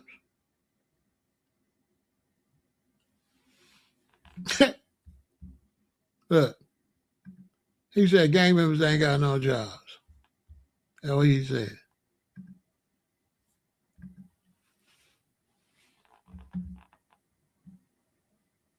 See?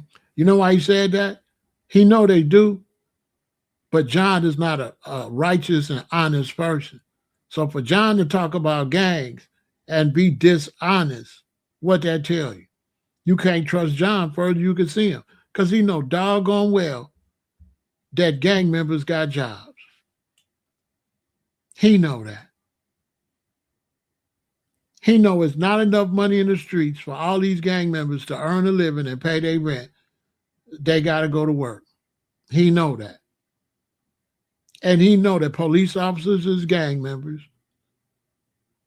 And he know it's a lot of businessmen as gang members. He know that. So John is proving my point.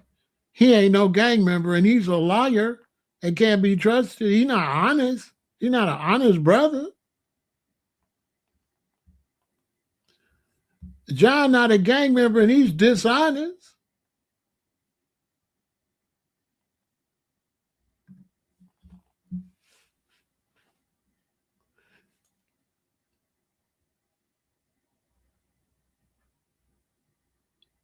And John disrespecting gang members while watching the gang members.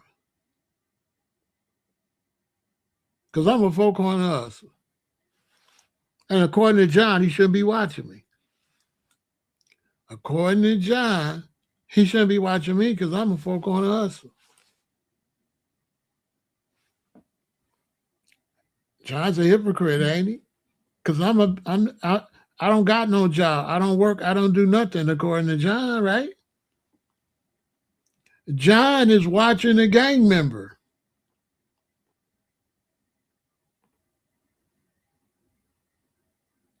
Ain't John watching a gang member?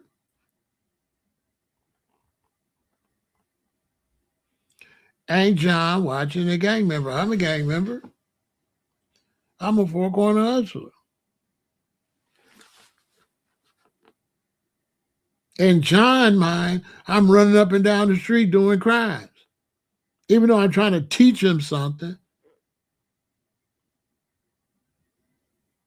he just won't learn. He talk about something he don't know nothing about.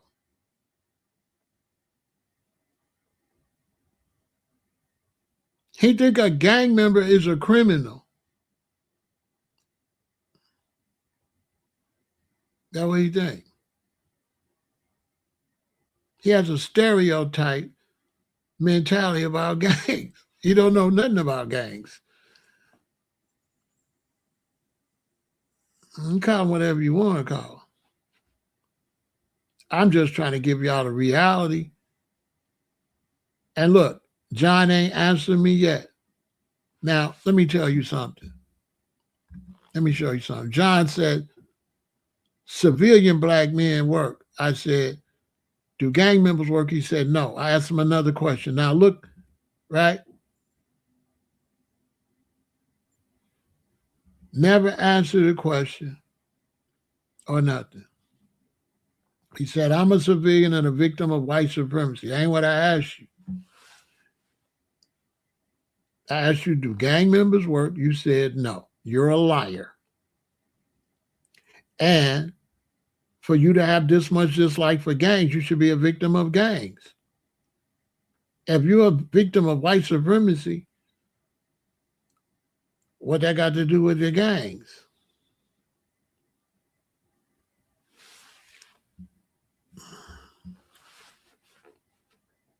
Whatever. John, you just don't want to learn. And so I can't really help you, John. It's probably time for you to log off. You're just wasting your time. You're not learning anything, John. So you're questionable because you're watching, but you can't benefit from this discussion. So if you had any dignity, you'll log off and come when I'm talking about something else.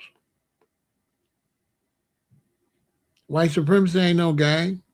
You don't know what you're talking about. You just said anything. He said white supremacy is a gang. White supremacy is a concept, bro. White supremacy is a concept. It's not a group. You could say the Ku Klux Klan is a gang. Okay. Let me talk to somebody else. Because I already see you ain't that. He said the concept of white supremacy is a gang. Unbelievable. Unbelievable.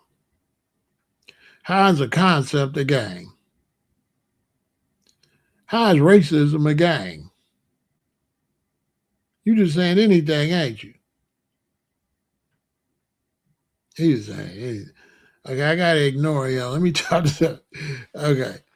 I gotta ignore you. You're welcome to stay over here, but don't expect me to read nothing, you post. I'll be more tolerable and let people just post all kind of weirdo stuff. But I just gotta ignore it. Because you ain't there. You just saying anything. He just blurting out.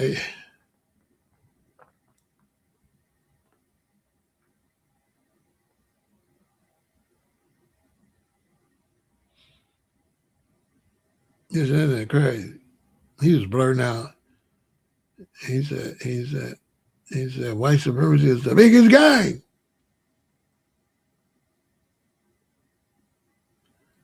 That's crazy.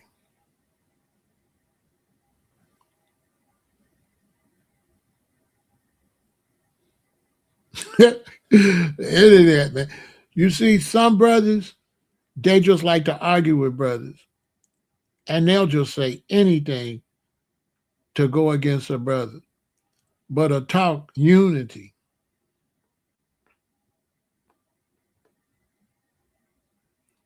What do in gang talk, a civilian is a non-gang member. So I'm talking gang talk.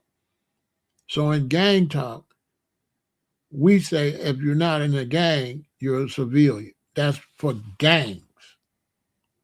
That's not for everything. That's just in terms of gangs. In terms of gangs, if you're not a gang member, then gang members, we consider you a civilian.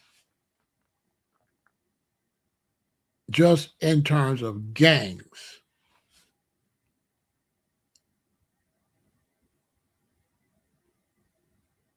Then there's other terms like criminals too.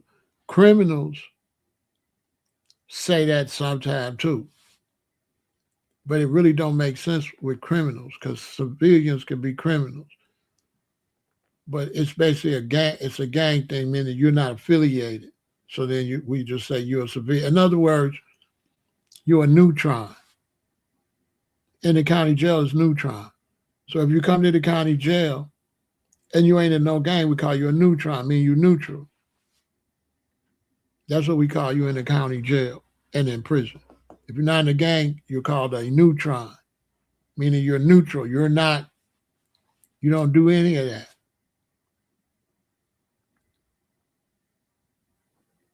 Because in the county jail and state prison, you put together by your gang affiliation. And then if you don't have no gang affiliation, then you're just like an individual because the individuals ain't united. You see what I'm saying, Afro? The individuals aren't united. They're individuals. The only ones united is the gangs or the religions. Like the Muslims is united. The Christians might be united. The Hebrew Israelites might be united. And the gangs is united. And then if you ain't one of them, you just a neutron. You just a solo Podolo.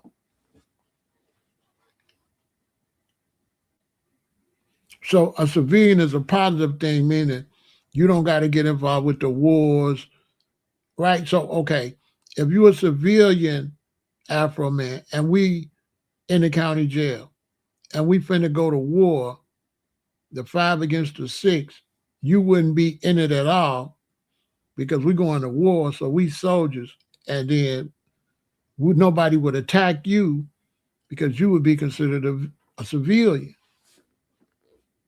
They only going to attack the opposite army, and you're not in either of the armies.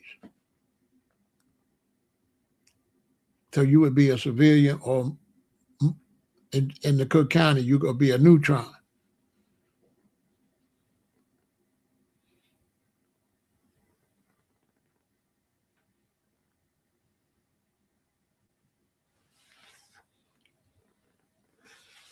But when you're in the county, the gangs don't be doing stupid stuff. That's all fake. They'll show you a BD and a GD fighting and try to make you think that's the BDs and the GDs. No, that's dude and dude. All the other BDs and GDs in there is chilling.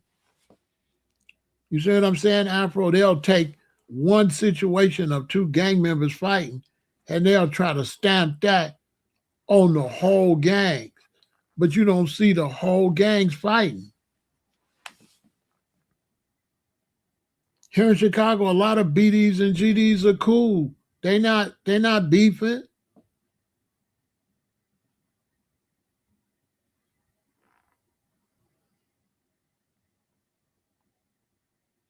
They're not beefing.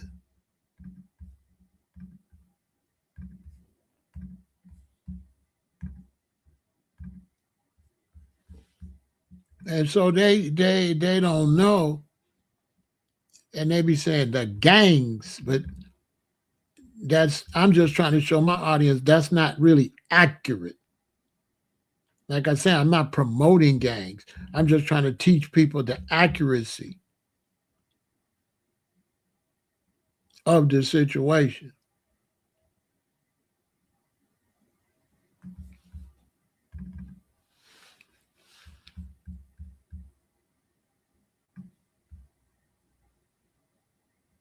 The gangs don't even know each other. and everybody got to still pay their bills, and it's things they got to do. So nobody just really sitting around just focusing on gang information and gang activity. Nobody's really doing that. That's false.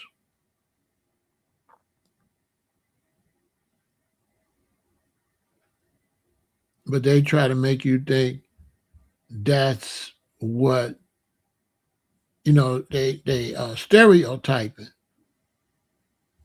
the gang culture.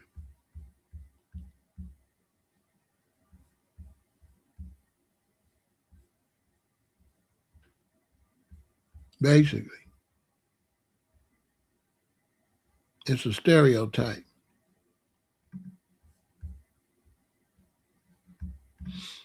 Basically. So like I had a rap group. They was from 4 different gangs. The one on your far left, he's a Blackstone. The one with the dreads, he's a GD. The tall one is a Four Corner Hustler. And the one on your far right is a traveling vice lord. We went all over the country together. They made music together. They're from 4 different gangs.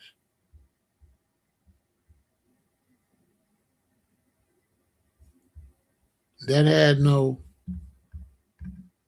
ain't mean nothing. As a matter of fact, when we did shows, all their friends came from 4, 5, 6 different gangs.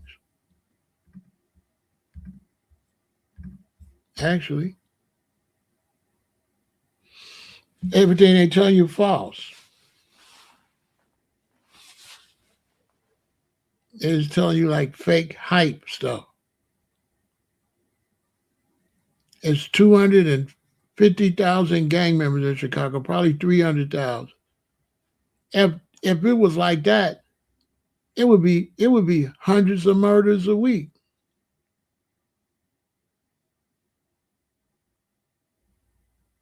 The murders in Chicago is down to an all-time low, like a 12-year record or something. See the one on the left? All the way on the left, he was Blackstone, rest in peace, he passed away. The one with the dreads is a GD. The tall one with the hood on is a Four Corner Hustler.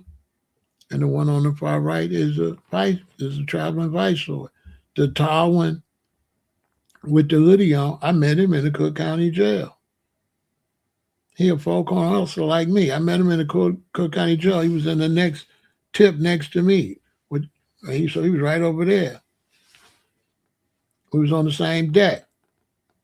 And we spent all our time rapping. He could rap his ass off. And so what happened with him is I had my wife sending magazines all the time, and she would hide my cards in there. So even when they shake the magazine, still be some cards get through. So I gave him my business card for the record label. Told him when he get out, hit me up. So we was all ready. The rest of us was already working. And he said, Pharaoh, you're not going to believe this. He said, I couldn't find your card. He went to prison for a while. He said, I couldn't find your card. I couldn't find your card for nothing. He said, I know I had, I couldn't find it. So the day came, they come and told him, okay, you going home. Now, this is magical. So he said, Pharaoh, you ain't going to believe this. So when it's time to go home, I start packing all my stuff. I'm finna get out of prison. He said, when I grab something and pick it up, he said, your card fell out. See, that's what y'all call God. He said, your card fell out when it was time for me to go home. He got home on a Thursday. I had him in the studio Friday, and I had him at the radio station Saturday, playing the song he was on. And they was all like brothers. And when I went to the one on the left's neighborhood, I was around all Blackstones. I'm a Four Corner Hustler. When I went around the one with the dreads, they was all GDs.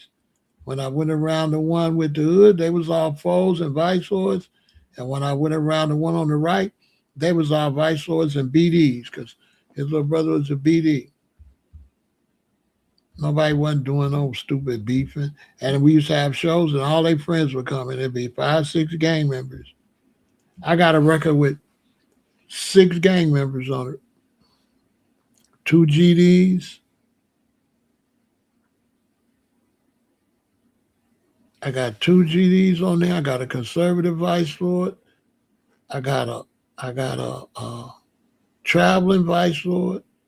I got a Blackstone. I got I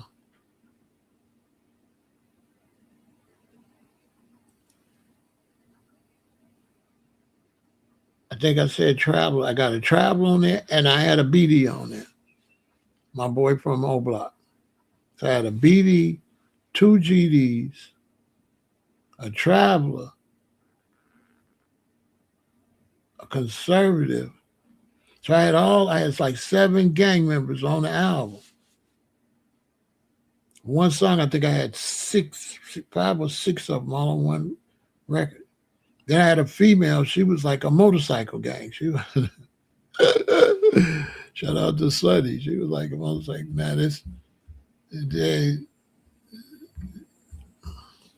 When the media have problems with gangs, they don't never clarify. I give you a perfect example here in Chicago. They'll say it was a raid on the west side. Vice Lord gang was raided. And then when you watch the news on the raid, they say it was a raid. They say 9 people was arrested. See? And that's where you got to pay attention because 9 people ain't the vice lords. Those 9 were vice lords, but those 9 aren't the vice lords. See? And that's what people get confused because when they say the vice lords was raided, they thinking all the vice lords. No, they don't clarify. They raided where they was hustling a place and they was vice lords, but it was only 9 of them. Those 9 do not represent the vice lords. They just were vice lords doing something. The rest of the gang don't know them. All the vice lords is not responsible from them. When they go on the west side, there's vice lords that got clothing stores, car washes, jobs. Like I say, police officers, firemen, postmen.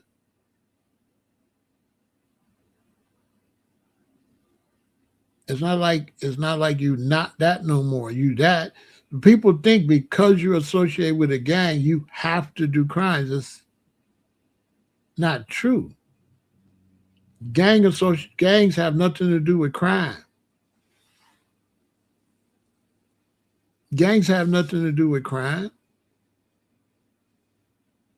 There's gang members that do crimes, but join the gang does not mean do crimes. You have gang members that are heavy Muslims. They don't do crimes. I know vice lords that's serious Muslims and Blackstones too. They don't do no crime. Now they vice lord and they Blackstone to the heart, but they don't do crime just because of that. I know people that's in gangs that's music fanatics. All they do is music all day, but they are what they are. They moles, but they just do music all the time. They just drink beer, smoke, hang out, and do music. That's all they do all the time. But they Blackstone,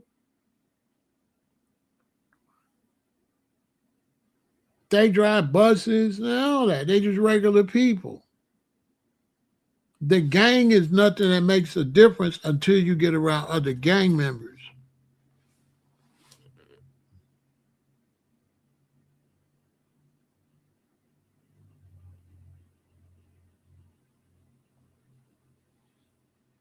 You know what I'm saying? When they have beefs, it's not gang stuff. It's somebody robbed somebody. Somebody robbed a spot. Facts. It ain't no gang beef.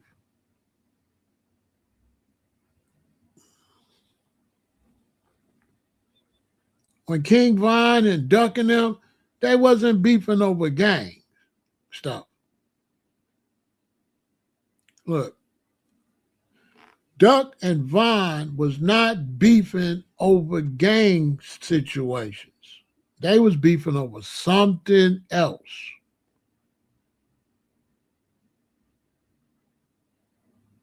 And I could prove it. Dirk and Chief Keef is not getting along. They both BDs.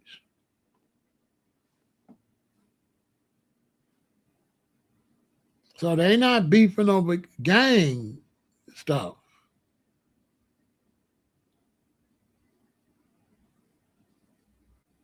The news media be lying. Like, there don't really be no gang beefs. The beefs be over something else.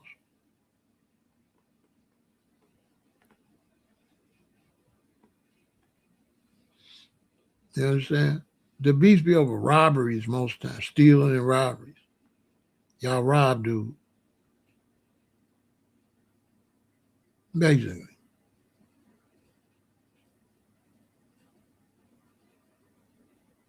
There's really nobody running around like, what you is? You Blackstone? Okay, let's beef. Like, that's not happening. That's no, it's other things happen. And most of the beef is between the same gang because dudes is doing other dudes, slept with dudes, baby mama and stuff like that. So most of the beef is between the same gangs, which show you it's not gang related. Yeah, most of the beef is between the same gangs. And any time that there's a beef, a big beef between the gangs, it ain't between the gangs. It's this gang is in the drug business and this gang is in the drug business, and that's why they beefing. Even though they two different gangs, they not beefing because of gangs. They beefing because the travelers robbed the conservative. And they all vice lords. On the west side, the different vice lords be beefing. The foes, right, will be beefing with the travelers. And they all vice lords. I'm giving y'all the real, so you understand the real situation. It's not that like that. Now, Cali, I don't live in Cali. I can't go into specifics. But Cali, Cali, I can't go into specifics because they definitely will bang on you if you got the wrong color on, or you can't go to Cali and wear the wrong sports hat or nothing. So Cali with the Crips and Bloods is different because the ones that are beefing is doing it. And so it makes the whole team look like that. So if I'm one kind of Crip and then we get into it with another kind of Crip, there's going to be quite a few people from this kind of Crips that don't like quite a few people from this kind of Crips and reverse, but not everybody from this type of Crip and that type of Crip is in it. But it's enough in it to make it look like the whole gangs is beefing. So sometimes enough people could do it from here and there, then both teams get blamed for it. But, like that, where they just set tripping. So that does happen in Cali, especially. that does happen, set tripping. But that's mostly, once again, come out of the LA County jail and prison. Shorty go to jail, he be cripping. Shorty go to jail, be in the county jail about 3 months, 4 months, 6 months. Sometimes they be in the county jail 2 years. Now he get out, now he on demon time. But that's because he just came out the gladiator zone. So they bring that gladiator stuff from prison and from jail. That's what I'm trying to get y'all to see. It don't really come from gangs on the street and stuff a lot of times. It comes from stuff that really happened in jail or in prison. And then they bring it out, and then both gangs get blamed for something really that was much smaller between the two fat people from both gangs. Then the whole gang on both sides gets stereotyped with it.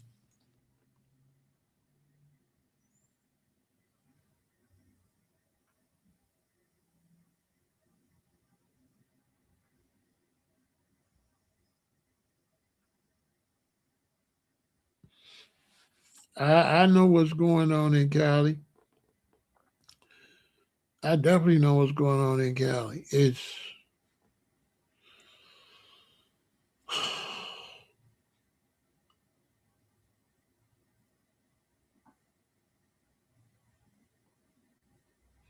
It's like the Hatfields and the McCoy. That's in Chicago and Cali. It's like so many lives been lost that it's just back and forth over the lives that have been lost, basically. That homeboy that they unalived 4 or 5 years ago, that's still active.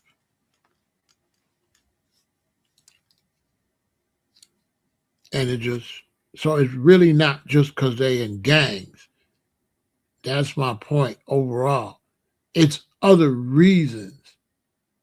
And a lot of times it's because of the people that was lost, and then they just keep going.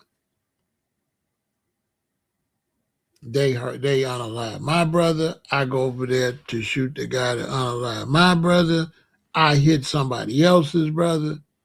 He passed away. Now, dude is in it because I didn't hit the main person I went, but I hit some other dude's brother that really wasn't in it like that. But now his brother gone, so now he in it. Then he come and they do something. Then they hit some other people, and it's like the little boy. You know, when they went and broke in the house and took the little boy's game that his daddy bought him. Somebody broke in the house and took the game, and then when they came back for revenge, they shot the little baby. Then the brother went back to revenge his baby and shot and hit the other dude's mama, right? So now her nephews is you know what I'm saying? Then they'll just say it's gangs, but technically somebody stole somebody's baby video game. It's really not gang related.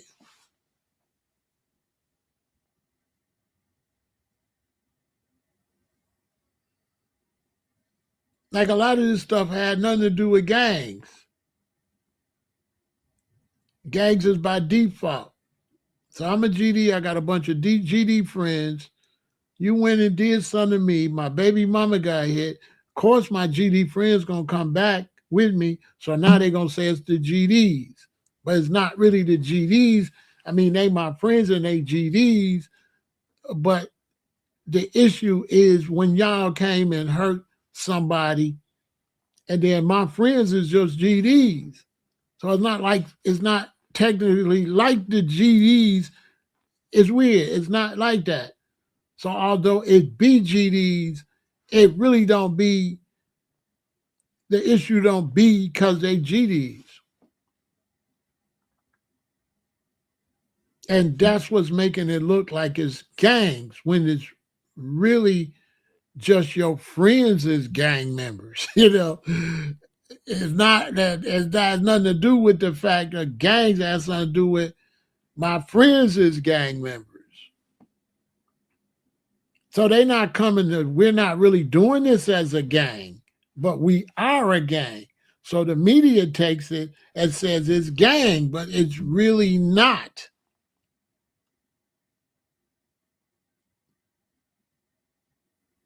It's just like I'm with all my friends and we four corner hustlers and you do something and I want to go do something back. And then they came and they say the foes did it. But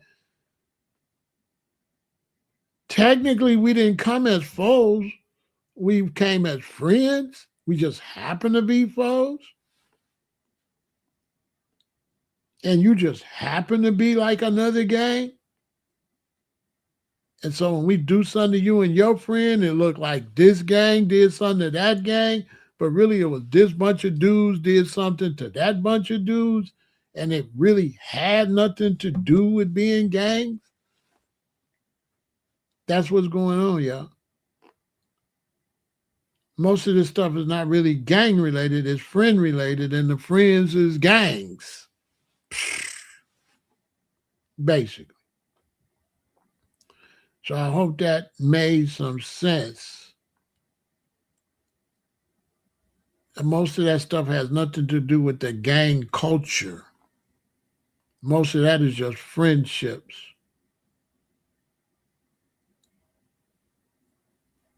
It don't really have a lot of stuff that they say is gang related is really not gang related.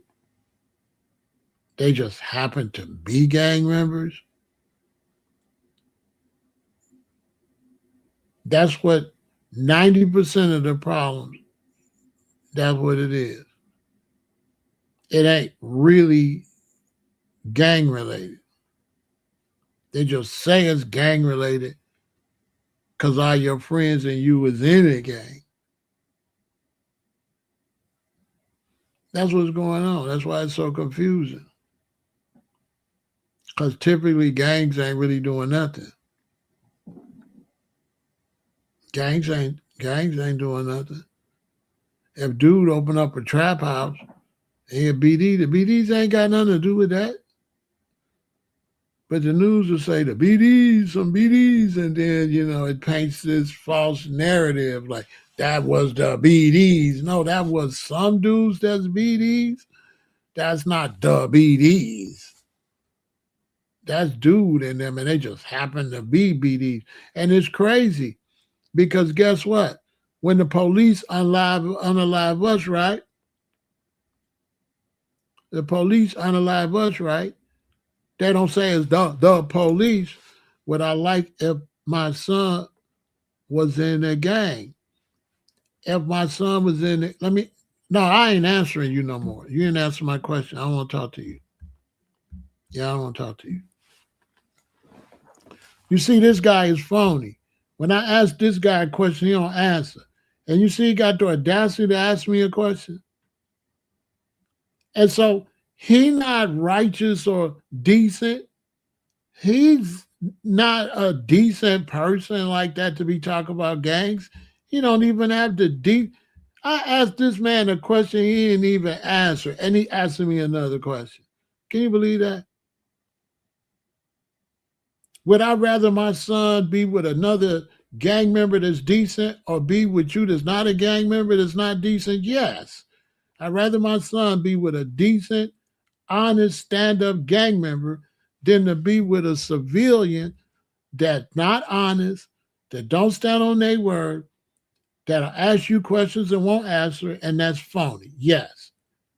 Yes, I'd rather my son be with a decent gang member than you. You're not a decent person. You're a phony person that wants to argue, but you don't got no backbone, and you won't discuss the matter when the other person, you don't got no backbone. A man is going to ask you a question, And when you answer a question, you ask him a question, a man's going to answer the question and give you the same respect they gave them. Now, you lack that type of respect as a man. So, not being a gang member has not helped you very much because you don't have honor. And then you turn around now and ask me another question after you didn't answer the last question I asked you. You got no decency. So why would I listen to you or answer your question?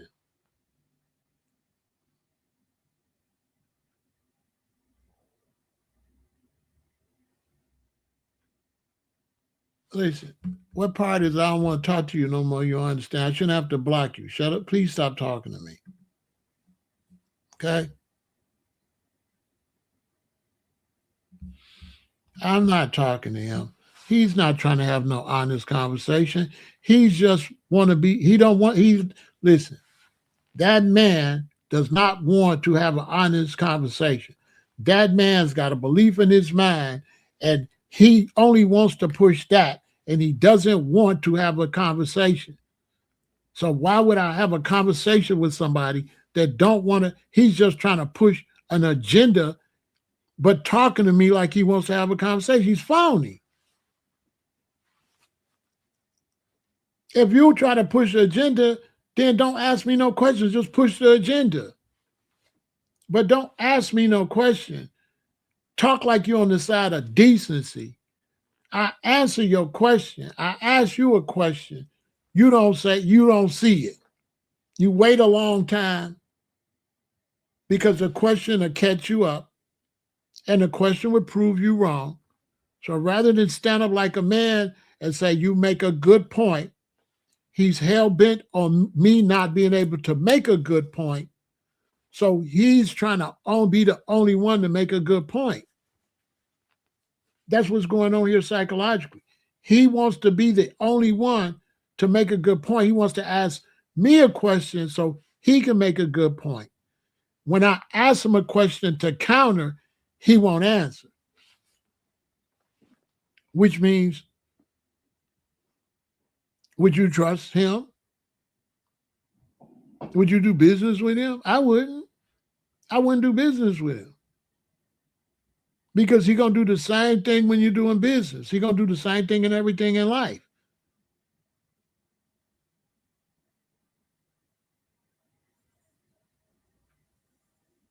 I don't know. Like I said, it's a shame I got to block you. Come back tomorrow, bro. You trolling. Yeah, come back tomorrow. You had your opportunity. You didn't answer, so move on. Why don't you just move on? But for y'all, he said, would I like my son to be in the gang? If my son is an adult and he got in the gang, what would me liking have to do with a grown man that's in the gang? I would not go tell my grown son what to do. He grown.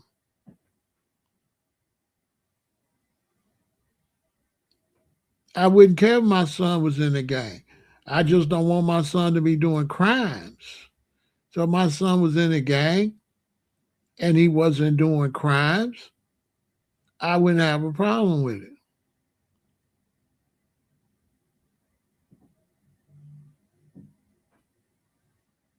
The only thing I request is that he be a four-corner hustler like his daddy.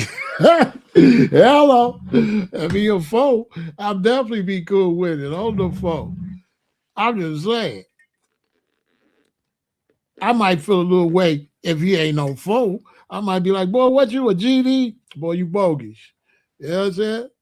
I might feel a way if he a GD or he a BD or something. I might feel a little way. But I mean, he a grown man.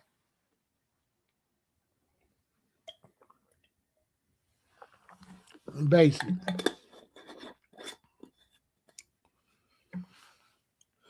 He's a grown man. He's a grown man. My main thing is don't do no crimes. It's not illegal to be in a gang. It's not illegal to be in a gang. It's illegal to do crimes, but it's not illegal to be in a gang. And when you're in a gang, you have to do crimes. See, that man thinks gangs mean crime. And I keep trying to show him, but he just slow. I keep trying to show him that gangs don't mean crimes.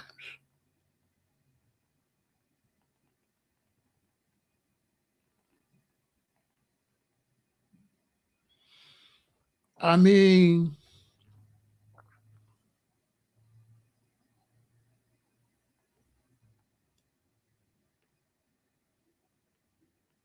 you know, the problem with it, Afro, is they think gangs mean crimes.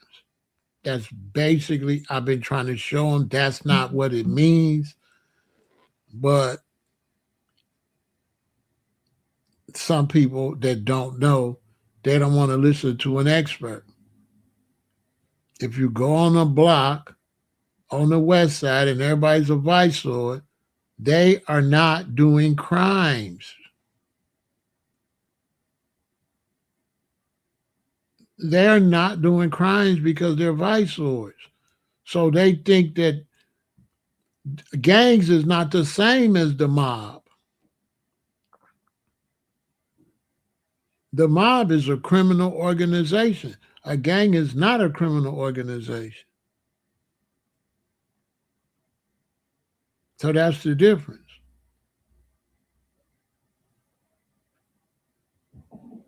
They not the same. A mob is racketeering and everybody go out and do whatever they could do to bring the money in.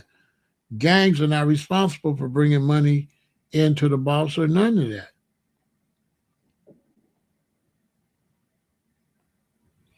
Yeah, gangs are not gangs. There's no requirement as a gang to go bring no money and give it to nobody or nothing like that. Gangs is a bunch of friends that call themselves something, basically. That's all it really is. Gangs is nothing but FBA tribalism. A tribe. That's it. That's all it is, tribalism. That's all it is. The foundation of Black Americans, we don't have tribes, so we have to make them. But that's all really gangs is, tribalism. That's it. But tribes don't represent tribal war. Gangs are nothing but just tribes. It's black people in America looking for something. It's young black men looking for something. They looking to belong. We used to belong to something. They took all our heritage away. So our young black men, they want to belong to something. That's it. And I'm not going to criticize them for wanting to belong to something. You want to be on the NBA. You want to be on baseball. You want to be a Boy Scout. You want to belong to shit too. You in the Bid Wiz Club. You all is in all kind of clubs. Steppers Club. What's the difference? Chicago got over almost 300,000 gangs. Show me 300,000 crimes. Chicago had 300 murders last year. 300 murders out of almost 200 people, 2 million people. That ain't nothing. 300 murders is nothing in a city that's got 77 neighborhoods. 77 neighborhoods. You can fit Atlanta here 3 times. If you can fit Atlanta and Chicago 3 times, that's 100 murders per city. That ain't nothing. And so gangs is nothing but a feeling to be alone. But gangs are very much necessary. I say gangs are very necessary, very beneficial for black men in a city where they might be sent to prison or sent to jail and they got some camaraderie when they get there. Let me tell y'all something. As a four-corner hustler in jail, we all run together with the finball. We have a thing called a box. And when I get extra money and stuff like that, we go and buy stuff, we put it in the box. So when I go to commissary, I buy soap. You got to have slippers on because the shower's dirty. We buy shower shoes. I buy roll-ups so they can have their cigarettes, cookies, cakes, all that, and we put it in the box. So let's say you get locked up and you come in. They done snatch you off the street for some bullshit. You come into county jail. We say, what you is? You say you're a Blackstone, a Vice, or a Folk. We say, all right, we're going to give you some roll-ups so you can smoke. We're going to give you some shower shoes because if you step in that shower, you can get a disease. We're going to give you some shower shoes. We're going to give you some candy, some cookies, toothpaste, soap, shampoo that we have in what we call a box. The GD's got a box. Well, the 6 got a box and the 5 got a box. And why they don't tell this part, Afro? And when you come to jail, we got all your basic needs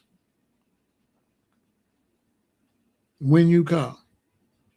Not only do we got your basic need, you got automatic protection, which was formulated to protect you from the white guards.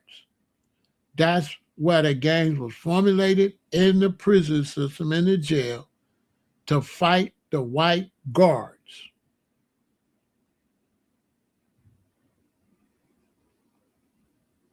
Just being black, how is just being black going to be a gang?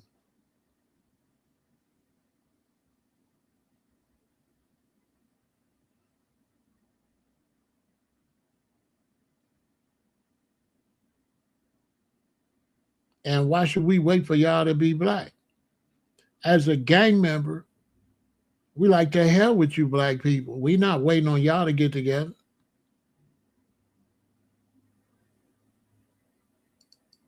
As a four-corner hustler, to hell with you. I don't wait. Let me tell you something.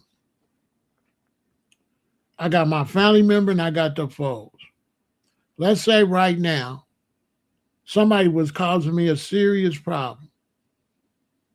I can get real people to help me.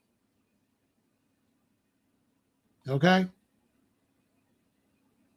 As a just black, that is no tie for nobody to help you. There is no way just being black that you have a personal problem and somebody gonna come defend you. It's not gonna happen.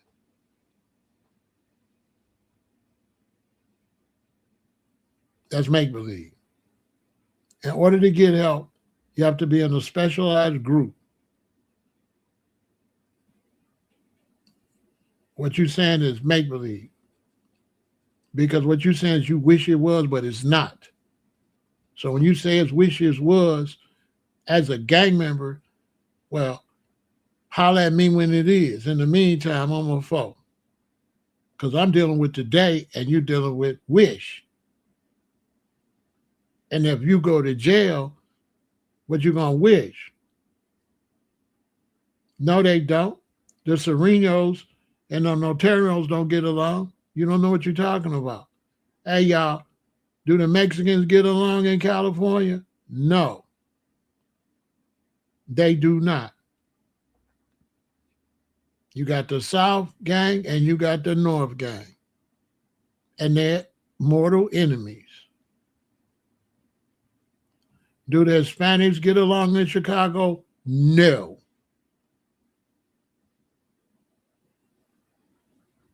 No, they do not. What you're saying is a lie. B. Dolo, what you're saying is totally incorrect. The Latin Kings and the 2-6s are warring right now.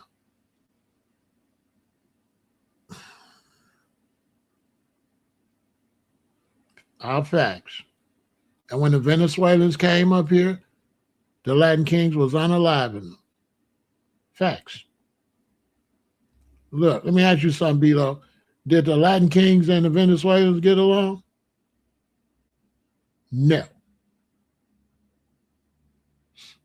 No. Do the Latin Kings and MS-13 get along? No. No. So what you said is a lie. Sounds good, but it's a lie. There's gang wars all over South and Central America, and ain't nothing but Hispanics.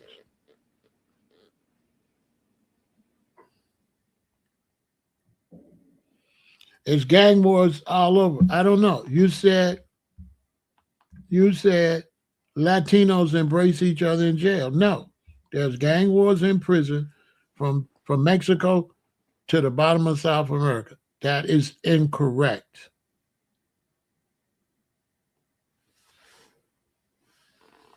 That's incorrect. That's incorrect. You just said you just burned it. You said Latinos embrace each other in jail. That is incorrect. There's massive gang violence in South and Central America. As a matter of fact, they attack Hispanic women, right?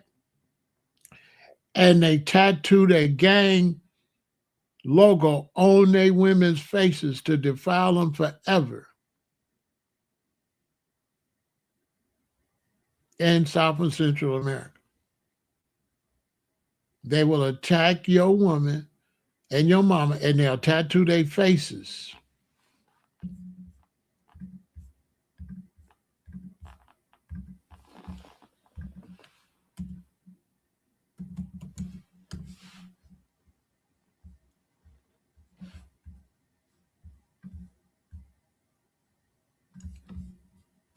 Let me ask you something.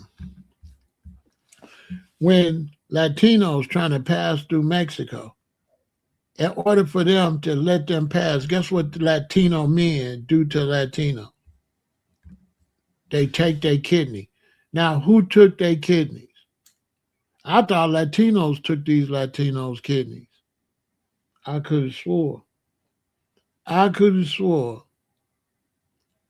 Latinos are taking Latinos' kidney in order to give them the right to pass through their territory. This is black people trying to teach something that's not true about other races, and they do it all the time. They try to teach that whites get along, Asians, but that's false. All groups. The Vietnam War was Asians against Asia. The Japanese don't like no Asians. I lived in Hawaii. The Japanese and the Chinese do not get along.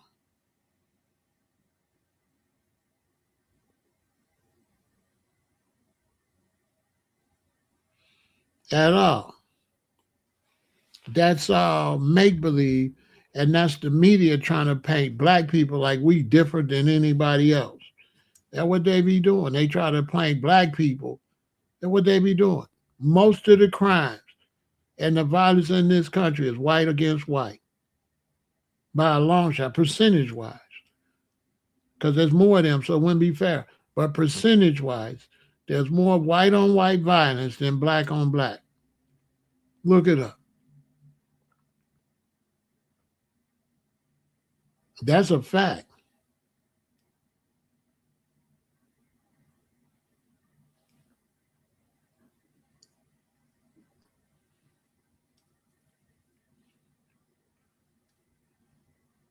And they have gangs, but they Hell's Angels and stuff like that.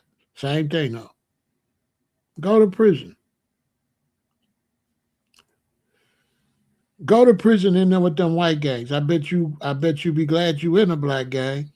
Listen, when you go to prison, it's gonna be white gangs, Hispanic gangs, and black gangs. So for somebody to come and say the blacks need to stop, don't know what the hell they talking about. Because without those black gangs, you would not be able to survive in there with them white gangs and them Hispanic gangs. That's a fact. And when they let blacks out of Cook County Jail, them Mexicans be trying to unalive and hurt blacks on 26 in California every night when they get out of jail. Ask somebody. Ask somebody if Hispanics don't attack blacks outside the county jail every night if they could catch you. Ask somebody. Ask somebody. Ask somebody about the Hispanic gangs outside the Cook County Jail at night. What they will do if they catch a black person. Gangs, Hispanic gangs. Ask them.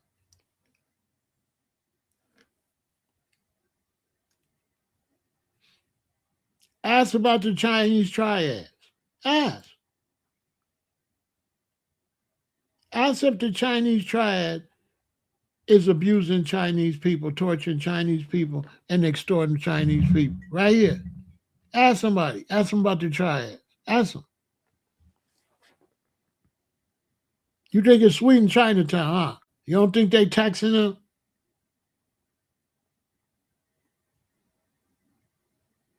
If you're black, they automatically assume you're a GD. They don't like black people anyway, no matter what the hell you is.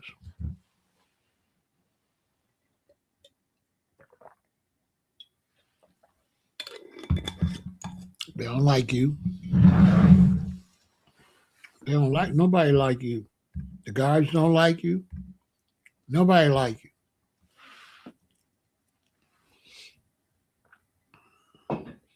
From the very beginning, when I read the gangs, what they said it was formed for? To fight against racism. Nobody mentioned that again.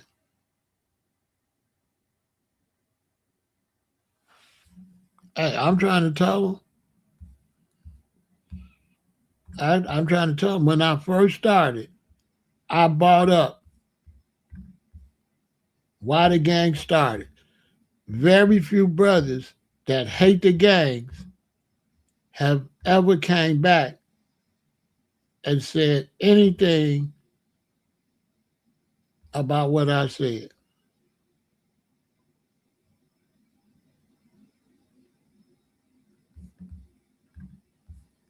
They ain't say nothing. It's like I ain't said nothing.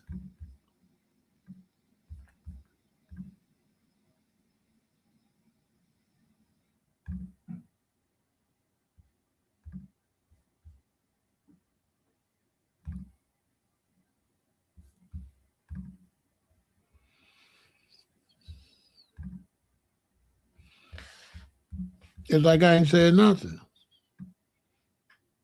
Look, watch this, y'all. And then I'm going to end this. I'm going to show y'all what I went through, how. Watch this.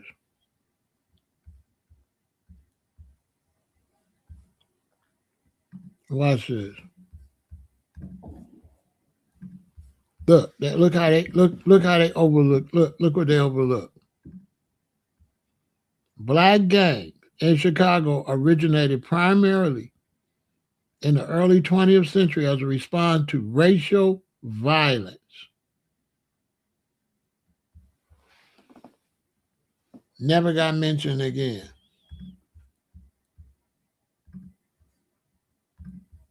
Watch this.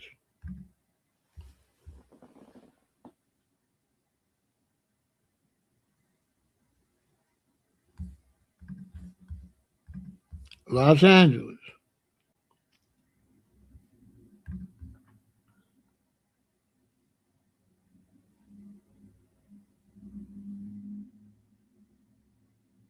Early black gangs. Following the migration of black families to South Central, gangs formed partly for protection from rival groups.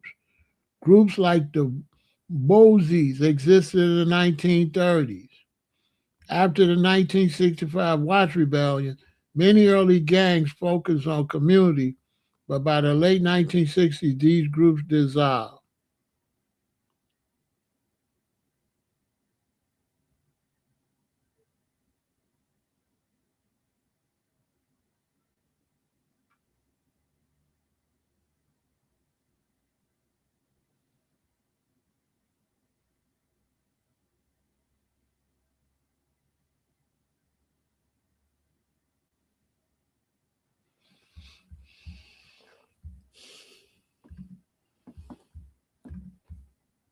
All them gangs is for protection.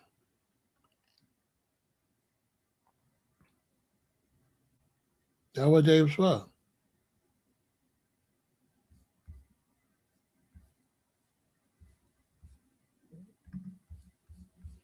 They was for protection, and they still for protection.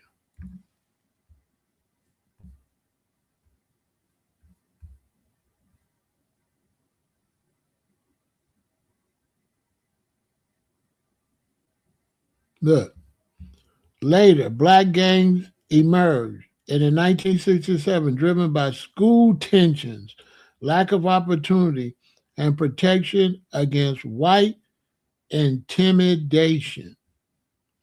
Right? So you got to understand, brothers be in gangs thinking long term about the penitentiary. They ain't gonna tell you this. I'm the only one gonna tell you. Long term, the reason that young black males get in gangs is for tribalism and for protection in cases they may end up in the state penitentiary. If any of them was honest, they would tell you that. And as a black man in America, the chances of you going to the penitentiary is high. The chances of you going to state prison for something you didn't do is probably 30%, which is a lot. I remember one time police pulled me over and he searched my car and he threw something on the seat and he picked it up and said, "Look what I found." I said, "I seen you throw that down there." They will plant something in your car and lock you up.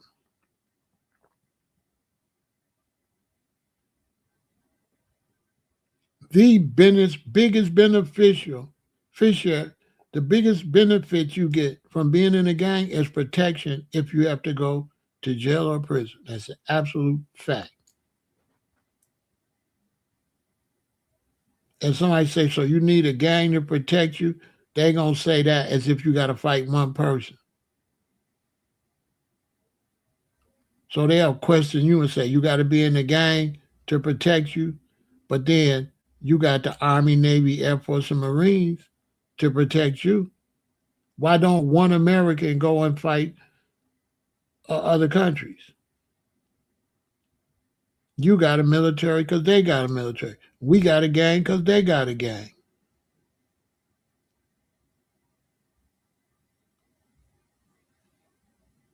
They turn them body cams off, Afro.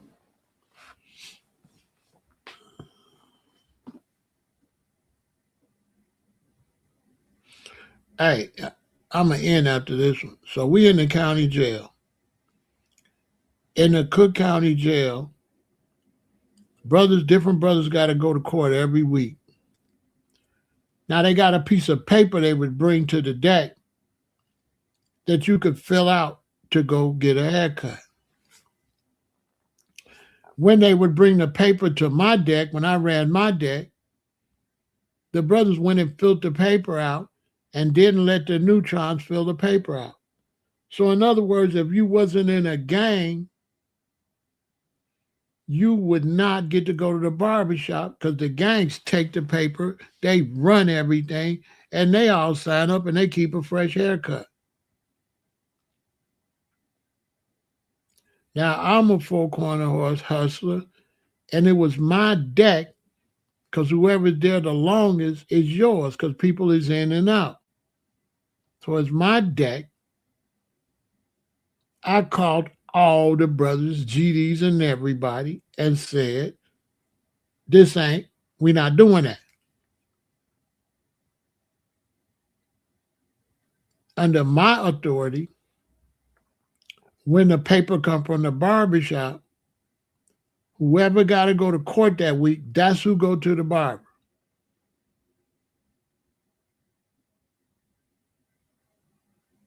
And I was like, what? I said, so you'll send a brother in front of the judge knowing he trying to go home without his hair done? And all the brothers say, damn, I ain't think about it like that, Pharaoh. You right. You right. You right. If when the paper come to get your hair cut, whoever got to go in front of a judge, we're going to make sure that you got a chance to look good in front of the judge. You not getting your hair cut, and you ain't got to go see the judge, but he don't get his hair cut, and he got to go see the judge. Now, what is the benefit of the game? If I wasn't a four-corner hustler, I would have not been able to help the Neutron brothers get their hair cut. The only reason I had the power to make sure all the brothers got treated right because of my gang affiliation.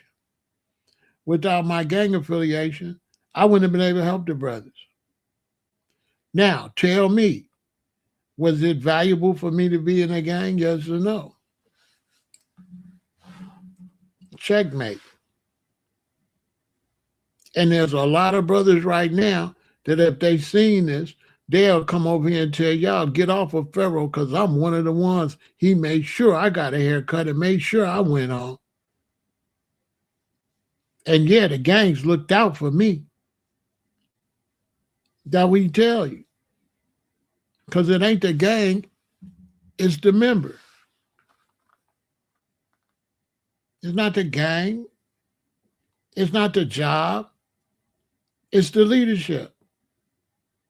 They got bad leadership, they're going to go this way. They got good leadership, they're going to go that way. Under my leadership, gangs was a beautiful thing. Look, I tell you something else.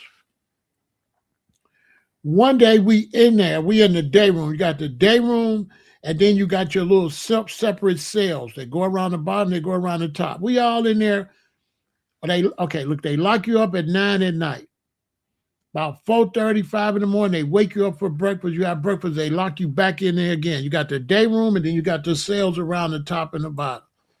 So they lock you back in there again. Then you get up around noontime and get ready to eat, lunch. And then you get to stay out for a little while. Then they lock you up again. And then when you get back out, you stay out till 9 at night. So we out for our evening time, like 12, like that. This white racist dude, a guard, he come in, he say, shut up. Get in them cells. We like, for what? Don't question me. Get in there. That's what he said. He tried to use them bars he got to punk us. He was just going to lock us up for no reason, right? So all the brothers went in the cell except me. And when I didn't go, it's like 4 or 5 other brothers didn't go. So I get in the white dude's face and tell him, you out of land. Who you think you talking to? I'm not going in nothing.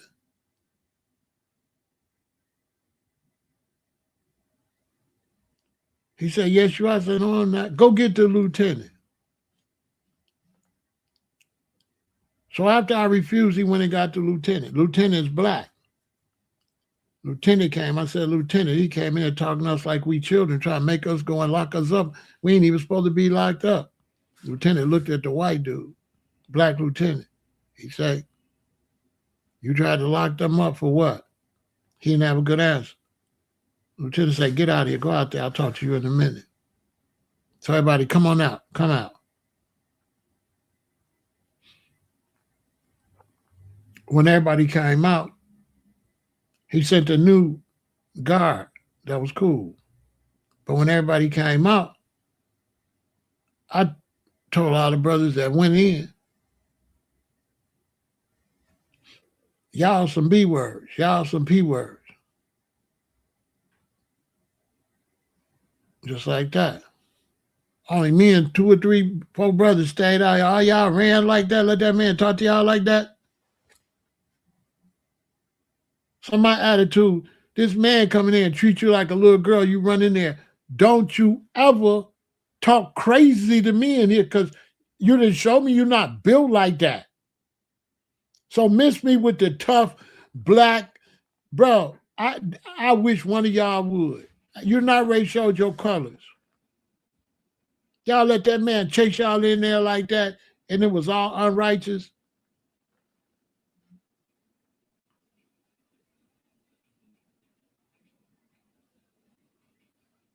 The crazy thing, I got out and I met a queen, and I moved in with her because she had a bunch of children, and I had an apartment. I was fighting the case, so it didn't make no sense for me to move her with us. And the guard was Sarge. Sarge was the guard. And I bumped into the lieutenant too. Sarge was cool. But yeah, they tried to punk the brothers.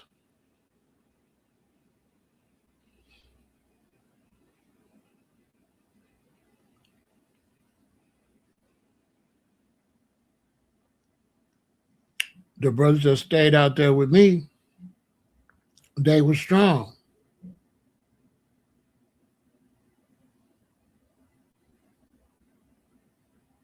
But one thing for sure, if the white guard would have got out of line and tried to do me, all them brothers would have had to come out and aid and assist.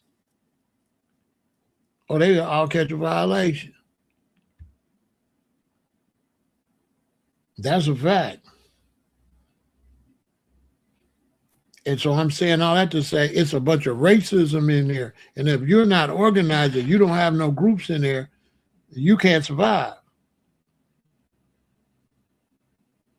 And the gangs is based off of racism, county jails, and the prison system. Not to mention power in their neighborhood. There's a definitely a necessity.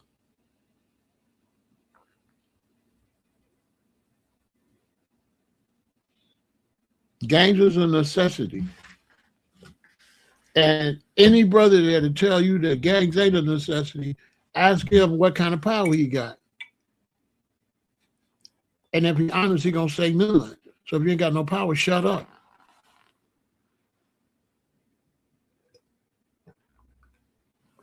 Because I'm a foe and I got power. What is you? Where's your power? How many people can you get to help you? Like quick? None. Maybe your cousin, maybe your brother. But you can't get no army together. So now, when you start talking about what we should do, that we not doing, how is what we should do got anything to do with us doing what we have to do now? We cannot should. When you go to the county jail, you go to the state prison. Ain't no should. Ain't no, we should, black people. That's not happening. Sounds cute. Okay, yeah, that sounds cute. The only one going to protect you is the gang.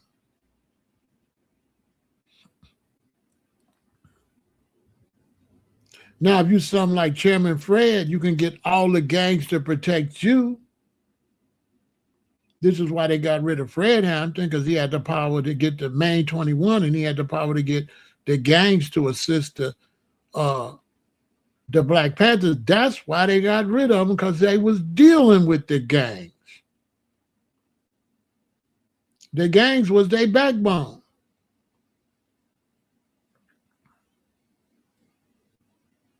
And right now in America, I'll tell any black man to his face, the gangs is your backbone for black Americans. One of the main reasons they won't attack you is because of the gangs. I challenge, tell me I'm wrong.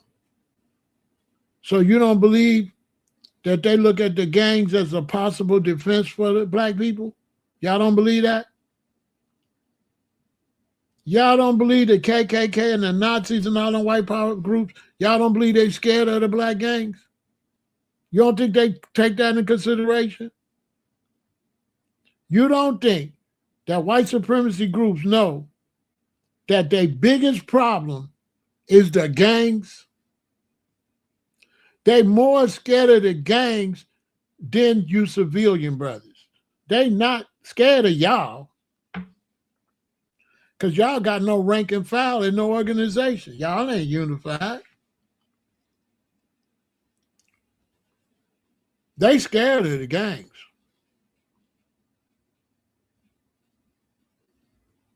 They more scared of the gangs than you working civilian brothers. Ain't nobody scared of y'all. Y'all ain't represent nothing. With all due respect, you brothers that's not in gangs, y'all weak. Where's your strength? Where's your manpower? Where's your unity? You ain't got none. So for a bunch of black men and civilians to be running their mouth when you don't got no unity, you sound crazy to me. Because the only unity you got in your neighborhood is the gangs. Because y'all ain't unified. So that one brother that want to come argue with me, he got no backup. He just talking.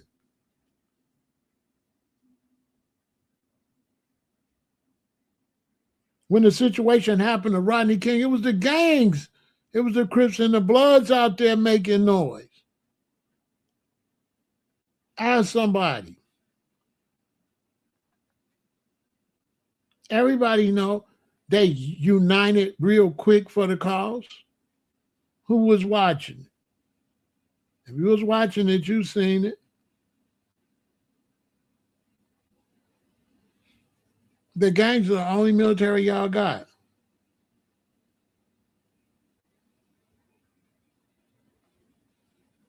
The individual black man, he ain't nothing. He ain't on nothing. He ain't got no power. He can't get 4 dudes to show up. If you ain't a gang member, you can't get 4 dudes to show up unless you like some kind of black power group like them brothers up there in Detroit. They can get some people to show up. But the average black man that's going to come over here and tell me the gangs ain't no good, need to shut up. Well, you ain't got no backbone. You ain't got no backup. You just talking. You ain't got no backup. None. Your only backup is the gangs. That's the only big groups y'all got. Is GDs, BDs, Blackstones, Four Corner Hustlers, Vice Lords, Crips, and Bloods is the only civilian army y'all got. Name another one. And the Nation of Islam. And I'll say the Hebrew Israelites. I'll put the Hebrew Israelites. I'll put them. But they ain't nothing but religious gangs. Shit. What's the difference? What's the difference? You know,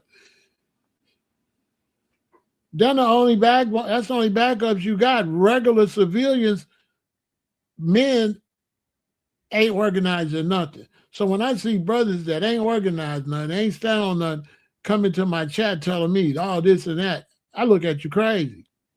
Because you got nothing. You got nothing.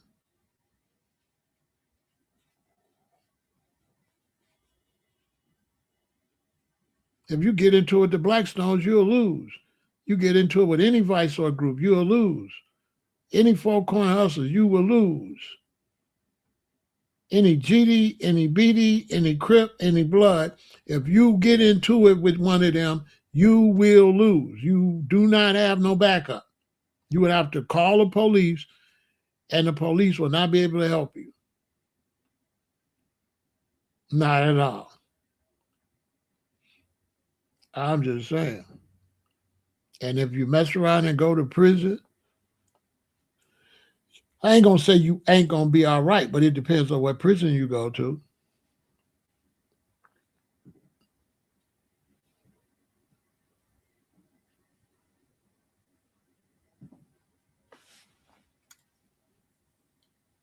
So I got a lot of respect.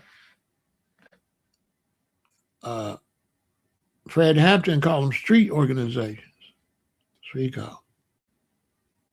He comes straight because he know that's his army. He know better. Because when Fred come to concerts and stuff like that, it's the gangs protecting them. The Black Panthers ain't protecting him when he come to them shows. Brothers from Growth and Development and stuff like that at them shows the one protect Chairman Fred. Gang members. Gang members love Chairman Fred.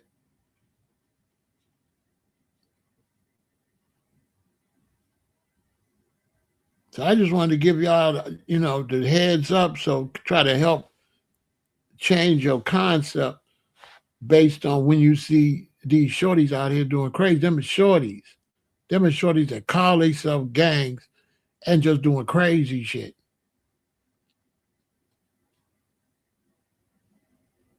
And I got one more story and I'm going to go. So I was supposed to teach the brothers their literature. They're supposed to know they lit.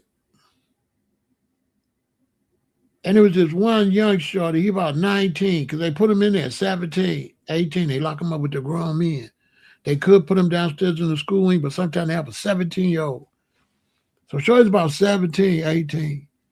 And every time I check, he don't know it's lit. So when I go to the guys, they say, everybody know they lit. I'm like, dude, don't do though. They said, Pharaoh, dude got to know it's lit. So now I'm in the hot seat.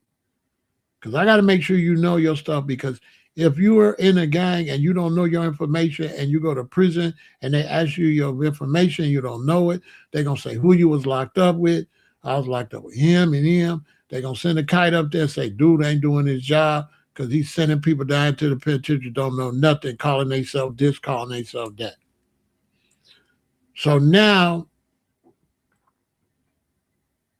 the pressure's on my neck as the minister of literature at that time to make sure this boy know his stuff. So when I come out of one of the rooms and I come to shorty, I'm really aggressive. I'm like, boy, you better know this. I'm going to give you 2 days or woo-wop the bam, woo-wop the skippy. So one of the OGs, one of the guys been in the penitentiary a long time, he seen me barking at shorty and he came and he did that. He said, bro, let me holler at you. I said, wait a minute, don't you move. So he took me down so short. He said, man, Pharaoh, cut him a break. I'm like, dude, he don't know his stuff. I'm responsible for making him know his stuff. He hard-headed being stubborn. He said, I know, Pharaoh, but do it for me. Do it for me. Cut him a break. I'll talk to the guys and tell them I told you. So I said, man, I don't know. He said, Pharaoh, let me tell you something. I was locked up with his daddy. He said, Pharaoh, his daddy is in prison. And he said, guess who his daddy's cellie is? I said, who? The boy's granddaddy. And man, my whole heart. So I said, his daddy and his granddaddy both locked up together? He said, yeah, they cellies. So now when I look back at him, he looked different. He looked like a whole different. Once I look back at him, then I say, oh, that's why he's so mad. That's why he's so, shorty tripping. Oh, man, I felt so bad, but I didn't know. So I went to my cell. I got a bunch of cookies and chips. I put in a big bag. And I went back and I told shorty, I said, here, you good. Just learn it for me, all right? You good. I gave him a whole bunch of commissary just for him. And I say, you good. Just try to learn it. Feel me? Man, that's one of the set Afro. Bruh. That's one of the saddest things ever happened to me in my life. I'm not kidding. When I look back at him, he already only 17, so he a kid. And all that anger and stuff, it looked different once I found out that his father and his grandfather locked up in their cellar. He's just a victim of the Babylon system. So I protected him, but then he ended up, he wasn't on the deck no more. He might have went to court and they might have threw his case out. I forgot what happened to Shorty, but he think he got out. But that just show you, hey man, hey Afro, that's one of the saddest experiences I ever had in my life. And I was really pissed at him because he was so stubborn. But he wasn't stubborn. He just looked stubborn until I found out what happened to him. Then when I looked back at him, he looked different. He didn't look like the same person that before I found that out. Once I found that out and I looked at him, and he a little kid in here with all us grown ass dudes like that, man, I can't even explain what that shit was like. He was a mafia too. And so they hate the foes. And that's a whole nother story. You got all these different vice lords, some of them beefing in the streets, but now you got to work together. So it still be like, it's crazy. So you're working with other vice lords that don't like you out in the world. It's crazy. But you doing that because it's survival now. We can't afford to be separate no more. We in the belly of the beast with white guards and white judges and white states attorneys. We in a European jail. The ultimate victims of racism. When you see all these young black men going to jail for all these crimes, that is racism. That is manipulated racism. That is a fact. They are being manipulated to do that.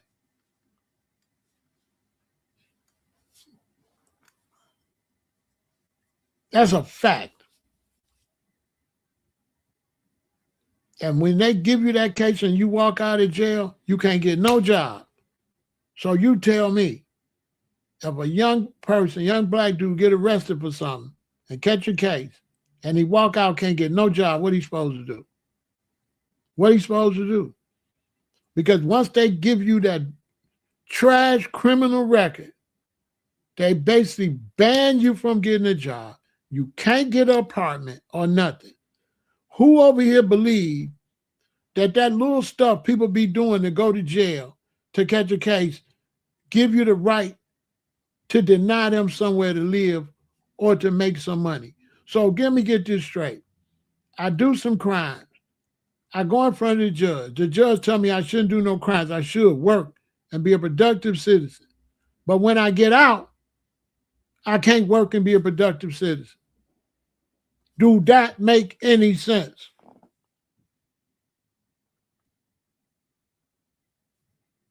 Does it make any sense for a man to get in trouble, go to jail, and can't get a job and can't get an apartment? Do that make any sense?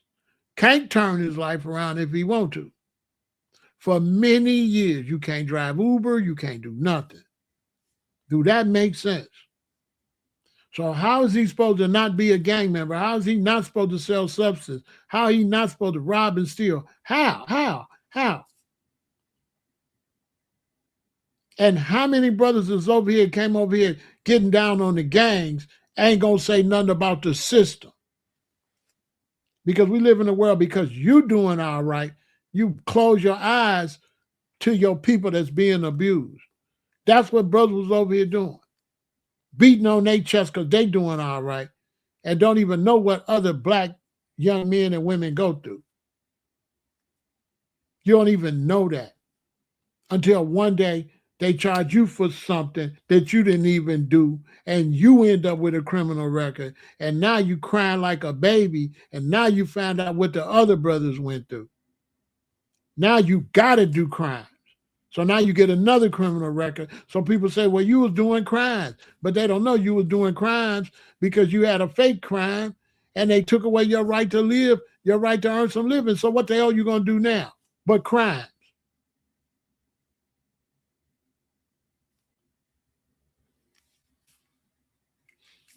Make it make some sense.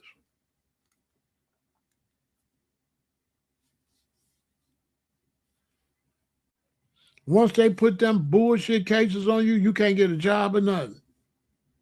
Nowhere to live or nothing. You can't get an apartment or nothing. So we got to do a background check. They're basically saying, oh, you've been in jail. You can't work and you can't live nowhere. Okay, so then when you find me guilty, why don't the judge say you guilty?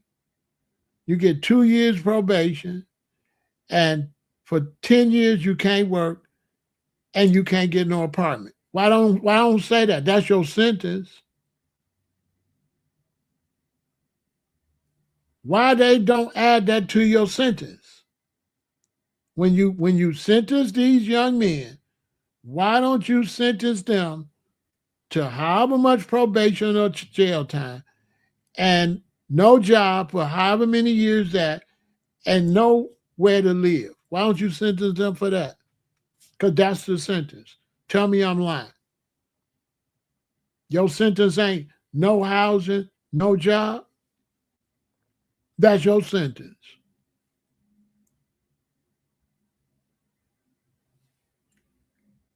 And you don't see no Democrat, no Republican, none of these pro-black, none of these weirdos that been up here arguing me, saying nothing, ain't gonna stand up for nothing, just running their damn mouth, and they ain't gonna do nothing to make it better, just talking. But when you hear something like this, are you gonna roll your sleeves up there and say, hey man, how they gonna turn their life around? They can't get no apartment, can't get no job.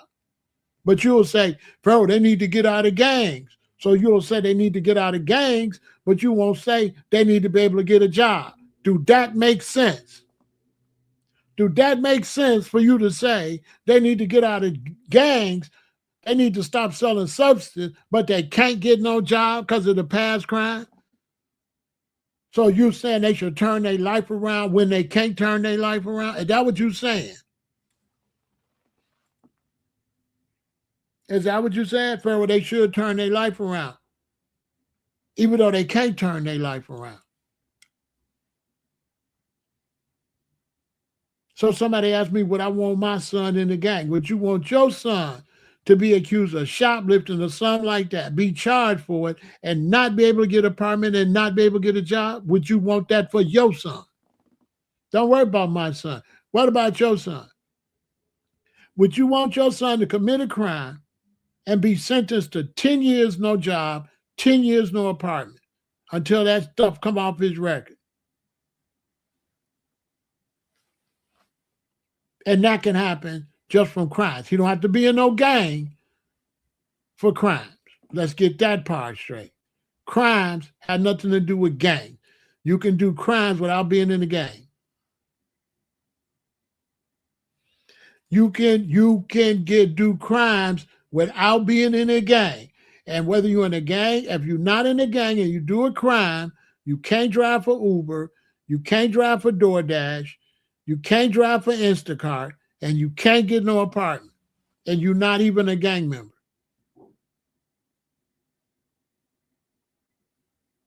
What about that?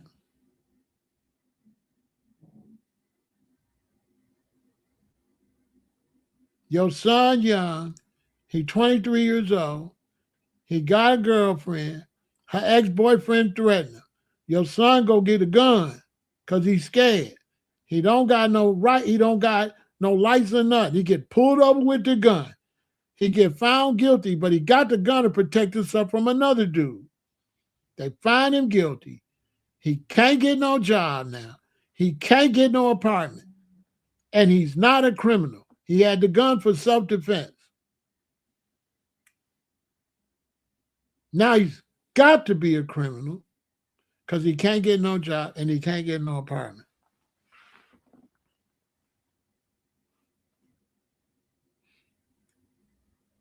What y'all think about that? Where's all the smart dudes that was talking crazy?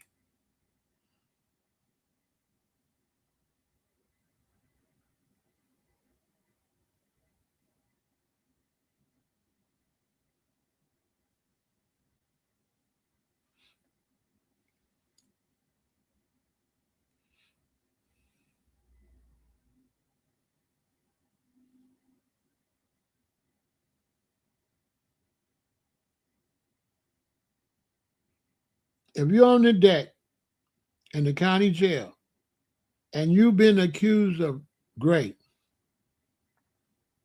they ain't gonna necessarily on the deck hold you for that because they're gonna ask you, and when you explain that you got railroad, they're gonna believe you. In the jail, they're gonna believe you. And they're gonna listen to your story. They're gonna know if you're lying or not. You're like, man, I ain't even do nothing, man, this and that and that. And then she went and called them and said this and that. And everybody be like, damn, that's messed up. That's what they're going to say. They're going to say, damn, that's messed up. They're going to believe you because they got experience with the court system. They know. They'll know if you did it or not. Criminals know criminals. They know when you're a criminal and when you're not. They'll be able to tell he ain't do that. They lying on Shorty.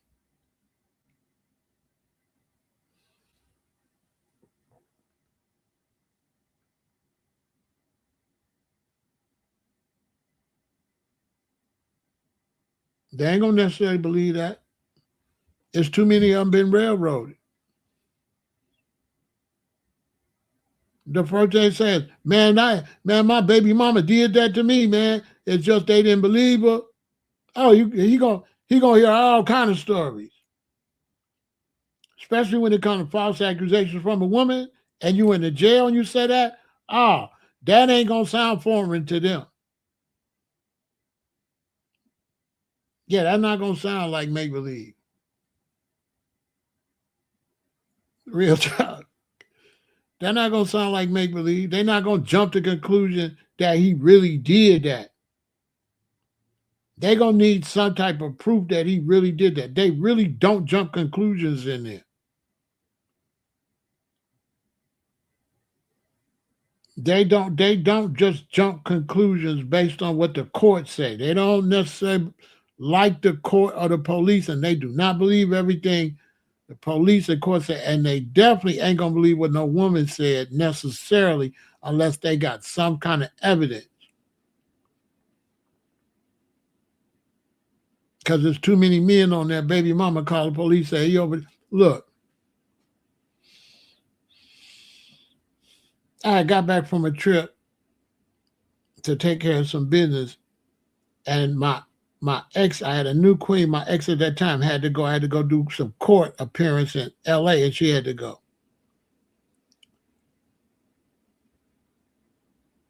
And when we get back to our apartment, I'm finna get my stuff and go home where my queen at. I'm not messing with her. That was just a court appearance we had to do. So she asked me for some money. So I didn't want to give her no money. Do you know she jumped, grabbed me by my dreadlocks and was trying to pull my hair out? So I had to fight, and I had to actually choke her to get her to let my hair go, right? So she let my hair go. I'm at my house chilling. The police come to the door, arrest me for a domestic. Said she called and said I beat her up. Take me to the Harvey jail. I tell the Harvey police I did not beat her up. She was trying to pull my hair out, and I choked her for her to let me go. You can't make this up. All of the police is looking at me like a woman beater, woman beater, woman beater. I'm downstairs at the Harvey jail in the cell. After about 2.5 hours, a police run downstairs and say, he over there jumping on her again, and he got a gun. The guys downstairs said, no, he's not, he's right there. You can, listen, man, you cannot make this up. I'm in the cell. I told him I didn't do that. After about 2 hours, an officer run downstairs and tell the clerk at the thing, he back over there. She just called. He back over there trying to beat her up, and he got a gun. The officer said, no, he not, he right there. I said, I told y'all. Man, the police said, God, no, man, that woman, we're going to lock her up. They wanted to lock her up and throw the. I said, I told y'all. Didn't I tell y'all she was lying? Now, you know you can't make this up. I said, I told y'all she was lying.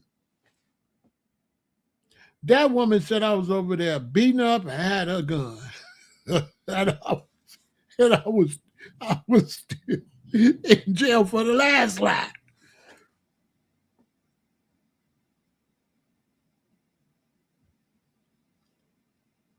You cannot make this up. I was still in jail for the last lie.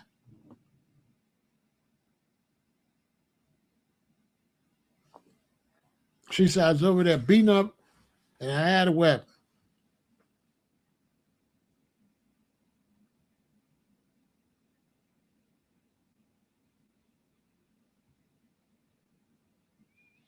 I don't know. Like I said, that's just hearsay, Afro.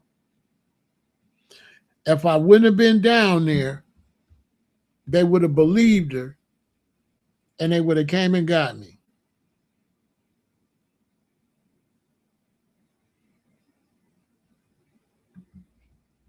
I don't know about that case. I can't speak on that. Let that go.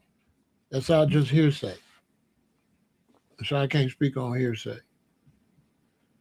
That's just hearsay. What do you want me to say about a story? That's just a story. I can't verify it.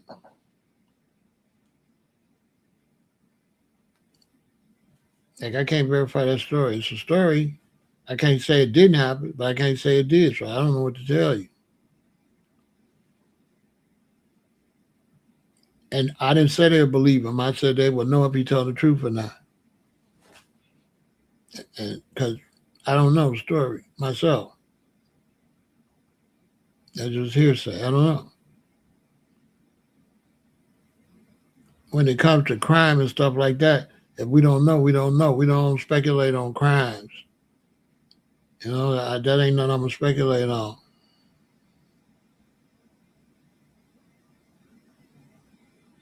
You know what I'm saying? So I don't know.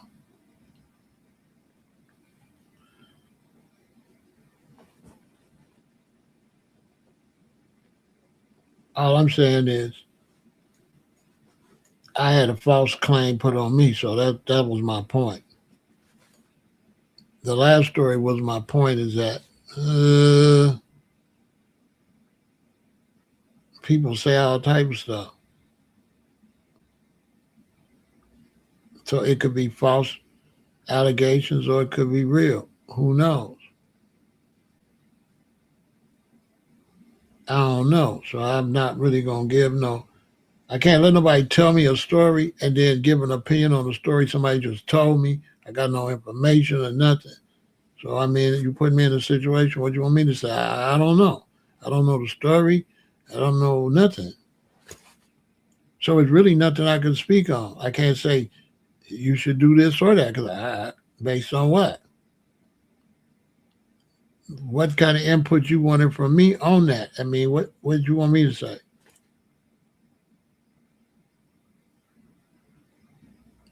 I got nothing to say. I don't know. That would be not a good thing for me to speak on that. That would be that I don't do that. I just don't do that. I'll be speaking on something without any knowledge of it and making decisions on something with no knowledge of it, something I don't do. I got to have some type of knowledge on it for me to voice my opinion. That's all I'm trying to tell you. I can't voice my opinion on that. In court, that's called hearsay. That's hearsay. So let's just move on. So I hope y'all learn from this. The bottom line I'm trying to tell you is that gang culture has nothing to do with crime. Gang members don't do crimes. That's not a part of being in a gang. There's nothing about being in a gang in the literature that tells you to do crimes or anything like that. There's nothing that people are told, right, when they're a gang that has anything to do with crime. It's not like, oh, be a GD and go do crimes. That's no. There's nothing about doing crimes in any of the lit. You have to learn your lit, the rules of the gang, and there's nothing in the rules of the gang that insists you do crimes. Nothing. There's no gang you get in that there's criminal requirements. That's the point I'm making.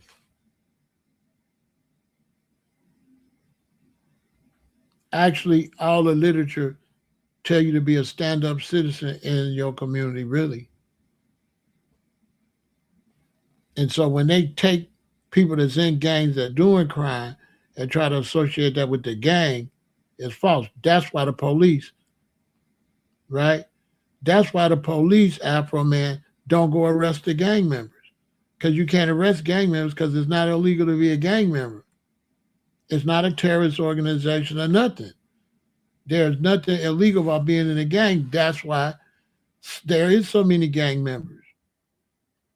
We have picnics and everything. We have birthday for gang leaders and all that. And if you're a gang leader and you ain't doing no crime, that's it. And a lot of people don't know that, Afro. They think gang means crime. No, gang does not mean crime. And it's not fair for gang members to do crimes, and then you say it's gang members, but civilians do crime, and you don't say civilians. If a woman do a crime, you don't say women doing crime. If a man do a crime, you don't say that's men. That's just dude. If a fireman do a crime, you don't say firemen do crime. So if a GD do a crime, that ain't got nothing to do with the rest of the GDs. So they're like, he in the gang. That ain't got nothing to do with the crime. Being in a gang has nothing to do with crime.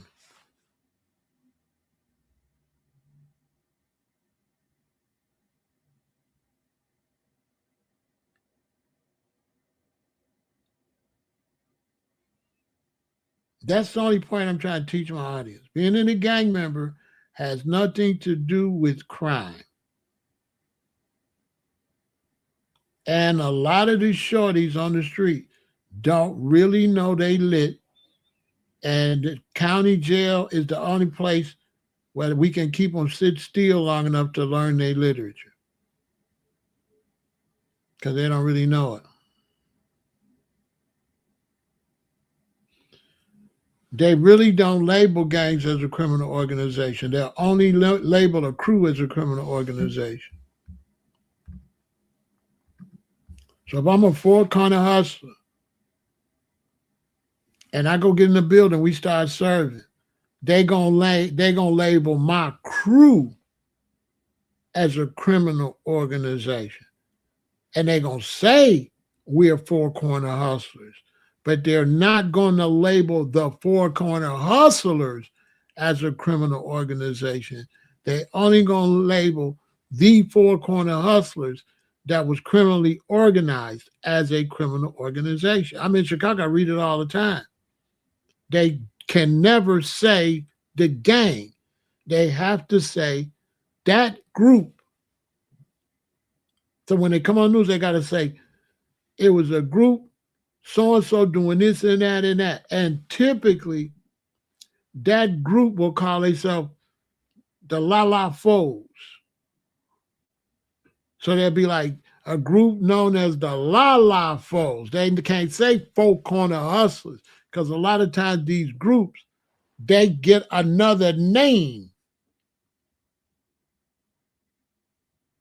So when these groups want to get together and do crimes, they won't do crimes as Four Corner Hustlers. They'll be the Dog Pound Foes. And in that situation, every Dog Pound foe is with it. But that's not Four Corner Hustlers. That's the Dog Pound foes.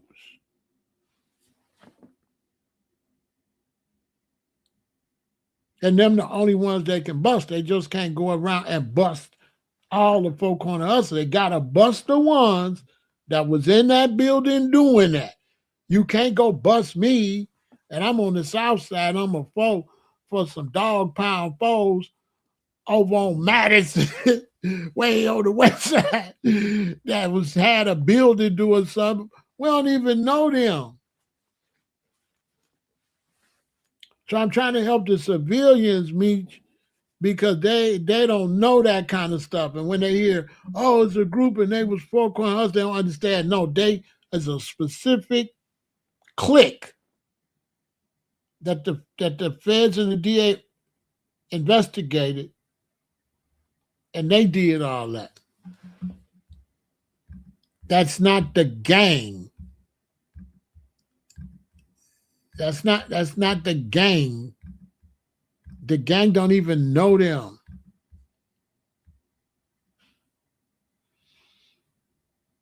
It's a small mob. It's a small mob of dudes doing crime. It's a little group. Yeah, it's a small group doing crime. Nothing they doing is affiliated with the gang. They just calling it that. They just foes that do crime, but they not. The foes ain't criminals. These was foes do crime. Like if you catch a bunch of postmen and they stealing mail. Okay, these are postmen stealing mail. That don't mean postmen steal mail. That means these postmen was stealing mail. Now, it's crazy you see a news where 8 postmen was stealing mail and running scams, and then you start saying, man, postmen be running, mailmen, no, mailmen, no, them. Same thing. No, them mailmen was doing that. Or them police, you can't say police because they bust 10 police running scams. That's just that. Those 10 police, they don't represent the police. But with gangs, when there's 10 gangs, they try to act like these 10 dudes represent the gang. No, they only represent them 10. Don't nobody even know. We don't even know dude in them. So you can't say we don't know them. Nobody even know what they doing. Only they know what they doing. It's foes 8 blocks over that don't even know what they doing. If it's a group of foes on the west side doing stuff, the rest of them foes don't know what the hell them dudes is doing. So you can't say, man, the foes be doing, man, them ain't the foes. That's dude in there. That's not the foes. If that's the foes, then go rest common sense. Common is a foe. Like, that's all I'm trying to teach y'all. Is when you hear people that's doing stuff was in a gang, that don't represent the gang. They just clarified that these dudes was saying they was a part of the gang and doing crimes. So these 8 dudes claiming the gang ain't claimed them. Right. The Baptists don't know all the Baptists. So you go, hey, you go bust some Baptists for dealing with children. And then somebody say, the Baptists be dealing with children. And these were some Baptists in like Decatur and you in Los Angeles. And these are people in Decatur, Alabama. And they're like, yeah, the Baptists. No. They was Baptists. That's not the Baptists. All right, y'all. So what they tell you about gang culture is false. Gangs is nothing but tribe, nothing but a tribe. That's it. Nothing but a tribe. About 100% of gang members in America, it ain't no more than 20 to 25% that's doing crime. 75% ain't doing nothing.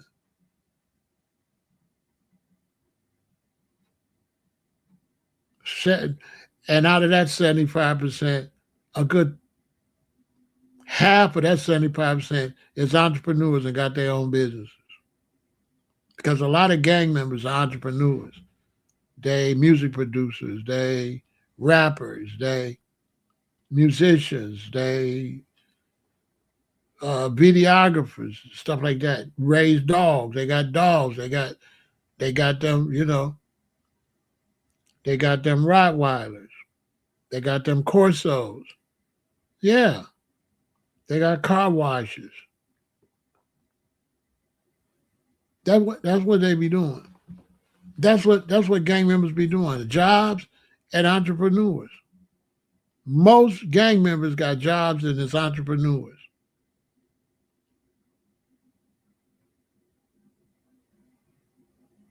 Seriously. And what happens is they get in the gang and they just don't get out. We just don't get out the gang, that's all. A lot of us, like I'm a foe and I'm a foe forever. I ain't really doing that. I ain't even around no foes. That's just what I am.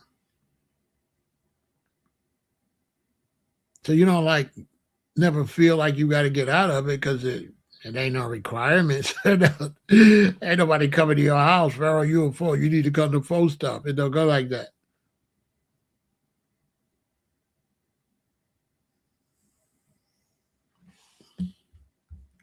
So that's that. Young brothers, it's not about the gangs. It's about who you're around.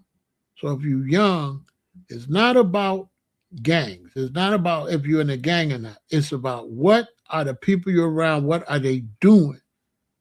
Stay away from people that's getting in trouble. If you hanging around a bunch of gang members that's not getting in trouble, that's not doing nothing stupid, you're fine. You're fine. If you're hanging around gang members that's getting in trouble, going to prison, you're going to lose. If you're hanging around a bunch of regular people that's getting in trouble, you're going to lose. If you're hanging around a bunch of regular people that's not getting in trouble, you're fine. So it really doesn't matter. What matters is, are they getting in trouble? If you're a police officer and you're hanging with police officers that's stealing and doing corruption, it's going to go bad. If you're a police officer and you're only around other decent police officers, you're fine. So no matter what walk of life it is for young people, the key is to just don't do a bunch of crimes and throw your life away. And just because you're affiliated with a gang do not mean you got to do what nobody telling you to do.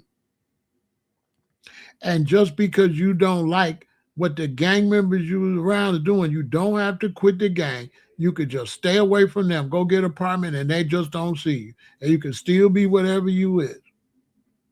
You don't have to drop your flag. You just got to drop them zeros and get with some heroes. That's all. And that's that G talk.